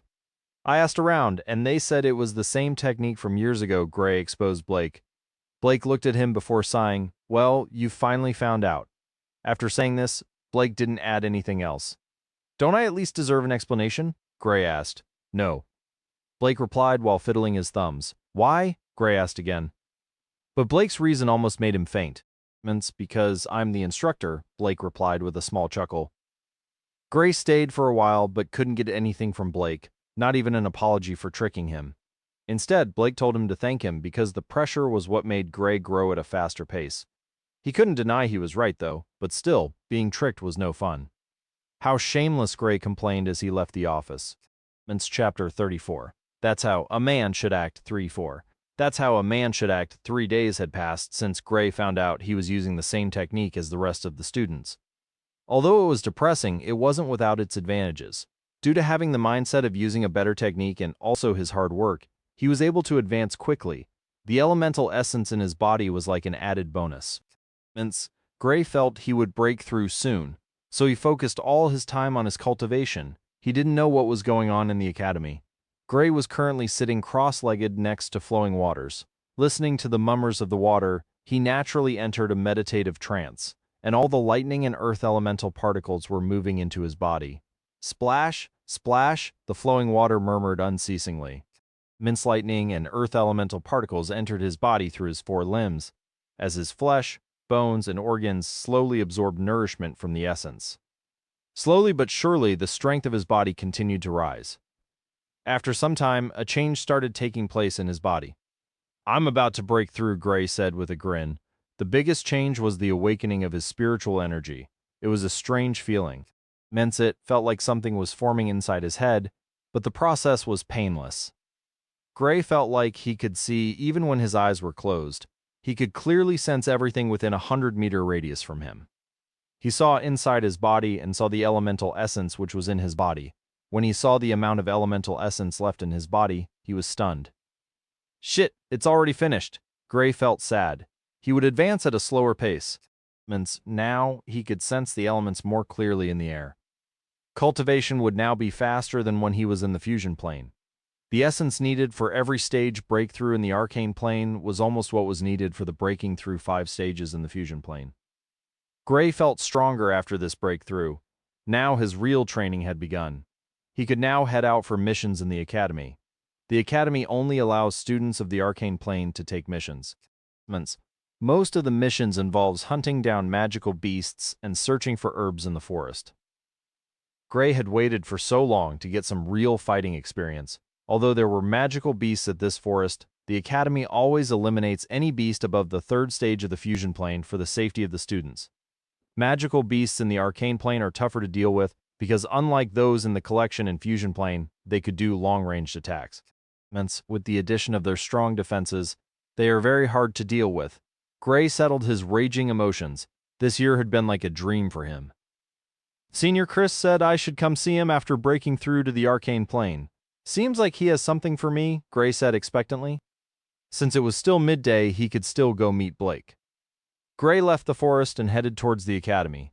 When he got to Blake's office, he noticed Blake wasn't inside. On his way back home, he saw Reynolds. Hey Ray, Gray called out to Reynolds. Reynolds turned on hearing his name.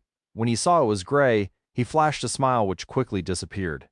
Gray, why didn't you attend the tournament? I know you didn't want to participate in it, but you should have at least come to cheer up your bro. Reynolds immediately Gray after the initial smile. Gray have an embarrassed smile.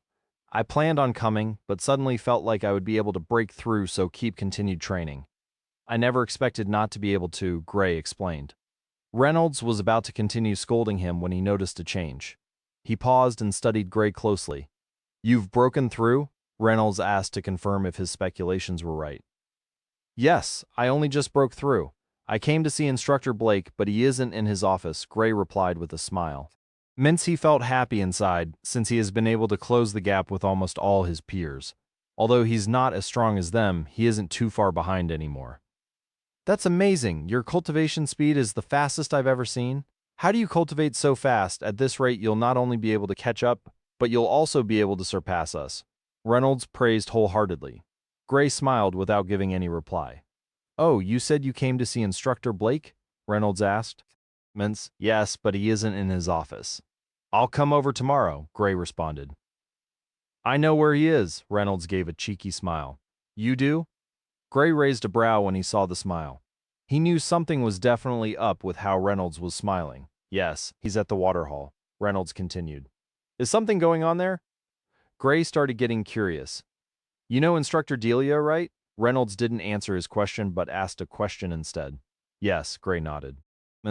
She went out for a mission and was attacked by elementalists from the Starlight Academy." Reynolds told Gray what he heard. The previous day they saw Instructor Blake furiously charging out of his office. When they asked around, they found out an instructor from the Waterhall was attacked by someone from the Starlight Academy.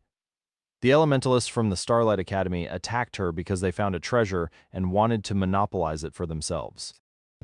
She helped in fighting the beast, which was guarding the place, yet she was sneaked attacked by one of them. She was lucky to have survived.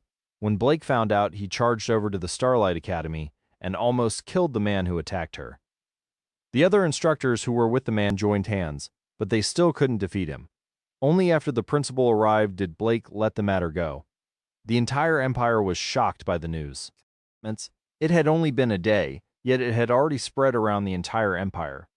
When Gray heard what happened, he was dumbstruck. He never expected Blake to be this strong. The higher-ups of the Starlight Academy were furious when they saw this. The principal stopped them from attacking him. He knew there was a terrifying existence in the Lunar Academy. Even the Emperor wouldn't want to offend. Although they were the publicly acclaimed #1, he knew just how strong the overall strength of the Lunar Academy is. For him to charge over to the Starlight Academy all by himself and almost killing the man showed just how strong he was. If not for the principal personally making an appearance, then it's most likely he would have killed the man. "That's how a man should act," Gray said with emotion. Chapter 35, Principal Chapter 35, Principal. The entire empire was rocked by the news. They always had the notion that the Starlight Academy were the strongest. So for a single instructor from the Lunar Academy to charge over to the Academy and even almost killing an instructor was a surprise. What shocked the people more was the fact that the principal of the Starlight Academy let him go scot-free. It was like a slap to his face. They were waiting patiently for more chaos to ensue, because they believed the matter won't end like this. Back at the Lunar Academy. In a room in the teacher's living area, "What you did was rash," a soft voice said. "I couldn't just let him go like that. What if he had killed you?" The voice of a man rebutted strongly. Anger was slightly visible in his voice. "She's right, Blake. You shouldn't have just charged over without notifying us. What if it escalated more than this?" A stern voice reprimanded also. "To hell with them. If it's war they want, we're not afraid of them." Another voice filled with anger spoke up abruptly. "For once, I agree with this hothead here. If it's war they want, we aren't afraid of them." A serene voice could also be heard. The people gathered here were the head instructors of each hall, along with the injured Delia who was lying on a bed. Delia looked at Blake and stopped speaking. She knew his personality very well. Once he's angered, he wouldn't think of the repercussions of his actions. Although he's cool-headed some of the time, he mostly acts according to his emotions. "We should try to resolve this peacefully. You should know the Empire is at odds with the Azure Empire. The Emperor will certainly not allow for there to be any internal strife in the Empire," Kyla, the head instructor of the Waterhall, said. When the rest heard this, they all nodded in approval to what she said. The Azure continent was ruled by the 4 major empires, which are the Keelan Empire, Azure Empire, Stellar Empire, and the Blue Wind Empire.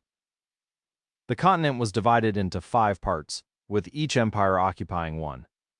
The last part was the mysterious magical beasts forest. It is a land of fortune, but also a land of death. Those who are lucky venture into the forest and come back more powerful than they were. The people who have ventured inside and met lucky encounters almost always turn out to be major powerhouses in the continent. Not everyone who returns finds fortuitous encounters, though. Some head into the forest in groups numbering over 10, but only a scant few would return. In some cases, none of the adventurers returns. With each empire balancing each other, none have been able to claim total superiority over them. So they just settled for their territories. Fights do break out between the empires, but it rarely extends into an all-out war. The Azure Empire and the Keelan Empire have never agreed for a long time now. If not for the fear of the other empires, they would have already had an all-out war multiple times. The Keelan Empire broke out from the Azure Empire after a huge war which took place hundreds of years ago. This was what also gave rise to the other two empires. The Azure Empire used to be the only empire at that time, but due to revolt from some of the citizens and a betrayal, the empire's power started dwindling. This was the reason the Azure Empire hated the Keelan Empire greatly, but a war would be detrimental to both empires, so they're keeping themselves in check. Each wouldn't mind capitalizing on an opportunity if found. The current struggle which might take place between the Lunar and the Starlight Academy will definitely be to the advantage of the Azure Empire. If the Azure Empire decides to launch an all-out attack, both the Lunar and the Starlight Academy will be focused on their own battles. This will cause a major drop in the overall power of the Empire. The Stellar and the Blue Wind Empire have always kept a neutral stance this entire time, but no one knew what they were planning. Fine, I'll let this matter rest for now, Blake said with a cold voice. Killing intent could still be felt leaking out from his eyes. Delia glanced at him before sighing helplessly. What do you mean you'll let the matter rest? You've already caused a huge disturbance at the Starlight Academy, a voice suddenly spoke up. The others turned around to see a middle-aged man walking into the room. Principal? They said in unison. The man who walked in was the principal of the Lunar Academy. He was also the mayor of Lunar City. Oliver nodded and studied the injured Delia for some time before shifting his gaze towards Blake. Blake, I see you're still as hot-headed as usual, Oliver said with a carefree smile. When Blake saw that smile, he felt a chill down his spine. He was very familiar with Oliver and knew when he was angry or in a good mood. Not at all, Principal. It's just, I couldn't allow them to step on our instructors, Blake explained with a shrinking voice. I can't say what you did was wrong, but you should have let the others know, at least you would have had backup in case of anything. Oliver said, unhurried. Blake expected punishment for what he did. Oliver has always been the type who liked avoiding trouble at all costs. People always thinks he has a weak personality. Only those close to him knows just how terrifying he can be. Oliver had a fiery temper when he was young. There was a time when he was offended by a clan while he was on a mission. He nearly wiped out the entire clan due to his temper. It caused a huge stir back then. Since then, he has always tried to keep his temper in check. Feed her this. It should help with her injuries. Oliver handed a tonic over to Blake before leaving. Don't worry about the outcome of what you did. I'll settle it. Oliver's voice echoed in the room even after he had left. Blake stared at the departing Oliver, before staring at the tonic in his hands. You should drink this, Blake placed the tonic close to Delia. He stared at her for a while before heading towards the door. We should let her rest, Michael suggested. They all nodded their heads in approval before leaving Delia alone. Delia just stared at the ceiling after they were gone. Some minutes later, she heard sounds of footsteps. Blake walked back into the room.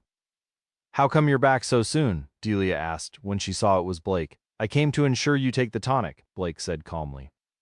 Dummy, Delia said with a smile. What a silly excuse. She felt happy inside at the thought of Blake returning. Blake didn't respond to her comment and just sat close to her. Chapter 36, Mission Hall. It has been 4 days since the incident of Blake charging to the Starlight Academy occurred. Although there has been no major event, the people believed it was the calm before a storm. The Starlight Academy has always had a tyrannical attitude. If not for Blake being so strong, it wouldn't have ended the way it did. Lunar Academy. Gray was heading in the direction of the mission hall. He was now qualified to take on missions since he had broken through to the arcane plane. He had gone over to Blake's office over the past 4 days, but he still wasn't around. He decided he would take on some missions to increase his experience. Although he usually spars with Klaus and Reynolds, there was a difference between sparring and a real battle. After breaking through to the arcane plane, Gray got some unexpected surprise when he went into the chaos space. He noticed with the awakening of his spiritual energy, he could sense the elements more clearly like it was in the real world. This will enhance his ability to improve his grade, which will in turn further increase his cultivation speed. That was not the only surprise he got from the chaos space. He also got the method on fusing elements, but he hadn't tried it since he got it. If it's not done properly, there was danger involved. He also got a cultivation technique from it, which was better than the one he got from the Academy. His elemental essence is much more thicker than when he first used the one the Academy provided after breaking through to the arcane plane. His speed was not only faster in gathering elemental essence in his body, The essence not only got purer, it was also thicker than the previous one. So before he attempts the fusion, he must ensure he could manipulate the elements freely. It was also a tedious task since it requires the full focus of an elementalist during the beginning process. Gray had already visited the library twice to check out techniques. He took 2 home to learn, which were a movement technique and a defensive technique. Students were only allowed to take 1 scroll out of the library, except for dual elementalists, which were privileged to take 2. The student must return the scroll 10 days after collection. Only after returning the one you collected can you collect a second one. But most students prefer to master the technique they were practicing before going for a new one. The name of the movement technique was lightning steps. This technique enables the elementalist to channel lightning essence around his feet to form something like a boot, giving the user a burst of speed. The distance you can cover depends solely on the elementalist and the elemental essence in the body. An elementalist could decide to do a short burst while fighting. This can give him an edge over his opponent because of the quick change in his speed. The elementalist can also focus fully on escaping. This is where the amount of essence in the body comes in. The defensive technique he took was a basic earth technique, earth wall. This technique allows the elementalist to form a protective wall around himself. The earth element is truly the strongest defensive element. Gray practiced those techniques for 2 days. After making small progress in it, he decided to return them and check out offensive techniques. He took 1 lightning and also 1 earth offensive technique. The lightning technique was called thunder gloves. The technique involves coating the hands with lightning to attack. It's a close combat technique. The earth technique was called shattered rocks. It's a long-range attack. Although Gray preferred close combat due to his training, having an added attack option was good. Gray had stayed at the academy for over a year now, so he decided it was time to head out. He had gone out of the academy over the year, but it was only to visit Lunar City with Klaus. Since Klaus was from the city, he often frequents it. But most of his attention was on his training. After entering the mission hall, he went over to the side of the hall designated for students in the arcane plane. The hall was divided into 3 parts. The right side was for the students in the arcane plane. The one in the middle was for students in the origin plane, and the one in the left is for the overlord plane. The academy only have a few students in the origin plane. These students rarely stayed in the academy. Once a student breaks through to the origin plane, they can decide if they want to graduate or still continue staying at the academy. Most of them decides to return, while some of them choose to stay. Some also decide to become instructors in the academy. But you would need to break through past the mid-stages of the origin plane. Just like the case of Delia, after breaking through to the origin plane, she chose to stay and became an instructor at the academy. Each part had students who were assigned to hand out missions to students who wanted to do it. There were 17 missions available to students in the early stages of the arcane plane. After glancing through all the missions, Gray decided to go with the one which he felt he could handle. "Hello? I would like to take the 8th mission," Gray said to the young man sitting behind the desk. The youth glanced at him before going through the scrolls in his desk. After locating the mission scroll, he handed it over to Gray. "This mission was posted 3 days back. You have 2 weeks to return with the required item." He took the mission, which Gray took off the board after handing the scroll over to Gray. Each mission has a time range on them. The student were required to finish the mission with the recommended time. Okay. Gray registered his name and left with the scroll. Gray studied the scroll. The mission he took was to bring back 3 eggs of a red lizard. It was the breeding season of these lizards, and they could be found in the Misty Mountain. Red lizards are fire attributes, magical beasts, and a fully grown red lizard is usually around the early stages of the arcane plane. Gray headed towards the academy's weaponry. Since he was already in the arcane plane and was going out for a mission, it was time for him to choose a weapon. Chapter 37, Heading Out. The weaponry was located west of the library. Before long, Gray got to a 1-story building. There was an instructor at the door of the building who first confirms the identity and plane of a student before they are allowed entry into the building. The instructor was seated bored as usual. Only a few students like using weapons, since weapons were mostly used for close combat fights. He raised his brow when he noticed someone was headed in the direction of the building.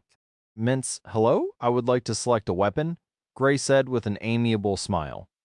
"Oh, your ID." The instructor gave a surprise sound before asking for his ID. Gray brought out his student ID and gave it to him. After confirming it, he checked Gray's plane using his spiritual energy to guarantee if he had reached the requirements. "Okay, you can head in now. You're only allowed to choose 1 weapon," he said while handing Gray his student ID. Gray kept the ID before he walked past the instructor and opened the door. Weapons of all colors and assortments laid in sight. Swords, blades, spears, halberds, lances, axes, hammers, daggers, everything was there. The majority radiated all sorts of dazzling colors, but there was also some that were dim and devoid of light that laid in a random corner. The moment Gray entered, he felt gusts of ice-cold wind rush at him. The auras were either ethereal or noble or sharp or overbearing. Gray stared at the weapons for some time before slowly walking in. I think I'll go with a dagger, thought Gray. He had already gotten used to using his stone-carved dagger, so he thought since he was getting a weapon, he should go for one he was already familiar with. Amongst the numerous weapons in the building, swords numbered in the majority. There were several hundreds types of swords. The dagger rack was situated close to the sword rack. Gray's gaze meticulously swept through each and every type of dagger. After going through them, he decided to check out the sword rack since he didn't find any dagger to his liking. His gaze was immediately attracted to a pair of short blades hung by the side of the sword rack. The blades were hung crisscrossed on the wall. Gray walked closer to the blade and felt the scabbard before unsheathing one of the blades. He studied the blade momentarily. The total length of the blade was 56 centimeters. Its handle blade was 16 centimeters, and it was made from metal. It had a nice grip. There were stars engraved on the blade which also gave it a nice look. It was very sharp. The scabbard was made with strong leather and it had 3 straps on the back which can be attached to a belt. After careful studying it, Gray decided he was taking the short blade since it was like a dagger, only longer. He took both blades before heading out of the building. When he exited the building, he went over to the instructor to register the weapon he collected. On seeing Gray coming out with the short blades, the instructor was greatly surprised. Elementalists rarely used weapons, and when they do, they always used weapons which had a long reach. Like the spear, halberd, sword, bows, but Gray chose a short blade, which will mean he would need to get within a very close range before using. Although there were techniques which can be used with weapons, he didn't think Gray had access to them. "I'll take these," said Gray while showing the blades to the instructor. "Are you sure?" asked the instructor. Yes, Gray nodded with a smile. Okay, the instructor registered the blade before giving it back to Gray. Gray happily took the blade and returned to his house. He planned on getting familiar with the blade before he leaves tomorrow. Short blades are a class of bladed weapons which trade reach and power for speed. The blade can slash, hack, stab, cut, gouge, slice, parry, is flexible, and easy to control. Furthermore, it is easy to learn and easy to train. A blade's flexibility, ability to attack and defend, and ease in learning and training were all traits other weapons simply could not match, except for a sword. Gray started practicing with the blades immediately after getting home. Since this was the first time he was going to wield a weapon with both hands, he had to get accustomed to the basics before heading out. He held the blades in a reverse grip, with one hand positioned a little further than the other. He tried attacking with both hands and also defending. Although he was alone, it wasn't hard for him to practice with them. After countless tries, he was finally getting the hang of them. Now he could simultaneously use one blade to defend while attacking with the other. Well, he wouldn't know until he tries it out in battle. After practicing with the blades, he started practicing his elemental techniques. He would have to return the techniques before he heads out tomorrow.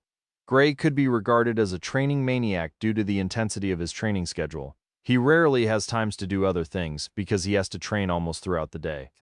Gray went to bed early, since he would be going for a mission the next day. This was the first time he would have to journey alone. He can't help but feel excited because of it. He had stayed at Red City for most of the time before joining the Lunar Academy. The next morning, he got up filled with energy and prepared for his journey. He carried the short blades in a sheath strapped across his back, with the handle facing down. He picked up the small pouch which he saved all his money in. After counting, he noticed he didn't have enough to get a horse for his journey. Without a horse, it would take him almost 3 days to get to the Misty Mountain. I should find a way to earn money while I'm out, Gray thought out loud while walking out of his building. He first headed towards the library to return the techniques, before heading towards the exit of the Academy, Chapter 38, Silver Moon Restaurant. Gray walked out of the Academy and stared in the direction of Lunar City. After a brief moment of contemplation, he decided to head over to the city to have a meal before leaving. "Gray, wait up!" Gray heard a voice calling him from behind.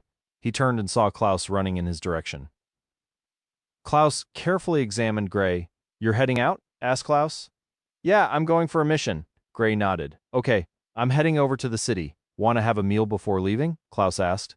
He had gotten used to Gray's company while eating in the city, so whenever he wants to go, he always heads over to call him. One of the few things Gray never says no to was if you invited him for a meal. Klaus knew just how much Gray loved eating, and he also knew how great of a cook Gray was. I was about to head there. Let's go then, Gray said with a grin. They walked together and talked about a variety of things, with Klaus doing most of the talking. Since Klaus was a very social person, lots of people don't know his father is the mayor and principal of Lunar City and Lunar Academy. Klaus doesn't put on airs the son of a major of such a big city usually does. He has a carefree attitude and likes making new friends. The academy was very united, having little to no conflicts among the students, although not all the students adhere to the unity of the academy due to competitiveness. They mostly try to keep the conflict as minimal as possible. Hence, after entering the city, they went to the restaurant they always eat at. After Gray came up with the idea of tasting the food from the different restaurants in the city, they finally found the one Gray felt served the most delicious meals. Since Gray was a great cook, Klaus didn't doubt his judgment when it came to the taste of food.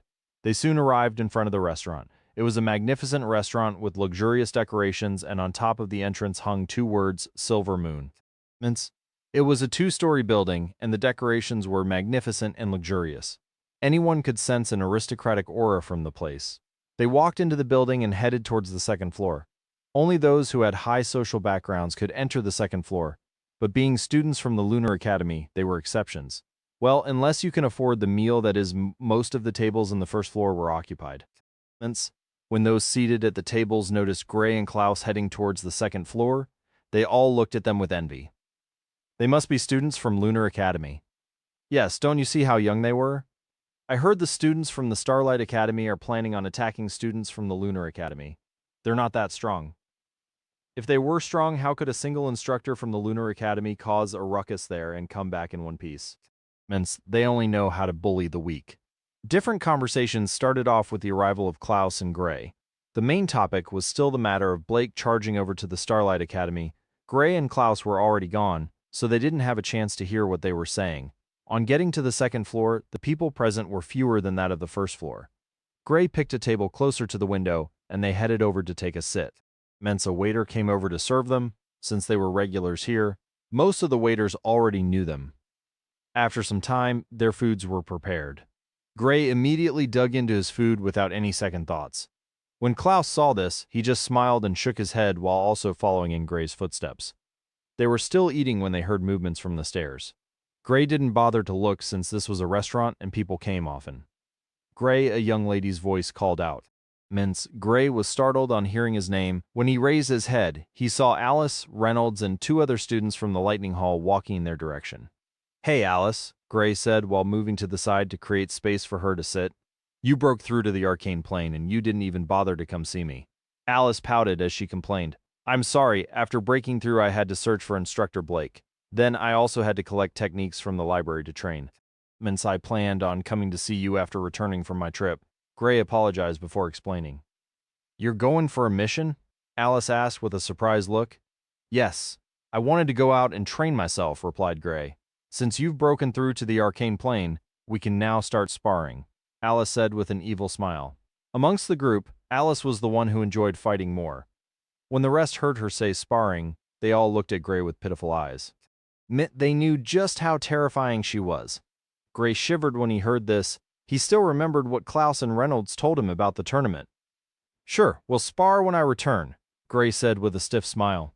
He couldn't deny her request since she was still mad at him for not informing her after he broke through. Oh, right. Where are you guys coming from? I didn't see you at the academy yesterday, asked Gray. We went on a group mission and we got ambushed by those cowards from the Starlight Academy, Reynolds said in a spiteful tone. What? Gray and Klaus exclaimed at the same time. Reynolds went on to tell them what happened. They went for a mission just outside the territory of Lunar City. There was a group of bandits who block the path of traveling merchants and extort money from them before they are allowed to pass. After several complaints, the Academy decided to deal with it. Since the bandits were only around the second and fourth stage of the arcane plane, they set it as a mission for the students. Alice was already in the late stages of the arcane plane. She went with Reynolds and to rest in case there was a misinformation about the stages of the bandits. Luckily, they didn't need her intervention since the information was spot on. On their way back after completing their mission, they were ambushed by the students from Starlight Academy. Due to the sudden attack, they quickly fell on the defensive. Alice, being the strongest of the group, managed to deal a strong blow to the leader of the Starlight Academy. This gave them the chance to escape since they were outnumbered. Although they were ambushed, amazingly, they came out uninjured. "You should be careful when you head out," Alice said with concern. "Sure," Gray replied. "Besides, it's not like they'll know I'm a student of the Lunar Academy," Gray added. And unlike them, he was still totally unknown to people outside the Academy. He can pretty much go anywhere without fear of being attacked by the students of the Starlight Academy. You should still be careful. You know, this is your first time heading out for a mission, Reynolds also warned. Gray nodded, but didn't take it to heart. Since he didn't plan on offending anyone, he would just go out for his mission and return after completing it. His main concern for this trip was how to make money. Chapter 39. Bandits, Chapter 39. Bandits Gray finished his meal and prepared to leave. Heading to the Misty Mountain on foot would take him about 3 days, so he planned on starting his journey as soon as possible. He said goodbye to his friends before leaving under their watchful gazes. He took out a map of the area. He had already mapped out his route. He would have to pass 4 cities before he could get to the Misty Mountain. The Misty Mountain was located northwest of the Academy. Means he just had to follow the routes on the map, and he should be able to get there within 3 days. He started his journey and soon disappeared into the horizon. Tranquil City, just as the name implies. This city was very calm, and not many people could be seen outside. Unlike most cities which were busy, this city was quiet, too quiet even. A youth could be seen walking through the door of an inn. He went over to the receptionist to take a room. Since Gray would need to cross one more city before he gets to Misty Mountain.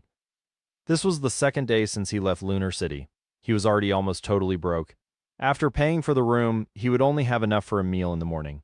He even had to cut down the amount of food he usually eats, just so he could have some money left before reaching the mountain.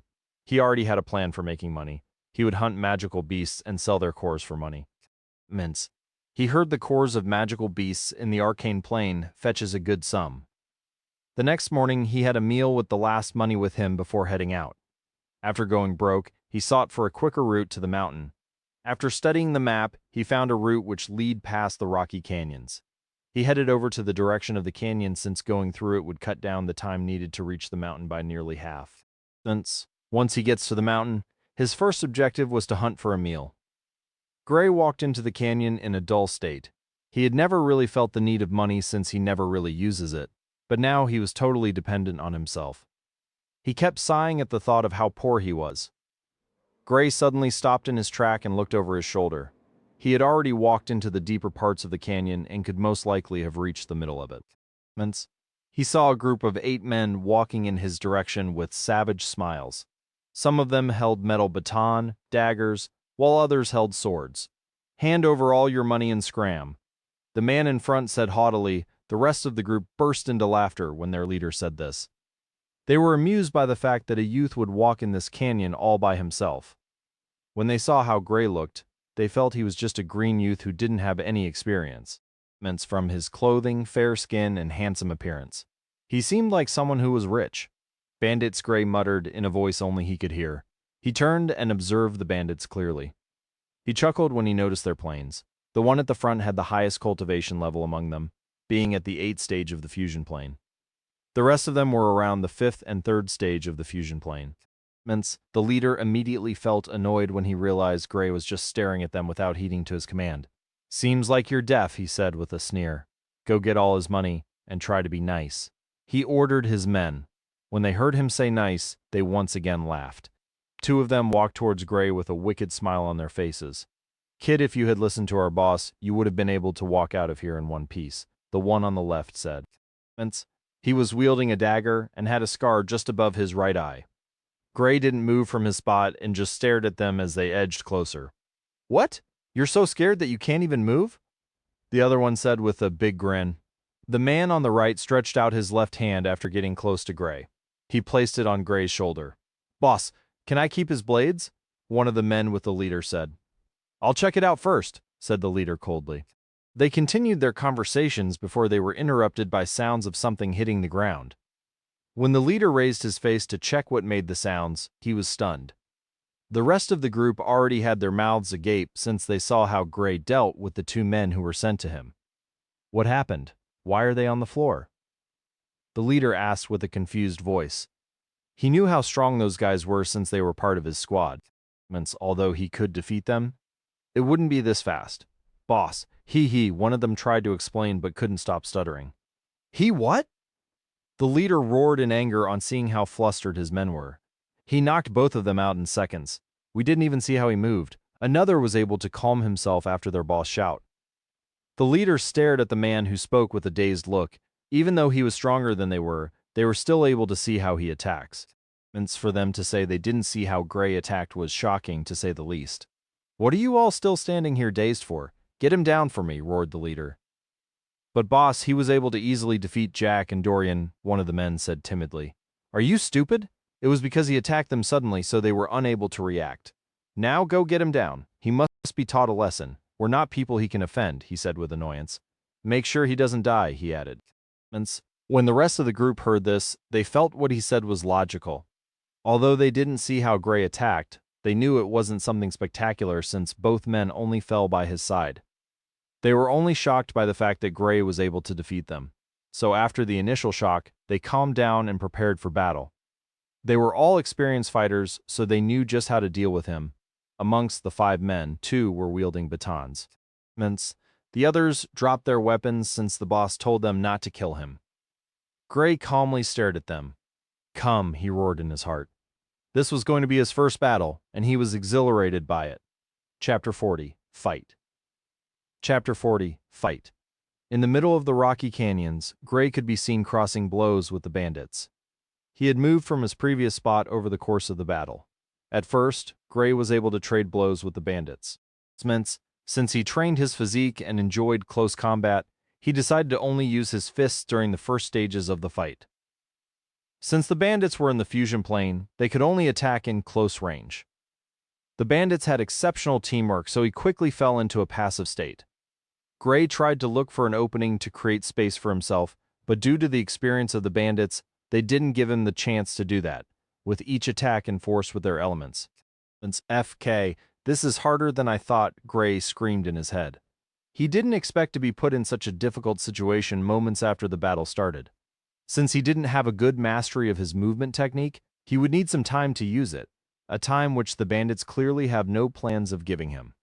How can he be so strong? One of the bandits said while attacking. They were surprised by Gray's abilities. Although he had been on the defensive since the battle started, he had still been able to evade most of the fatal strikes. With these abilities, he should at least be at the same stage as the boss, if not even higher. Another one exclaimed. The leader had been calmly watching the battle since it started, and he was astonished by how high Gray's realm was. Although he didn't know if Gray had broken through to the arcane plane, he knew Gray wouldn't be far from it. Shit! If you're all so tough, why don't you come at me one-on-one, Gray yelled after he was hit by a baton on his left hand. This is not a tournament brat, the guy who hit him with a baton snickered. They all knew they were no match for Gray one-on-one.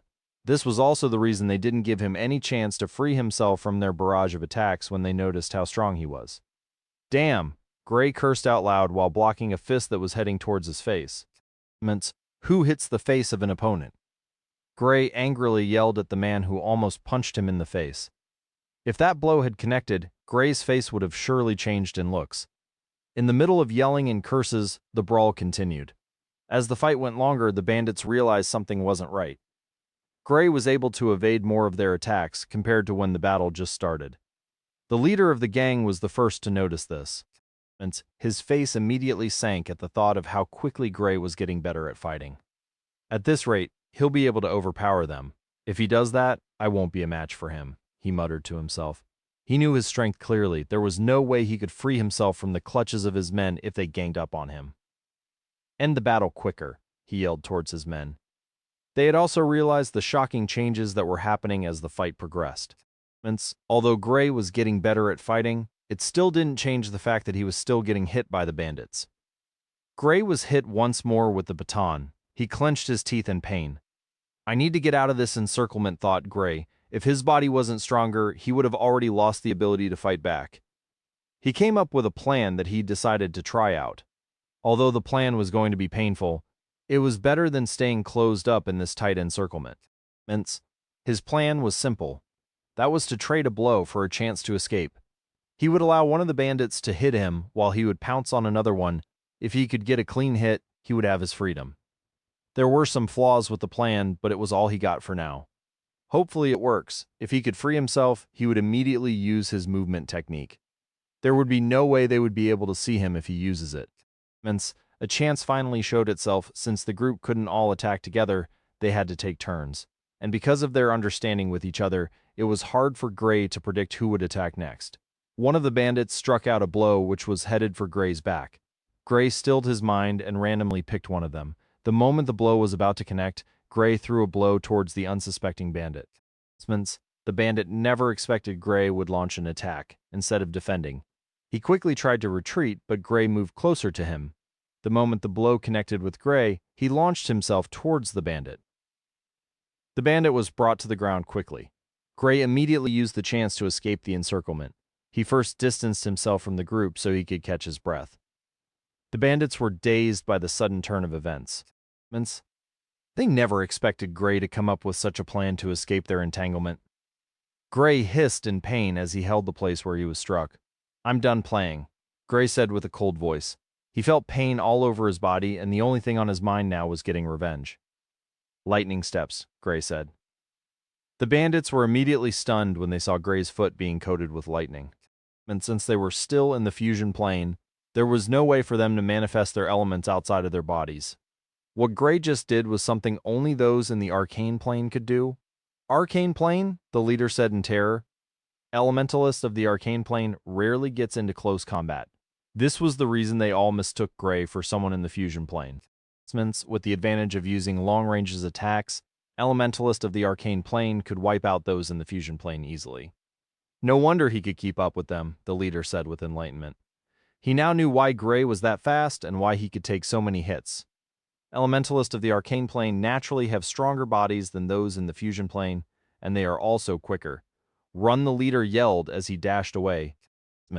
When he turned to make his getaway, he heard sounds of people dropping to the floor. He was scared shitless and didn't even dare to look back. It suddenly became quieter, and he stopped hearing noises. He suddenly heard a voice coming from his side. "Where are you heading to?" Gray said with a smile. Although he was bruised from the fight, it wasn't without its gain. And he had a strong body due to his daily physical training. The leader stopped and looked at Gray's smiling face. To him, the smiling face of Gray was that of an evil monster. Why would someone in the arcane plane engage in hand-to-hand combat? He screamed in his mind. It just didn't make sense. He started sweating buckets when he remembered how he wanted to rob Gray of his money. He thought of the phrase "a wolf dressed in sheep's clothing." I suddenly remembered my wife told me to get her something to eat, so I just wanted to hurry and get her the meal before returning, the bandit leader stammered. Gray clicked his tongue when he heard what he said. "Don't worry, I don't have any plans of killing you." When the bandit leader heard this, he felt happy inside. This was what worried him the most. He turned to look at his men and noticed they were just unconscious and not dead. "Thank you, oh handsome one," he said with a fawning smile. When Gray heard how he was addressed, he felt elated deep down. "I planned on dealing a blow or two to you, but I'm suddenly in a good mood," Gray said while laughing happily. "Come, let's head back," Gray added. He placed his hand around the shoulders of the leader like they were close friends. "Don't try anything funny," Gray reminded him. The leader obediently followed Gray back. He was scared if he refused, Gray would beat him up. When they got back to where the rest of the bandits were, Gray told him to wake them up. The bandits were surprised when they regained consciousness. They were unable to react before Gray wiped them all out. They all stared at Gray with trepidation. "Okay, now line up everyone," Gray instructed after he caught up with the leader. He was suddenly struck with a wonderful idea. Chapter 41, Lord of the Misty Mountain. Chapter 41, Lord of the Misty Mountain. The exit of the Rocky Canyons. A youth, dressed in black, could be seen walking out of the path. The youth had a big smile on his face, clearly happy for some reason.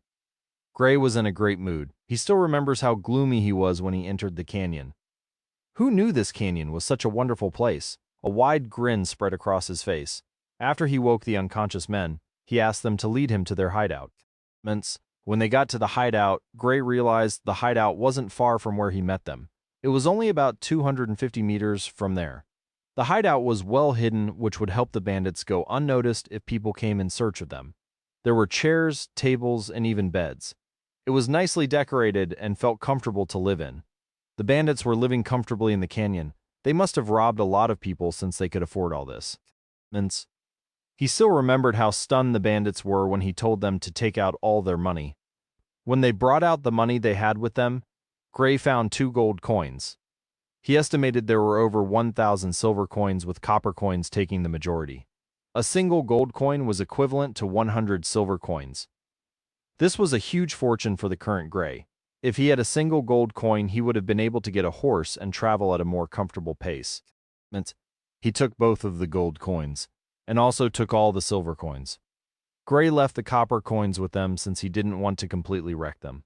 And besides, carrying so many copper coins would be stressful. I'm such a nice person. The leader almost fainted when he heard Gray make this remark. If Gray had seen these copper coins earlier, there was no way he would have thought of going through the canyons. But now, since he was rich, he held the copper coins in disdain. This is a really nice profession. No wonder lots of people engage in it, said Gray with a multitude of emotions. He suddenly felt intoxicated with how quickly he was able to make money. I can't go around robbing people, though, Gray said thoughtfully. He was contemplating about it. Forget it, I'm rich for now, and that's all that matters. I'll try to hunt some magical beast and sell their cores. Gray discarded the thought of robbing. Willow City is bustling. Being the only city close to the Misty Mountain, it became the resting ground for adventurers who wanted to go into the mountain. Gray was currently sitting in a restaurant having a wonderful meal. He came to this restaurant for 2 reasons. First, he wanted to eat something nice after earning money. Second, he wanted to know what was going on in the mountain. This was the perfect place to find out what was going on since a lot of people come here to dine. And just as expected, he heard a major event took place in the Misty Mountain. Even an Origin Plane powerhouse was killed, a man said in a bewildered voice. Due to him suddenly raising his voice, he attracted attention from the people around them. Gray shifted his gaze to where the voice came from. 2 men who were eating close to his table were having an animated conversation. Yes. He trespassed into the territory of the Lord of the Mountain and was killed immediately by the beast. The others were lucky to escape. The man opposite him said, "But we all know the Lord of the Mountain attacks intruders on sight. Why would they even venture there when they knew they weren't a match for the beast?" The first man said, "I heard it was because of a natural treasure. They accidentally noticed traces of it and tracked it there." The second man said, "A natural treasure?" The first man asked while a glint flashed through his eyes. Yes, but they refused to say the details of the treasure, but they said it hadn't completely formed yet. "I heard they're forming a party to once again head back into the depths of the mountain," the second man said. When the surrounding people heard what they were saying, they all shook their heads in disappointment, since their planes were too low to be involved in that kind of struggle. "Hello, mister. Can you please tell me what part of the mountain did the treasure appear in?" Gray went up to them and asked. The man who was just speaking earlier didn't show any response. When Gray noticed this, he placed a silver coin on the table. The man was surprised when he saw the silver coin. He quickly kept it before telling Gray what he knew. Gray left the restaurant after acquiring the information he wanted. "Luckily, I'm headed to the northern part of the mountain." Gray found out from the man that the treasure appeared in the southern part of the mountain. The reason he asked of this was to know if he was headed in the same direction as to where the treasure appeared. He planned on quitting the mission if the treasure was also located in the northern part of the forest, since he had no plans of seeking death. The Lord of the Misty Mountain is said to already have half a step into the Overlord plane. If it is able to get the treasure, its chances of breaking through would be increased greatly. Gray headed over to the mountain. Because of this unexpected event, he wanted to finish his mission as soon as possible so he could get out of the mountain. Gray noticed a lot of people heading into the mountain. Some are in groups, while others are alone. From the looks of where they were headed, it wasn't hard to guess they were all going towards the southern part of the mountain. What shocked Gray the most was the fact that the majority of the people headed in that direction were still in the arcane plane. These were people who were going to see if they might be lucky to obtain the treasure. Although they knew it was dangerous, they still headed there like moths attracted to flames. Many of them will probably not return from this journey. Some might not even reach their destination, since there were still magical beasts in the origin plane at the mountain. Gray didn't think too much about them and headed into the mountain. He planned on training his techniques so he could use them faster. If he had been able to use a technique immediately, he wouldn't have been put in such a bad spot by the bandits during the battle. He also planned on training with his blades to have a better understanding of them. He went deeper into the mountain since the beast at the outer region wasn't worth his time. Chapter 42. Windwolves. Thud. Whoa, a cry of pain left the mouth of the beast, which was sent flying. The beast hit a nearby tree violently. On closer inspection, one could see different cut marks on its body. The beast was a windwolf. They usually grow to the late stages of the arcane plane, and there have even been records of windwolves breaking through to the origin plane. This windwolf wasn't much, though. It was only still at the peak of the fusion plane and still can't use the trademark wind blades the wolves are good at. Windwolves usually move in packs, but surprisingly, this one was all alone. Due to being injured in multiple places, the wolf had already lost its ability to fight back. It just laid on the floor motionless and stared at the human who was walking closer to it with hate-filled eyes.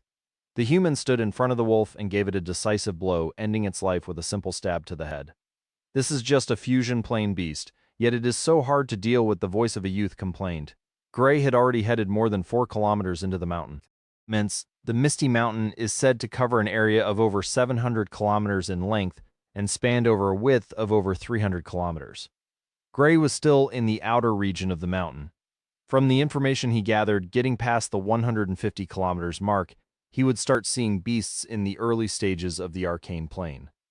The deeper he heads in, the stronger the beasts get. But some strong beasts have been heard wandering in the outer region of the mountain. Unless you're unlucky, you will most likely not encounter them. Magical beasts have always had a strong repulse towards humans, and have something like a kill-on-sight policy whenever they encounter one. Humans also kill these beasts for different reasons.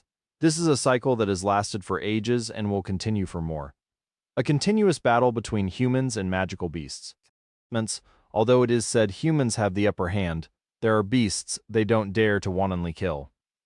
Gray had already engaged with 6 beasts, with all of them being at the late stages of the fusion plane.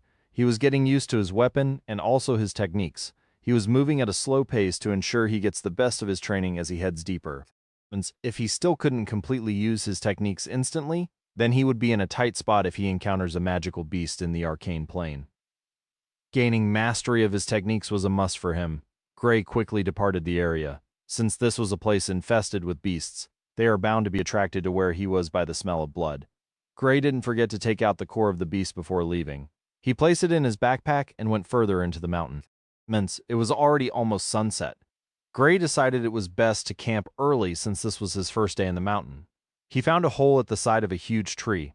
It was probably dug by a beast, but it had long been abandoned from the looks of it. Gray patrolled the surrounding just to be extra sure. He cut down some branches from trees around, then used them to cover the opening on the tree. Gray, being an earth elementalist, could sense any vibrations on the ground through the earth element. He is also a very vigilant person with keen senses, so unless the intruder is an expert, he had no fear of not noticing them. Gray sat in a meditative position and soon fell asleep. Late at night, all was dark. Rustle, rustle, the soft sound of something rustling against the grasses could be heard. A group of powerfully built windwolves with grooming black fur were pacing about through the forest. Their green-tinted eyes were restlessly scouring the area as their strong limbs quietly stalked through the area. Still seated, cross-legged, Gray's eyes snapped open as he immediately stared southward. He couldn't see or hear anything, but he knew the vibrations he felt from the ground were real. Although soft, he was able to feel them. This was the sensory ability being an earth elementalist gives. One can easily sense things using the tremors on the ground. A group of magical beasts is headed in this direction. They will reach here in approximately 2 minutes, Gray deduced from the vibrations.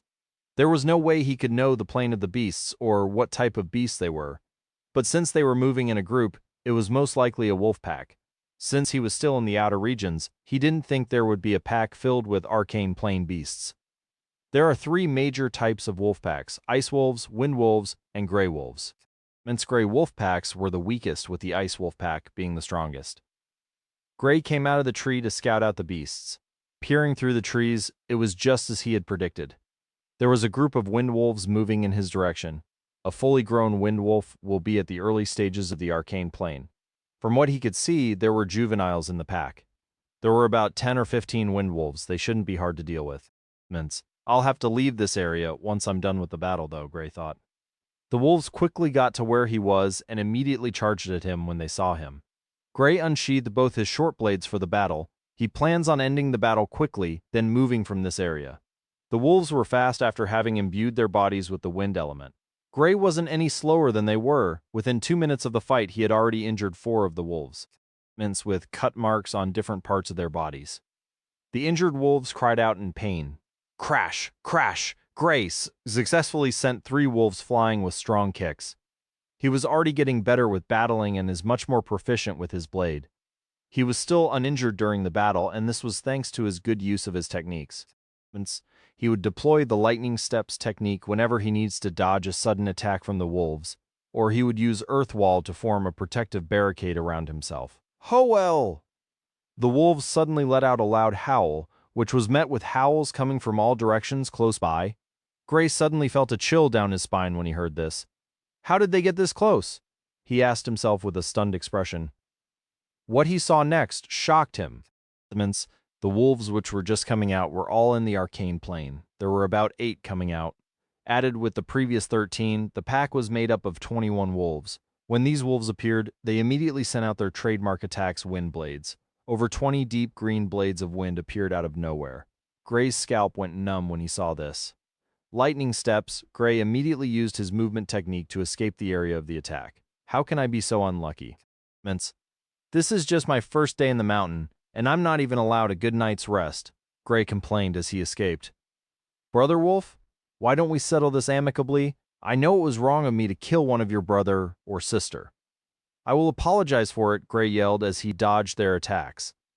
The wolves snarled when they heard it. It was like his statement provoked them more. They immediately attacked again. Fuck, Gray cursed out loud before employing his movement technique to dodge the attacks again. Chapter 43, Rescue. On seeing he was surrounded, Gray tried to leap into a nearby tree. He was able to dodge the first and second barrage of attack, but being midair, he was unable to dodge the next attack. He quickly used the earth wall technique. Although it was late, it was able to help him from getting any major damage. He was knocked off course by the impact of the attacks hitting his wall. The moment he landed back on the floor, he quickly deployed the only technique in his arsenal which wasn't a single target attack, Shattered Rock. Suddenly, the nearby earth began to crack and shatter. 3 skull-sized pieces of rock flew up and began to circle around Gray's head. These 3 rocks were all covered with earthen specks of light. He let out a deep shout. The 3 rocks rapidly shot off, carrying a gust of wind with them. Smash. 2 of the 3 stones were able to accurately hit 2 wolves, with one of them missing its target. The wolves who were hit cried in pain. With 2 of the wolves in the arcane plane injured, he only had to deal with the remaining 6. The others attacked with more fervor as they saw their colleagues getting injured. The wolves were able to catch up with Gray due to their fast nature. I need to come up with a way to deal with the ones in the arcane plane, Gray thought. He was thinking of a plan to deal with the wolves as he dodged their attacks while running. If there were only 2 wolves in the arcane plane present, he was confident he could deal with them. But with over 5 present, he wasn't that strong yet. Gray saw a huge tree up ahead and an idea struck him. He quickly dashed towards it. When he got close, he leaped towards it. Gray stomped heavily on the tree with his right leg while turning his body midair. Lightning steps. While in a vertical position, he used his movement technique added with the force he generated from rebounding off the tree. He launched back towards the charging wolves and stabbed both his blades into the head of the unlucky wolf which he targeted. The wolf died on the spot with blood flowing out of his head. There were now only 5 wolves remaining among the wolves in the arcane plane. They had outrun the wolves in the fusion plane. After killing one of the wolves, Gray created a distance between himself and the wolves. The wolf he killed was one of the leaders of the pack of the 8 wolves that appeared. Only 2 were in the second stage of the arcane plane. The remaining 6 were all in the first stage of the arcane plane, just like Gray. The wolves stared at him with furious eyes. The last surviving leader gave a furious howl, and they all charged towards Gray. Gray was overjoyed when he noticed they weren't going to use their troublesome attacks again. Magical beasts always engage in physical battles, and due to their strong defenses, they rarely lose out to humans in terms of it. When Gray saw them coming, he held his blade in a reverse grip and charged straight at them. After his battle with the bandits, he gained some experience, and he had been able to improve his fighting abilities since he entered the mountain. He had engaged in different battles and had grown with them. Gray dodged the attacks of the wolves while also dealing strikes of his own. Soon, he was able to injure another two but wasn't able to deal the last strike since he was disturbed by the remaining three. The rest wolves caught up with them. Gray immediately came up with a skill that would deal more damages to the wolves. He coated his blades with lightning. This made his attacks more destructive. When the last leader saw his pack members being killed one by one, it immediately turned tails and ran. The surviving wolves all turned around and also escaped with their leader. Gray caught up with the injured two at the arcane plane and ended their lives. Huuu! They're finally gone, Gray breathed heavily. He was already sweating from the battle, and he had already depleted most of his elemental essence. Using the techniques over and over again was really straining. Thankfully they left. I don't think I would have been able to support any more techniques. Gray felt lucky since he was able to overcome this challenge. If it were others in the same plane as he was, they wouldn't have been able to support this much use of techniques. But Gray's essence was thicker, hence it was more durable. This is a great haul. With the cores from these three beasts, I would be able to sell them for a lot. This was the first arcane plane beast's cores he had acquired. He was only able to kill 3 of the arcane plane wolves, with the rest escaping. The majority of his kills were those in the fusion plane, but he had no complaints. Gray retraced his steps and was able to easily find the tree where he slept. He picked up his backpack and moved to a different location since the noise from the battle must have alerted nearby beasts. He found a cave in a secluded area in the mountain, after thorough searching to ensure it was unoccupied, and that his environment was safe. He found something to block the entrance of the cave. He immediately started cultivating to recover the elemental essence he lost during the fight. The next morning, Gray was up early. He had completely recovered the essence, and he even felt he made some improvements in his cultivation. He scoured the area and quickly found a pig. A little spark of lightning, and his fire was up. He ate as much as he could to replenish his physical strength and also save some for dinner. Unfortunately, there was no way he could take the entire meat with him. Gray went deeper into the forest and had different battles. Things were going well for him since his main purpose of coming, which was training, was already going really well, and he had also acquired some beast cores. He had met humans during his journey, but they had always avoided each other once they saw. Apart from magical beasts, humans were the major threats here. There are cases of people attacking each other because of greed or other reasons. Gray hadn't met anyone who attacked him, but he had seen corpses of people over the course of his journey. Some of the corpses had marks of being killed by beasts, while others, you could clearly see the traces of human attacks on their body. Gray had always known, this is a place of survival of the fittest. Only the strong could enter the deeper regions of the Misty Mountain. Most of the people who come in here are hunters who are trying to get beast cores to sell. Getting a core from the beasts can be taxing and even very dangerous. But if they were able to ambush others who had already had some cores, they would be able to acquire more cores with lesser works.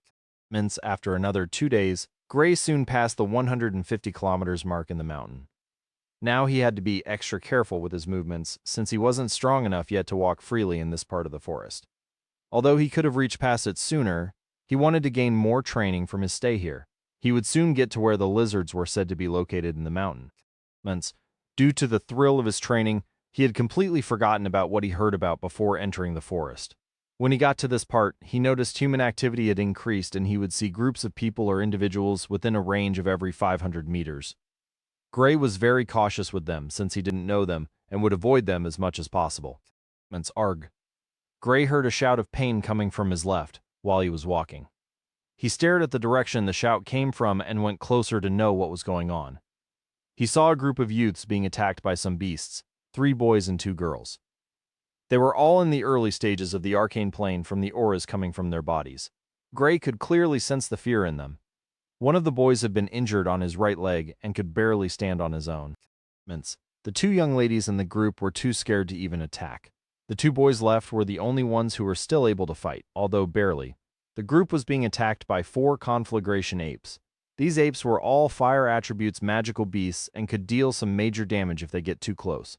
Clearly this was this group of youths' first time heading out to train. Seems like they got too confident and charged all the way past the 150 kilometers mark. On seeing they were young students, just like him. There was no way he could watch them die. He charged over while he unleashed his attack, Shattered Rocks. The sudden attack distracted the ape for some time, which gave the students some breathing space. Both boys who were attacking also stopped looking in the direction the attacks came from. Are you crazy? Why did you stop attacking? They suddenly heard a shout which made them recover quickly. They capitalized on the fact that the apes were still trying to make heads of what was going on, and were able to fatally injure one of them with a combined attack. With Gray joining in the attacks, they managed to kill one of the apes with the others escaping. Magical beasts in the arcane plane are far more intelligent than those in the fusion plane. The first time they try to do when losing was to escape, they only try to fight to the death when they know there is no way out. Thank you, one of the boys said while deeply bowing to Gray. Gray turned and looked at the youths calmly. Chapter 44, Red Lizards. Chapter 44, Red Lizards. Gray turned and looked at the youths calmly. He shifted his gaze to the one who was hurt. Thank you for lending a hand. If it weren't for you, we would have been in a tough spot, the youth said again. It's okay, Gray said coolly. When the youths got a clear view of his face, they were stunned. The boys almost thought he was a girl, as he could almost be described using the term beautiful. The girls, on the other hand, were dazed. They never expected the youth who saved them to be this handsome. What are you all doing here anyway? Gray turned to the youth who thanked him and asked, My name is Claude, and this is Aaron. The two ladies are Nina and Tessa, and that's Ryan. The youth introduced himself and the others before continuing. We're from the Idris Academy. We came out for training. We didn't expect to be attacked by those apes just after getting here, Claude said, with a wry smile. This is your first day here? Asked Gray. On seeing how they lacked experience, he guessed it probably might be. Yes, we heard you can only find beasts in the arcane plane after passing the 150 kilometers mark, Claude answered truthfully. So you charged here without getting prior experience of how magical beasts fight? Gray was puzzled by their reasoning. Since they charged straight past the mark, they should be prepared to battle beasts, or do they think the beasts would wait for it to be attacked? Claude and the rest dropped their head in embarrassment. It was just like Gray said. After finding out beasts in the arcane plane were present after the 150 kilometers mark, they charged in because they felt confident in their abilities. Clearly, they're still lacking. We'll not be able to stay here longer since we have to take Ryan back to recover, Aaron said.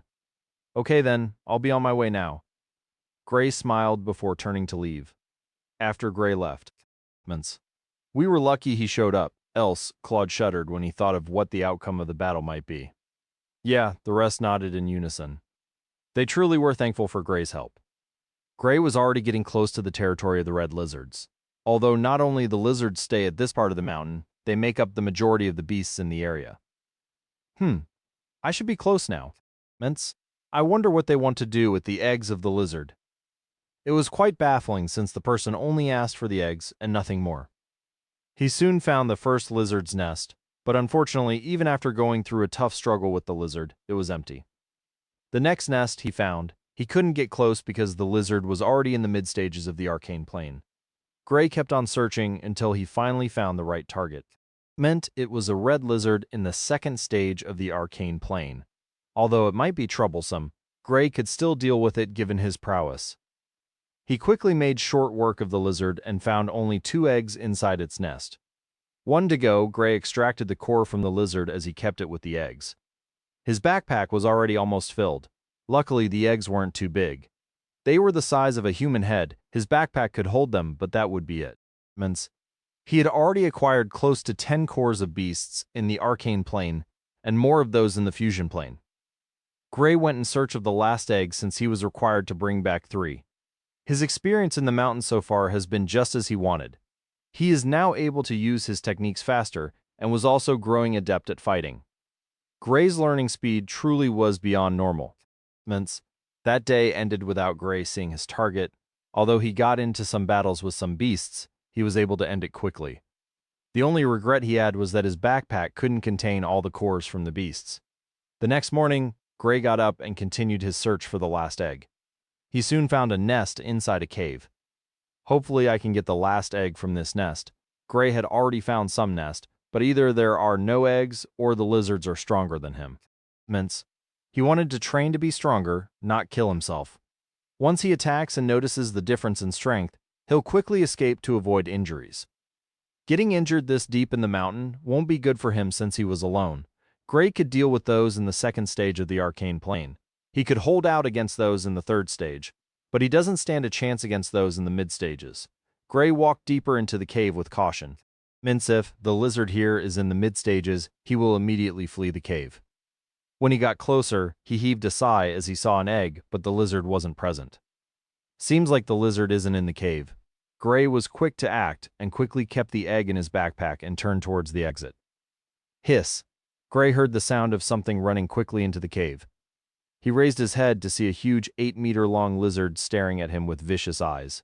Spence, do these things place a trigger in their eggs so whenever someone touches it, they will be aware? Gray couldn't help but ask. He thought this would be the easiest egg he would acquire, but seems like it's not the case. What was more frustrating was the fact that the lizard in front of him was already in the fourth stage of the arcane plane. There was no way he could defeat it. Even defending against it was not going to be easy. The lizard screeched and charged at him. It spat out a huge fireball that seemed to occupy most of the cave. Gray cursed his bad luck before using the earth wall technique to protect himself. After the fireball died down, the lizard was shocked when it couldn't find the human it just attacked. It screeched again and started searching for Gray. Gray was nowhere to be found. Chapter 45, Unwanted Guest. Chapter 45, Unwanted Guest. After some time, a rock fell from the side of the wall on the cave. A human body could be seen in the walls of the cave. F.K. Gray cursed before vomiting a mouthful of blood. He was really angry. After the red lizard attacked with the fireball, Gray decided to use his earth wall to block the attack. Who would have thought that the force from the attack would impale him into the side of the cave? Luckily, the earth wall he used followed him and ended up covering him in the wall of the cave. At least it was able to hide me from that stupid beast. Gray felt lucky also. He knew escaping from the red lizard would have been hard given the fact that he was inside the cave with the lizard being the one close to the exit. For Gray to escape, he would have to pass the lizard, which would have been difficult. It's lucky I need to turn in this mission, else I would have waited until it returns then teach it a good lesson. Gray snorted coldly. Crack. Cracking sounds could be heard from deep inside the cave. Clearly, the lizard was coming back. Damn, can't it just let me act tough in peace? Gray immediately turned tails and fled the cave without a second thought. Who was he kidding? There was no way he would want to face that beast again with his current strength. Besides, he was already slightly injured and needed to rest in other to recover his strength. Gray successfully escaped from the area and went in search of a place where he could heal himself without worries. Since the injury wasn't that severe, simple meditation and some tonic would do. The tonic was made from a special herb that had healing properties. My mission is already successful with the acquisition of this egg. I should still have a little over a week left before I hand in the mission. Gray calculated the time he left the sect and noticed he had been gone for 6 days now. I should heal up before I plan on what next to do. He would take it one step at a time, since he wasn't in a race against time. There was no harm in resting. Gray healed up, but his body was still a mess. I haven't washed up since I came into the mountain. He enjoyed the refreshing feeling one gets after washing up. Gray decided he would search for a river in the mountain. It shouldn't be that hard since the Misty Mountain was huge. There was bound to be a river somewhere. He started searching, but he made sure not to head in deeper into the mountain since he was already having a hard time with the beasts here. If he accidentally encounters a stronger beast, there was no telling if he would be as lucky as he was back in the cave. Gray avoided most of the beasts that came his way. He has been searching for nearly the entire day without any results. He made camp and started eating the last piece of meat he had with him. It was already sunset. Gray always finds a place where he would stay before it gets dark. Completely. He suddenly saw smoke coming from the south. Who would be so foolish to make a fire in the woods when it's already getting dark? Out of curiosity, Gray headed in the direction the smoke was coming from. When Gray got there, he was surprised to see a familiar face. It's them, but why are they still here? He was puzzled. The people he saw were the 2 young ladies from the Idris Academy, Nina and Tessa. Since Gray was already an acquaintance, he thought it would be best to advise them against what they were doing. He walked closer to them. When the 2 young ladies heard the sound of footsteps, they immediately sprang to their feet, and they were shivering from fright. Gray was surprised by their reaction, but what shocked him most was the state both ladies were in. Their hairs were unkempt, and some injuries could be seen on their bodies. They looked visibly exhausted and were pale. It's me, don't be afraid. Gray spoke up when he saw the girls were shivering in fright. The girls got a closer look at his face before tearing up instantly. They both ran towards him and started crying. Gray was stunned by the sudden intimacy and couldn't speak for some time. What happened to you two and where are the others? Gray asked them after getting himself together. Although both girls can't be called world-toppling beauties, they were still well above average and they had great figures. The tight clothes they wore brought out their hourglass shapes more. How can two beauties be alone here? Gray's mind couldn't help but start wandering. But he didn't have any other thoughts about the girls and quickly separated himself from their embrace so they could speak. On our way out of the mountain, we were attacked by a group of mercenaries, Tessa said while sticking to Gray closely. Thanks to Aaron and Claude, we were able to escape, but we don't know where they are now, she continued. Gray was uncomfortable with how they were sticking close to him, but since they were pitiful girls, he couldn't drive them away. What about the injured one? Gray had already forgotten their names since he didn't really put it in his head. He felt they were people he would only see by chance. So what's the need of remembering their names? He would recognize them if he sees them, but remembering their names was something different. Ryan is dead. Because of his injury, he was unable to protect himself, Nina answered this time. The leader of the mercenary is already at the third stage of the arcane plane. We don't know if Claude and Aaron were able to escape since they blocked them so I and Tessa could escape, she continued. And you decided to flee back into the mountain was the best choice? Asked Gray with a weird tone. It's understandable that they were attacked, but why would you flee into the mountain region again? It just doesn't make sense. We were panicking, and since they came from our front, we could only flee backward, Tessa explained. So there might be a group of mercenaries searching for you two as we speak, Gray asked. Yes, both ladies answered in unison. And you thought setting up a fire was a good idea? He asked again. Both girls looked at each other, confused by his questions. Do you know how I found you two? Gray asked another question. The girls shook their heads. They were still baffled how he found them. Because you called me here, Gray said with a light smile. Huh. The girls were surprised by his answer. How did we call him here? This was what they were asking themselves. Because of the fire, you should know that you shouldn't make fires here when it's dark. It attracts unwanted guests. Gray put out the fire before he finished what he was saying. He could tell these young ladies weren't used to a hard life and the ordeals they had gone through lately was still too much for them to take. He suddenly looked behind him and furrowed his brow. Hee, too late. Chapter 46, First Kill. Chapter 46, First Kill. 6 men walked out of the woods with evil grins and eyes filled with lust. Both girls immediately turned paler from fear. Gray's gaze turned cold as he glanced at the men. The men were all in the arcane plane, with the one at the front was already the third stage. This is going to be troublesome. Although beasts are stronger, humans are much more difficult to deal with in the same plane. While that only applies to beasts who haven't completely awoken their intelligence. Most beasts in the arcane plane have already awoken their intelligence, only some are much more intelligent. Some beasts are even more cunning than their human counterpart. Boss, we finally found these girls after searching for so long, a man with a small build said as he laughed. If not for those morons who delayed us, they would already have been in our arms. But it's not too late, the night is still fresh, another said lewdly. When Gray heard their conversation, he understood the reason they were attacked. They had been overcome by lust after being in the mountains for so long and not being with any women.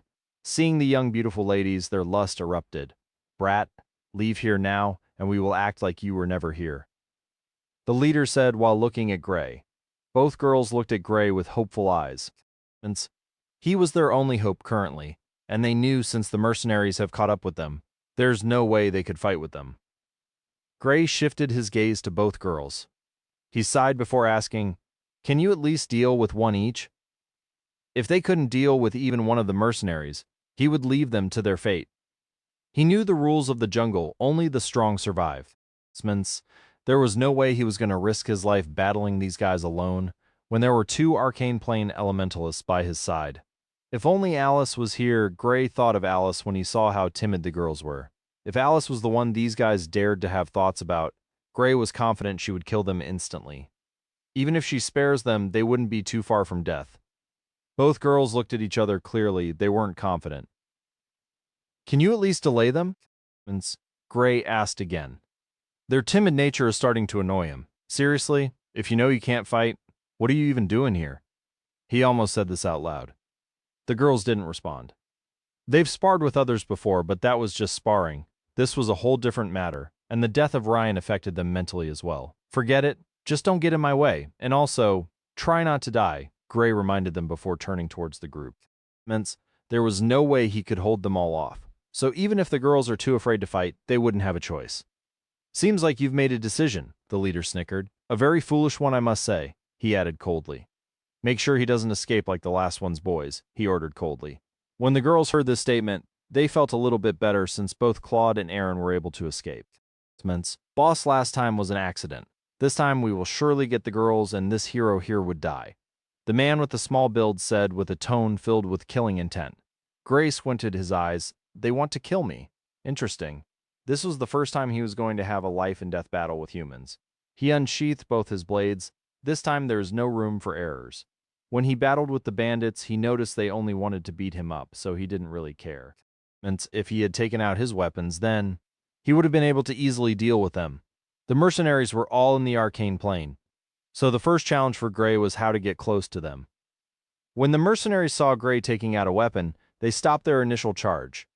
If Gray had a technique that he uses with the weapon, it would be detrimental to them. The effects of a technique boosted with a weapon were terrifying, but to their surprise, Gray charged at them. Get him, the leader said. When the others heard this, they immediately released different attacks towards him. It was a colorful sight, earth wall. A 3-meter wall appeared in front of Gray. He stopped and hid behind the wall. The attacks all landed in the wall due to Gray's thick elemental essence. The wall was very sturdy. The stronger he becomes, the sturdier it would also become. Gray charged out from behind the wall and headed towards the one closest to him. While Gray was engaged in battle with 4 of the men, the remaining 2 went towards the young ladies. Nina summoned some courage and sent ice arrows towards the men. The leader was able to easily destroy the attack. Pointless struggles, come with us willingly. I promise you will have a good time. He laughed heartily as he said the last parts of the sentence. When Tessa saw Nina's was futile, she gritted her teeth and also attacked. They knew Gray wouldn't be able to free himself and come help them soon. They can only depend on themselves and drag on as long as they can. Although the leader was stronger than them, there was no way he could neglect their attacks. On Gray's side, the long-range attacks of the mercenaries were annoying since it has been able to keep Gray at bay. Although the attacks can't touch him, he couldn't get close to them. He had tried using shattered rocks, but the speed of the rocks was too slow. The mercenaries were able to easily evade them. I should have taken a long-range lightning attack. Gray regretted his choice of not taking a long-range lightning attack. With the speed of lightning, he would have at least gotten one of them by now. Even if it doesn't kill him, he would have a chance to get close. An idea suddenly struck Gray, shattered rocks. As the rocks flew up towards Gray from the ground, he quickly coated his feet with lightning and did a tornado kick. He kicked one of the rocks strongly. As his foot connected with the rock was almost covered in lightning and shot towards one of the men at a lightning-fast speed. The man only saw a light flash before him before he was sent flying. Gray didn't stop there. He used lightning steps to charge towards another man. The men were distracted by the rock that suddenly hit their companion. Before they realized it. The man with a small build held his throat with blood streaming out of his mouth. Gray had been able to quickly take out 2 of the 4 men. It was almost simultaneously. The remaining 2 men looked at each other in horror. He's a dual elementalist, one of them shouted towards their boss who had almost gotten the girls. The boss turned and saw one of the men lying down a distance away. It was unknown if he was dead or alive. While the man with a small build was lying in a pool of his own blood. Lightning Elementalist Chapter 47, Overlord. Chapter 47, Overlord. Gray stared at his blade which had blood dripping from it. So, that's how it feels, huh? He knew every elementalist must kill. He had already known this day would come. He was not a heartless person, so seeing that he ended a life, he was somewhat shaky. If I wasn't strong enough, then I would be the one lying in my own blood. Gray repeated this over again. He knew these people would kill him if he wasn't strong enough. If he didn't kill them, they would kill him. Nina and Tessa were stunned when they heard what the leader said. He's a dual elementalist, and his second element is the rare lightning element. They had thought he was just an earth elementalist because when he helped them the previous time, he only used the earth element. He killed him, Tessa said with a shaky voice. Do you expect him to leave him? Tessa, they deserve more than death. Don't forget they killed Ryan and would have also done the same to Claude and Aaron if they didn't escape. Nina chided. Tessa knew Nina was right, but she still couldn't accept reality. Now she knew why her parents always told her the world was a brutal place and only the strong at heart could make it. Mince, you little bastard. I will kill you. The leader roared in anger and threw an attack towards Gray. He was a fire elementalist. Seeing his brothers being killed sent him into a frenzied state. Now he didn't have any thoughts towards the girls, he only wanted to kill Gray now. Gray had already snapped out of the state he was previously when he killed the first man. He immediately got into his battle mode and blocked the flames with his blades, which were covered in lightning. He was pushed back a couple of steps before he was able to get back his footing. When he raised his head, he saw a fire dragon moving towards him. He knew there was no way he could block it with his blades again, as this was definitely a high-grade technique. Gray dodged to the side. He breathed a sigh when the dragon passed by him. The fire dragon suddenly turned midair and charged towards Gray from behind. Gray, who had already escaped to the side, suddenly felt a chill, and all the hairs on his body stood up. He immediately summoned a wall all around him. There was no time to think. The first thing that came to his mind when he felt the threat was to set up a defensive line before anything else. He felt danger and his heartbeat intensified to a terrifying level. Just after the walls appeared, it was hit strongly. Boom! The wall at his back suddenly exploded from the violent attack. Rubbles flew everywhere, and dust covered the area Gray was located. The girls and the others were all looking at the battle with interest. The men didn't attack since they knew their boss would definitely be able to deal with Gray. Although Gray was strong and was also a dual elementalist, they didn't believe he could skip 2 stages to defeat their boss. There was no way for the girls to escape. So now all they can do was pray Gray can defeat the leader of the group, or else they were done for. The leader squinted his eyes and stared at the dust intently. He wanted to know if his ultimate attack got the kid. His plan was perfect. After attacking with a normal fireball, he would send his strongest move just behind it. Even if the opponent was able to dodge the surprise attack, he wouldn't expect what would follow next. When the dust settled, everyone present focused on the place. The earth around the place was shattered and scorched around. Gray couldn't be seen anywhere. Both girls turned dispirited when they didn't see Gray. He lost. I knew the boss would deal with him easily. He didn't even have a corpse left. One of the men said with a smile, although one of them was dead and it was unknown if the other was alive, it wasn't his problem. They all knew every battle they fought there would be a chance they might die. The prayer he always prays is, if anyone going to die, Lord, let it not be me, and it had worked for him so far, and it seems it's still working. I thought it would be difficult. Who knew he was just trash? The leader said in disdain. You're next, the leader turned and said icily. But don't worry, I won't kill you. You would have to entertain us every night, he said lewdly as he licked his lips viciously. Despair filled both girls completely. This was the first time they came out to train. One of their friends is dead. They don't know where Claude and Aaron were, and now they are about to be captured by these men. They felt deep regret. If they had known, they would have just stayed at the academy. The other men had already surrounded both girls, and they laughed cruelly. Huh. A surprised sound came out of the leader's mouth. He turned towards the rubble, and his pupils dilated from what he saw. Impossible. He blurted out with fear. Crack! Crack! Sounds of lightning could be heard all around. The sky suddenly turned cloudy. A hand covered in lightning could be seen pushing the rocks from the body underneath it. Gray stood up from the rubble with a bare upper body with burn marks all around his body. His shirt had been burnt completely, and he was currently only covered from his waist down to his knee. From his knee down to his feet was also opened. Thence, the remaining cloth on his body had different holes on them, clearly. They were burnt. Gray floated up into the air. He looked like the god of lightning. Lightning snakes could be seen dancing all around Gray's body. His eyes glowed with bright blue color and his black hair was dancing in the windless night. What is that? The men exclaimed when they saw Gray's appearance. They knew elementalists could cover themselves in their elements completely, but it was something only people in the Overlord plane could achieve. It was impossible for those in the Arcane plane or even the Origin plane to do this. What was even more shocking was the fact that Gray was currently standing midair. That was not something an Arcane plane elementalist could do. Gray looked at them with his emotionless, glowing eyes. They all felt terror, including the girls. The pressure Gray was radiating was something they had never felt before. Gray stretched his hands towards the leader and pointed a finger at him. Crack, crack. The clouds were immediately filled with activity. The leader felt a terror he had never felt before. Plop, the leader knelt on the ground. My lord, please spare me. He started begging for his life. He thought Gray was a strong expert who hid his cultivation, and now that he was angered, he decided to unleash his full strength.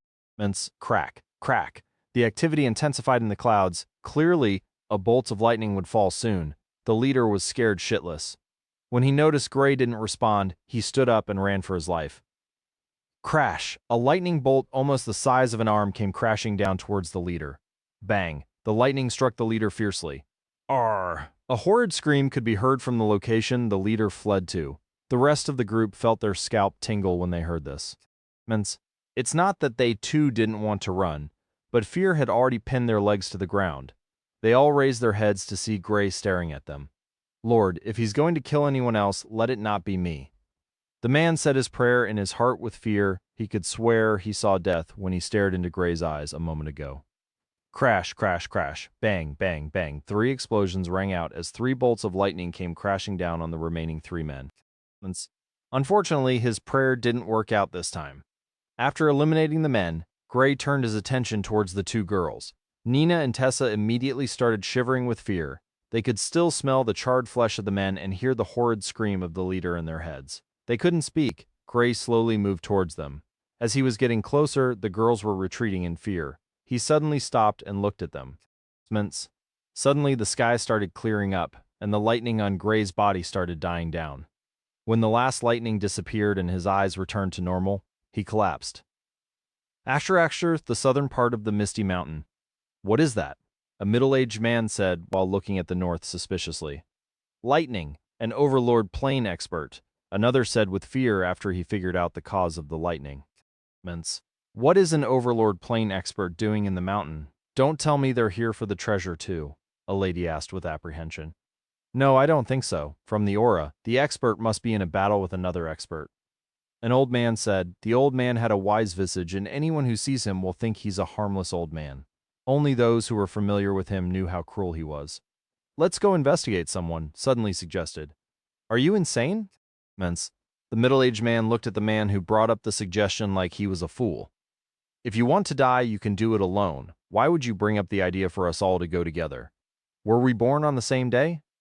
The old man said with an annoyed tone. The man immediately shut his mouth. He realized he made a mistake by bringing up such a suggestion. The North has already been tagged a danger zone by all the experts gathered here. They were all in the origin plane, but a single overlord plane expert could kill them like they were ants. Each actor deep in the mountain, a 15-meter stone lion looked towards the north with fear. This was the king of the Misty Mountain, a magical beast that was close to the overlord plane, yet at the thought of there being an overlord plane expert in its territory, it was scared. If it were to be someone in the origin plane, it would have come out and attacked without a second thought. Antsirks, the northern part of the Misty Mountain. The entire area was in a silent state. All the beasts close to where the battle took place had already fled the vicinity. The girls looked at the unconscious Gray with gaping mouths. The burns on his body were gone, and his fair skin was visible for them to see. His well-developed muscles and his handsome face were a sight to behold. The girls' emotions went from fear to awe.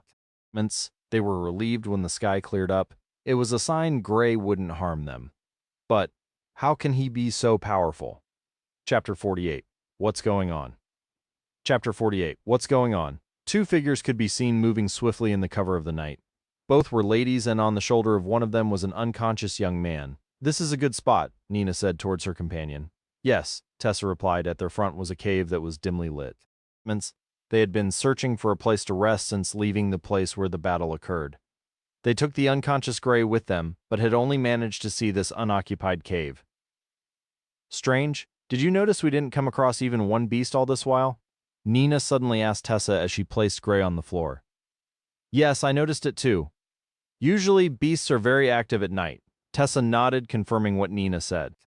Over the course of their search for a place to rest, they didn't find a beast, although they didn't want to, but not encountering any felt strange. Forget it, we're safe, and that's all that we should be concerned about. Nina walked out of the cave in search of what she was going to use to block the entrance of the cave. She cut down some branches and used them to block the entrance. How do you think he did it? Nina asked as she looked at Gray. What? Then Tessa asked, clearly not sure of what Nina was talking about. You know, become so strong, all of a sudden Nina still couldn't get her mind off what happened earlier. The way Gray dealt with the mercenaries like they were ants, all he did was stretch out a hand, and it started raining lightning. It was an unforgettable experience, something both girls will not be able to wipe out from their memories for a long time. I don't know. I heard there were secret techniques which are used to raise cultivation levels, but not by this much, Tessa said after some time. She had heard of these secret techniques from her father and knew they were detrimental to the body of the user.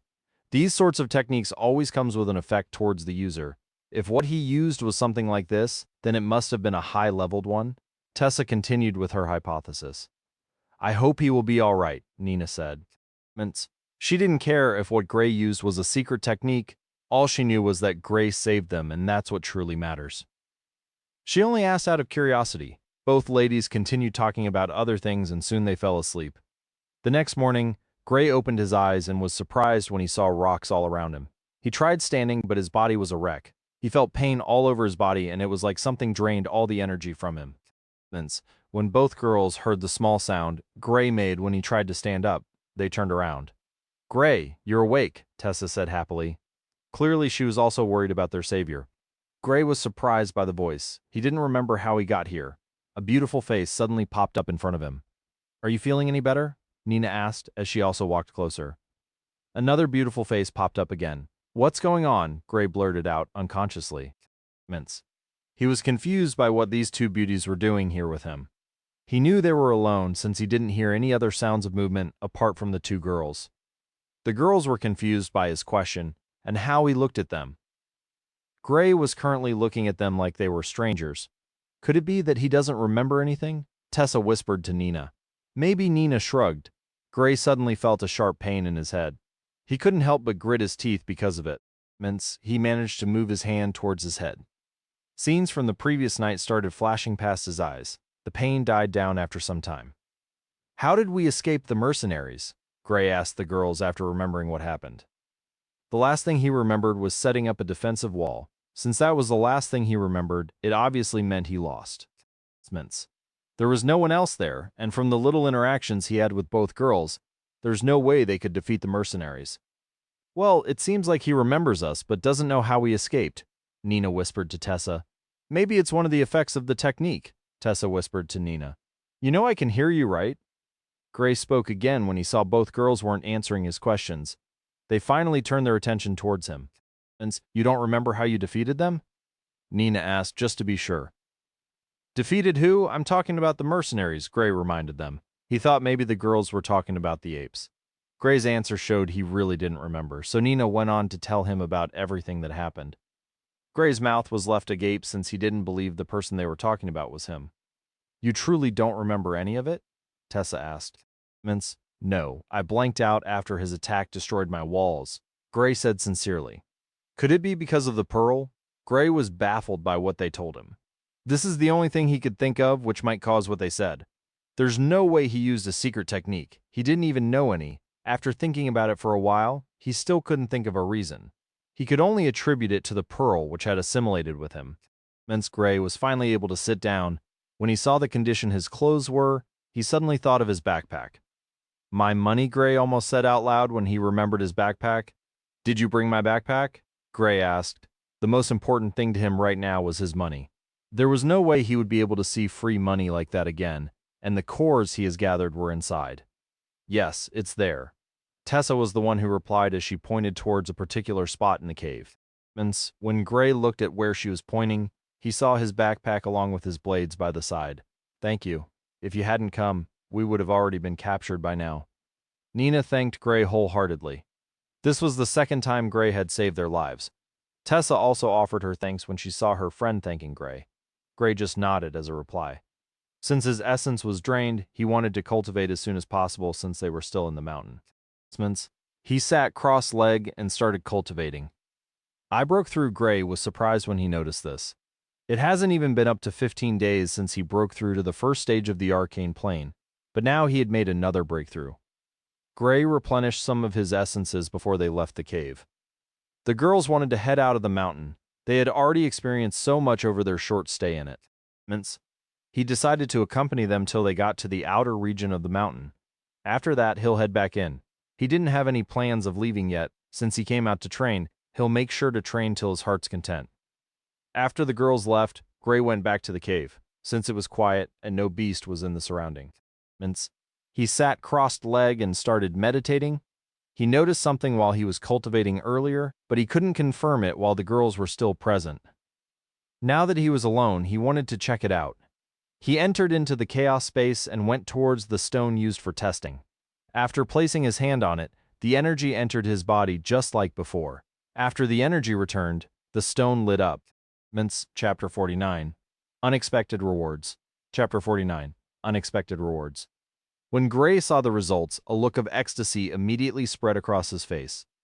His lightning grade had advanced to blue. The thing that caught his attention was the appearance of a new color on the stone. This represented he had gotten a new element. Although the grade was still pink, it wasn't an issue for him since he could improve it. With the addition of the wind element, he would now be a multi-elementalist. He had not heard of anyone in the history of the Empire being one. Now he would be much faster in terms of cultivation and also in terms of speed. What an unexpected surprise, Gray said with joy. With this, he could well be said to be ahead of his peers. This should be the result of that unique state I accidentally entered. That battle gave me a lot of gifts. Not only did I break through, I advanced the grade of my lightning element and also got a new element. Gray laughed happily. Gray stayed inside the cave and replenished the rest of his essence. With the addition of the wind element, the absorption speed doubled and the amount of elemental essence he could refine was terrifying. The essence in the area suddenly dropped. The beasts in the area immediately felt puzzled by the sudden decrease in the essence in the area. When Gray also noticed it, he was shocked. How will I be able to cultivate in the academy if this continues? He felt a headache. Luckily, the essence returned in a short period of time. When he tried it again, it wasn't as strong as the first time. After Gray finished his round of cultivation, it was already midday. I should go check out how strong I've become after breaking through. Then also get something to eat. He got up and left the cave. Gray mobilized the wind and lightning element in his body and started moving. He felt lighter and much nimbler. His speed had increased to a terrifying level. With his current speed, if he uses lightning steps, his speed should be able to catch up with those wind elementalists in the 4th or even 5th stage of the arcane plane. Due to the refinement his body got from the breakthrough in the new element, his body grew stronger. Added to his normal intense physical training, the strength of his body alone could almost rival those at the peak of the fusion plane. His body will continue going stronger with every breakthrough, coupled with his own training. He'll be a force to be reckoned with. Now, I shouldn't have a problem with defeating those at the 3rd stage of the arcane plane easily. Although I don't know if I can defeat those in the 4th stage, I shouldn't have a problem defending myself and even escaping unharmed. Since there was a gulf between the early and mid stages of the arcane plane, Gray wasn't sure if he could defeat someone in the 4th stage while still being in the 2nd stage. Gray engaged in battle with beasts in the 3rd stage of the arcane plane and was able to defeat them easily without wasting too much effort. He felt great since he was advancing at a fast pace. He knew once his friends noticed his cultivation after his return, they would be shocked. The southern part of the mountain, the treasure is about to completely mature, the old man amongst the group said. The others had all felt it also. They looked at the valley ahead of them with greed visible in their eyes. Getting one of the treasures meant a chance to break through to the Overlord plane. They had all been stuck in the origin plane for a long time now, with no hope of breaking through. The old man walked up to the middle-aged man in the group. Hey Mark, why don't we join hands together to take the fruits? You can feel the amount of essence in the right. Even if we got one, we would be able to share it equally and break through our current bottlenecks. The middle-aged man didn't reply and stared at the valley, instead deep in thoughts. He knew for one person to be able to successfully get one of the fruits would be very difficult. Inside the valley, a tree which was about 4 meters in height and 3 meters thick could be seen in an open space. There were only 2 red-colored fruits on it. This was what they were all here for. This tree was a rare treasure that was birthed from the essence of the world. Its fruits are filled with pure essence, which was very beneficial to all elementalists. Even those in the Overlord plane wouldn't mind taking them. Not too far from the valley, in the deepest part of the mountain, The stone lion raised its head and looked in the direction of the valley. Its gigantic body got up in a flash and charged towards the valley at an insane speed. Its body clearly didn't hinder its speed in any way. Not just the stone lion. Other beasts in the origin plain all over the mountain were all headed in the direction of the valley. They all wanted to get a chance at the treasure. The struggle for the treasure was about to start. Although the stone lion was the strongest, there was no way it could dominate them all. It was a wise creature and would definitely leave the scene after getting one of the fruits. And now it was up to fate for the one who would get the other one. All this had nothing to do with Gray. He was currently humming a tune to himself as he roasted the leg of a wild boar. He was expertly adding the required ingredients to make sure the taste of the meat would be the best. Gray brought ingredients with him when he wanted to leave the academy to ensure he was always prepared. After some time, a sweet fragrance wafted in the air. The color of the meat had already turned into a golden brown. This was a result of Gray smearing honey on the meat before roasting it. Gray took a piece of the meat and tasted it. He looked at the sky in pure bliss from the taste of the meat. It had a great taste. Ah, he moaned with pleasure as he took another bite. Slowly but surely he finished the meat. He patted his stomach with joy before heading towards a spring not too far from him. He accidentally found it when he was searching for a meal. Gray removed his clothes before diving into the water. What a great life, he sighed with pleasure. After he washed up, he walked over to a huge tree not too far from the spring and started cultivating. He wasn't scared of being sneak attacked since now he had two sensory abilities. With the earth element, he could sense any vibrations on the ground, and with the wind element, he could feel any disturbance in the air caused by fast movements. It was about to turn dark, so he decided to rest till the next day.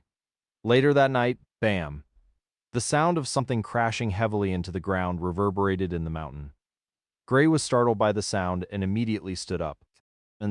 He walked out of the hole in the tree and looked towards the south.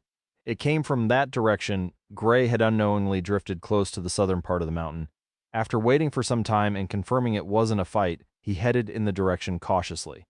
When he got there, he was surprised to see a man lying in a pit motionless. Clearly, the pit was made when the man fell and hit the ground heavily. Gray looked around to confirm no one else was around. After confirming, he got closer to inspect the man.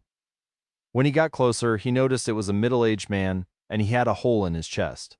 The hole was already starting to rot. This was obviously the work of being attacked with poison. By the side of the man was a pouch. From its shape, Gray deduced a fruit was inside. He picked it up and opened it slowly.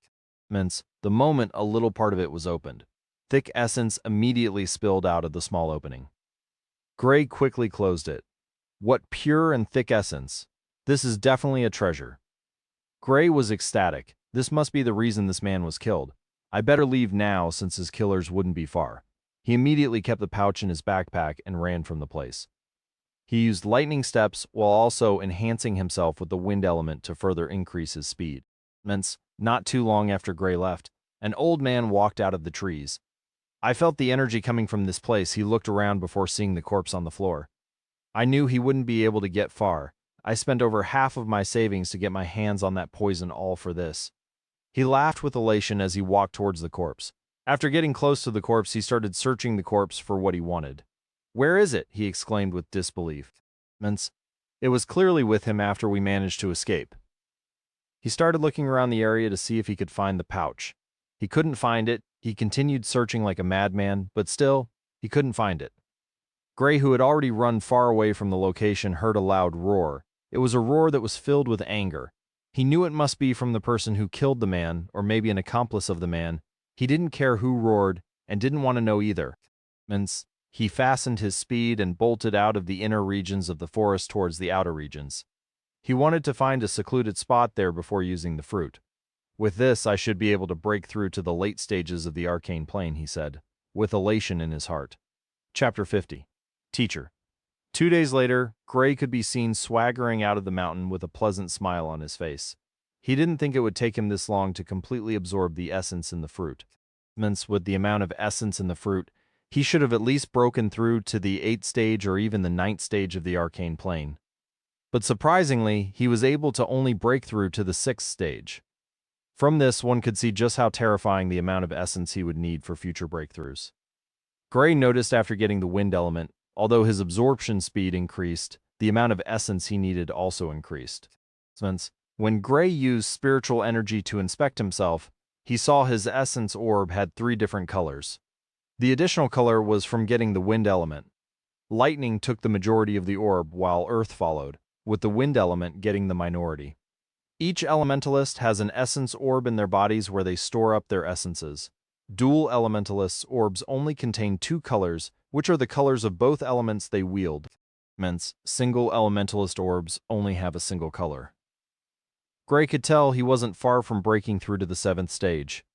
This has been a fruitful journey all round. He smiled to himself as he headed towards Willow City. Just like the previous time he came here, the city was as busy as always with people entering and exiting it. There were a lot of trade caravans that were being brought into the city. He didn't stay idle. He walked towards a restaurant to drink some tea before he returns. He overheard the conversation of some people at the restaurant. The battle at the Misty Mountain was brutal. Most of the Arcane Plane elementalists who went to the valley where the treasure appeared died. The ones who escaped were lucky. I heard the treasure was a fruit from a tree. Yeah, the tree only had 2 fruits in it. And after the stone lion took one of them, it wisely left the last one so the rest of the people and beasts could struggle over it. It truly is cunning. It knew the others would think of the risk of engaging with it and decide to fight for the other fruit, which was left behind. Gray was surprised by their conversations. So the treasure was a fruit. I wonder if it has anything to do with the one I found, he thought to himself. And as the conversation of the men went on, he found out that the second fruit was acquired by 2 people, an old man and a middle-aged man. They teamed up and were able to escape successfully with the fruit. When he heard all this, he knew the fruit he found was most likely the treasure. Since they successfully escaped, that means the man was attacked after their escape. There are only 2 possibilities for the man's death. Either he was attacked by his partner, or they were attacked, deduced Gray. From all the clues he was picking out, he was already over 70% sure the fruit he found was the treasure they all battled for. Hee, I didn't even do anything, yet the treasure came to me? He laughed in his heart. If the people around found out someone acquired the treasure without even fighting for it, they would be dumbfounded.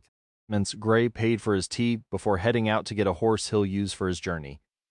Since he was rich now, there was no way he was going to walk back the same way he came. He bought a high-quality horse and also some food he'll eat on the way. Morning of the 2nd day, a horse was galloping along the path that leads to the Lunar Academy. Gray sat on top of the horse with a calm and steady presence. It's surprising how just a few days could change a person. I'm finally back, Gray said as he looked at the majestic gate in front of him. He got off the horse and went into the academy on foot. As he entered the academy, he felt like he only went out yesterday. He first headed towards the mission hall to submit his mission. When he got there, the student he saw was different from the one who handed out the mission to him. He submitted the mission and collected the reward before heading towards the student's living quarters. Gray decided to visit Klaus before heading to his house, but when he got there, Klaus wasn't at home. Maybe he went to the city, he assumed, and walked towards his house. He planned on visiting Reynolds after he settled down. When he got home, it was just like he had left it. Only it was dusty. He decided to clean it before heading over to Reynolds' place. After he was done, he went over to Reynolds' place. Luckily, he found him at home. "Hey, Ray," called out Gray as he walked into the house. "Gray, you're back," Reynolds said as he walked towards his friend and gave him a hug. "Yeah," answered Gray after managing to break free from the clutches of his friend. "How was your mission?" Reynolds asked as he sat down. "It was a piece of cake." Gray sat down beside his friend. Gray asked about what had happened since he went out of the academy. He found out the fighting between the Starlight Academy students and the Lunar Academy students had intensified. The students of the Lunar Academy started retaliating when they found out about the attacks their students faced. The Emperor summoned the principal of both academies to resolve the issue. Although both academy students had stopped attacking each other, they knew it was only for the time being. Gray asked if Blake had returned to his office. Thankfully, he had returned. He decided to go see him after leaving Reynolds' place. When he asked Reynolds about the whereabouts of Klaus, it was just as he had predicted. Klaus was at Lunar City. Gray stayed there for some time before heading over to Blake's office. He still didn't know why Chris wanted to see him after he had broken through to the Arcane Plane. When he got to the office, he knocked. After some time, he heard Blake's voice telling him to enter before he went inside. Blake looked at him for some time. He could tell Gray was different from the last time he saw him. "What can I help you with?" asked Blake. "Senior Chris told me to come find you after I broke through to the Arcane Plane." He said I should tell you to take me to him. Gray stated his reason for coming. Oh, come with me. After hearing it had to do with Chris, he stood up quickly and walked out of the office. Gray followed him. Soon they were at the gate of the academy. He was surprised when Blake took him outside the academy. They headed towards the back of the academy, just past where Gray usually does his training. They soon got to a huge rock. Blake made some seals and struck a spot on the rock. A path opened and they walked inside. Gray had seen this rock before but didn't think it was something important. Who would investigate every rock he sees? In the valley ahead of them, Chris was sitting on a chair with his eyes closed. The griffin, which brought Gray here, could be seen not too far from him. When they went closer, the griffin raised its head and looked over. After seeing it was Blake and Gray, it dropped its head and continued its nap. You're finally here, Chris suddenly spoke up. What took you so long? From my deductions, you should have broken through 2 weeks ago, he added. I did break through 2 weeks ago, Senior. It's just I couldn't find Instructor Blake to bring me here, Gray explained. Chris darted a glance at Blake, waiting for an explanation. Blake dropped his head embarrassed. That was the time I went over to the water hall. Chris didn't ask any further since he knew what happened. He suddenly raised his brow and looked at Gray. After careful observation, how did you advance so fast? He asked in a surprised voice. Gray was surprised by how quickly Chris was able to notice his breakthrough even without him releasing his aura. He had to applaud Chris's sharp senses. Even Blake didn't take note. When Blake heard this, he looked at Gray with interest. I was lucky to obtain a natural treasure when I went on a mission at the Misty Mountain. Gray told them what happened in the mountain, omitting the part he used that unknown state. You're truly fortunate. You didn't even go to the treasure. It was brought to you, Blake said with envy. Gray's luck was amazing. The Misty Mountain, you say? Chris went into deep thoughts. Did you tell anyone else about this? Chris asked. No, Gray answered. Good, keep it that way. If anyone asks, just say it's a secret or tell a lie, Chris said offhandedly. And you don't tell this to anyone. He looked at Blake. Blake nodded his head before leaving. Senior Chris Gray called after seeing he hadn't said anything to him. Yes, do you live here? Yes. I thought you lived at the academy? It's too noisy. Gray was left speechless by the answer. You call that place noisy. It's due to the lack of students. The academy is just too big for the students. Even Gray feels it's too quiet since one rarely sees students around the area. Release your spiritual energy? Chris suddenly said. Gray raised his head and looked at him, surprised by his request.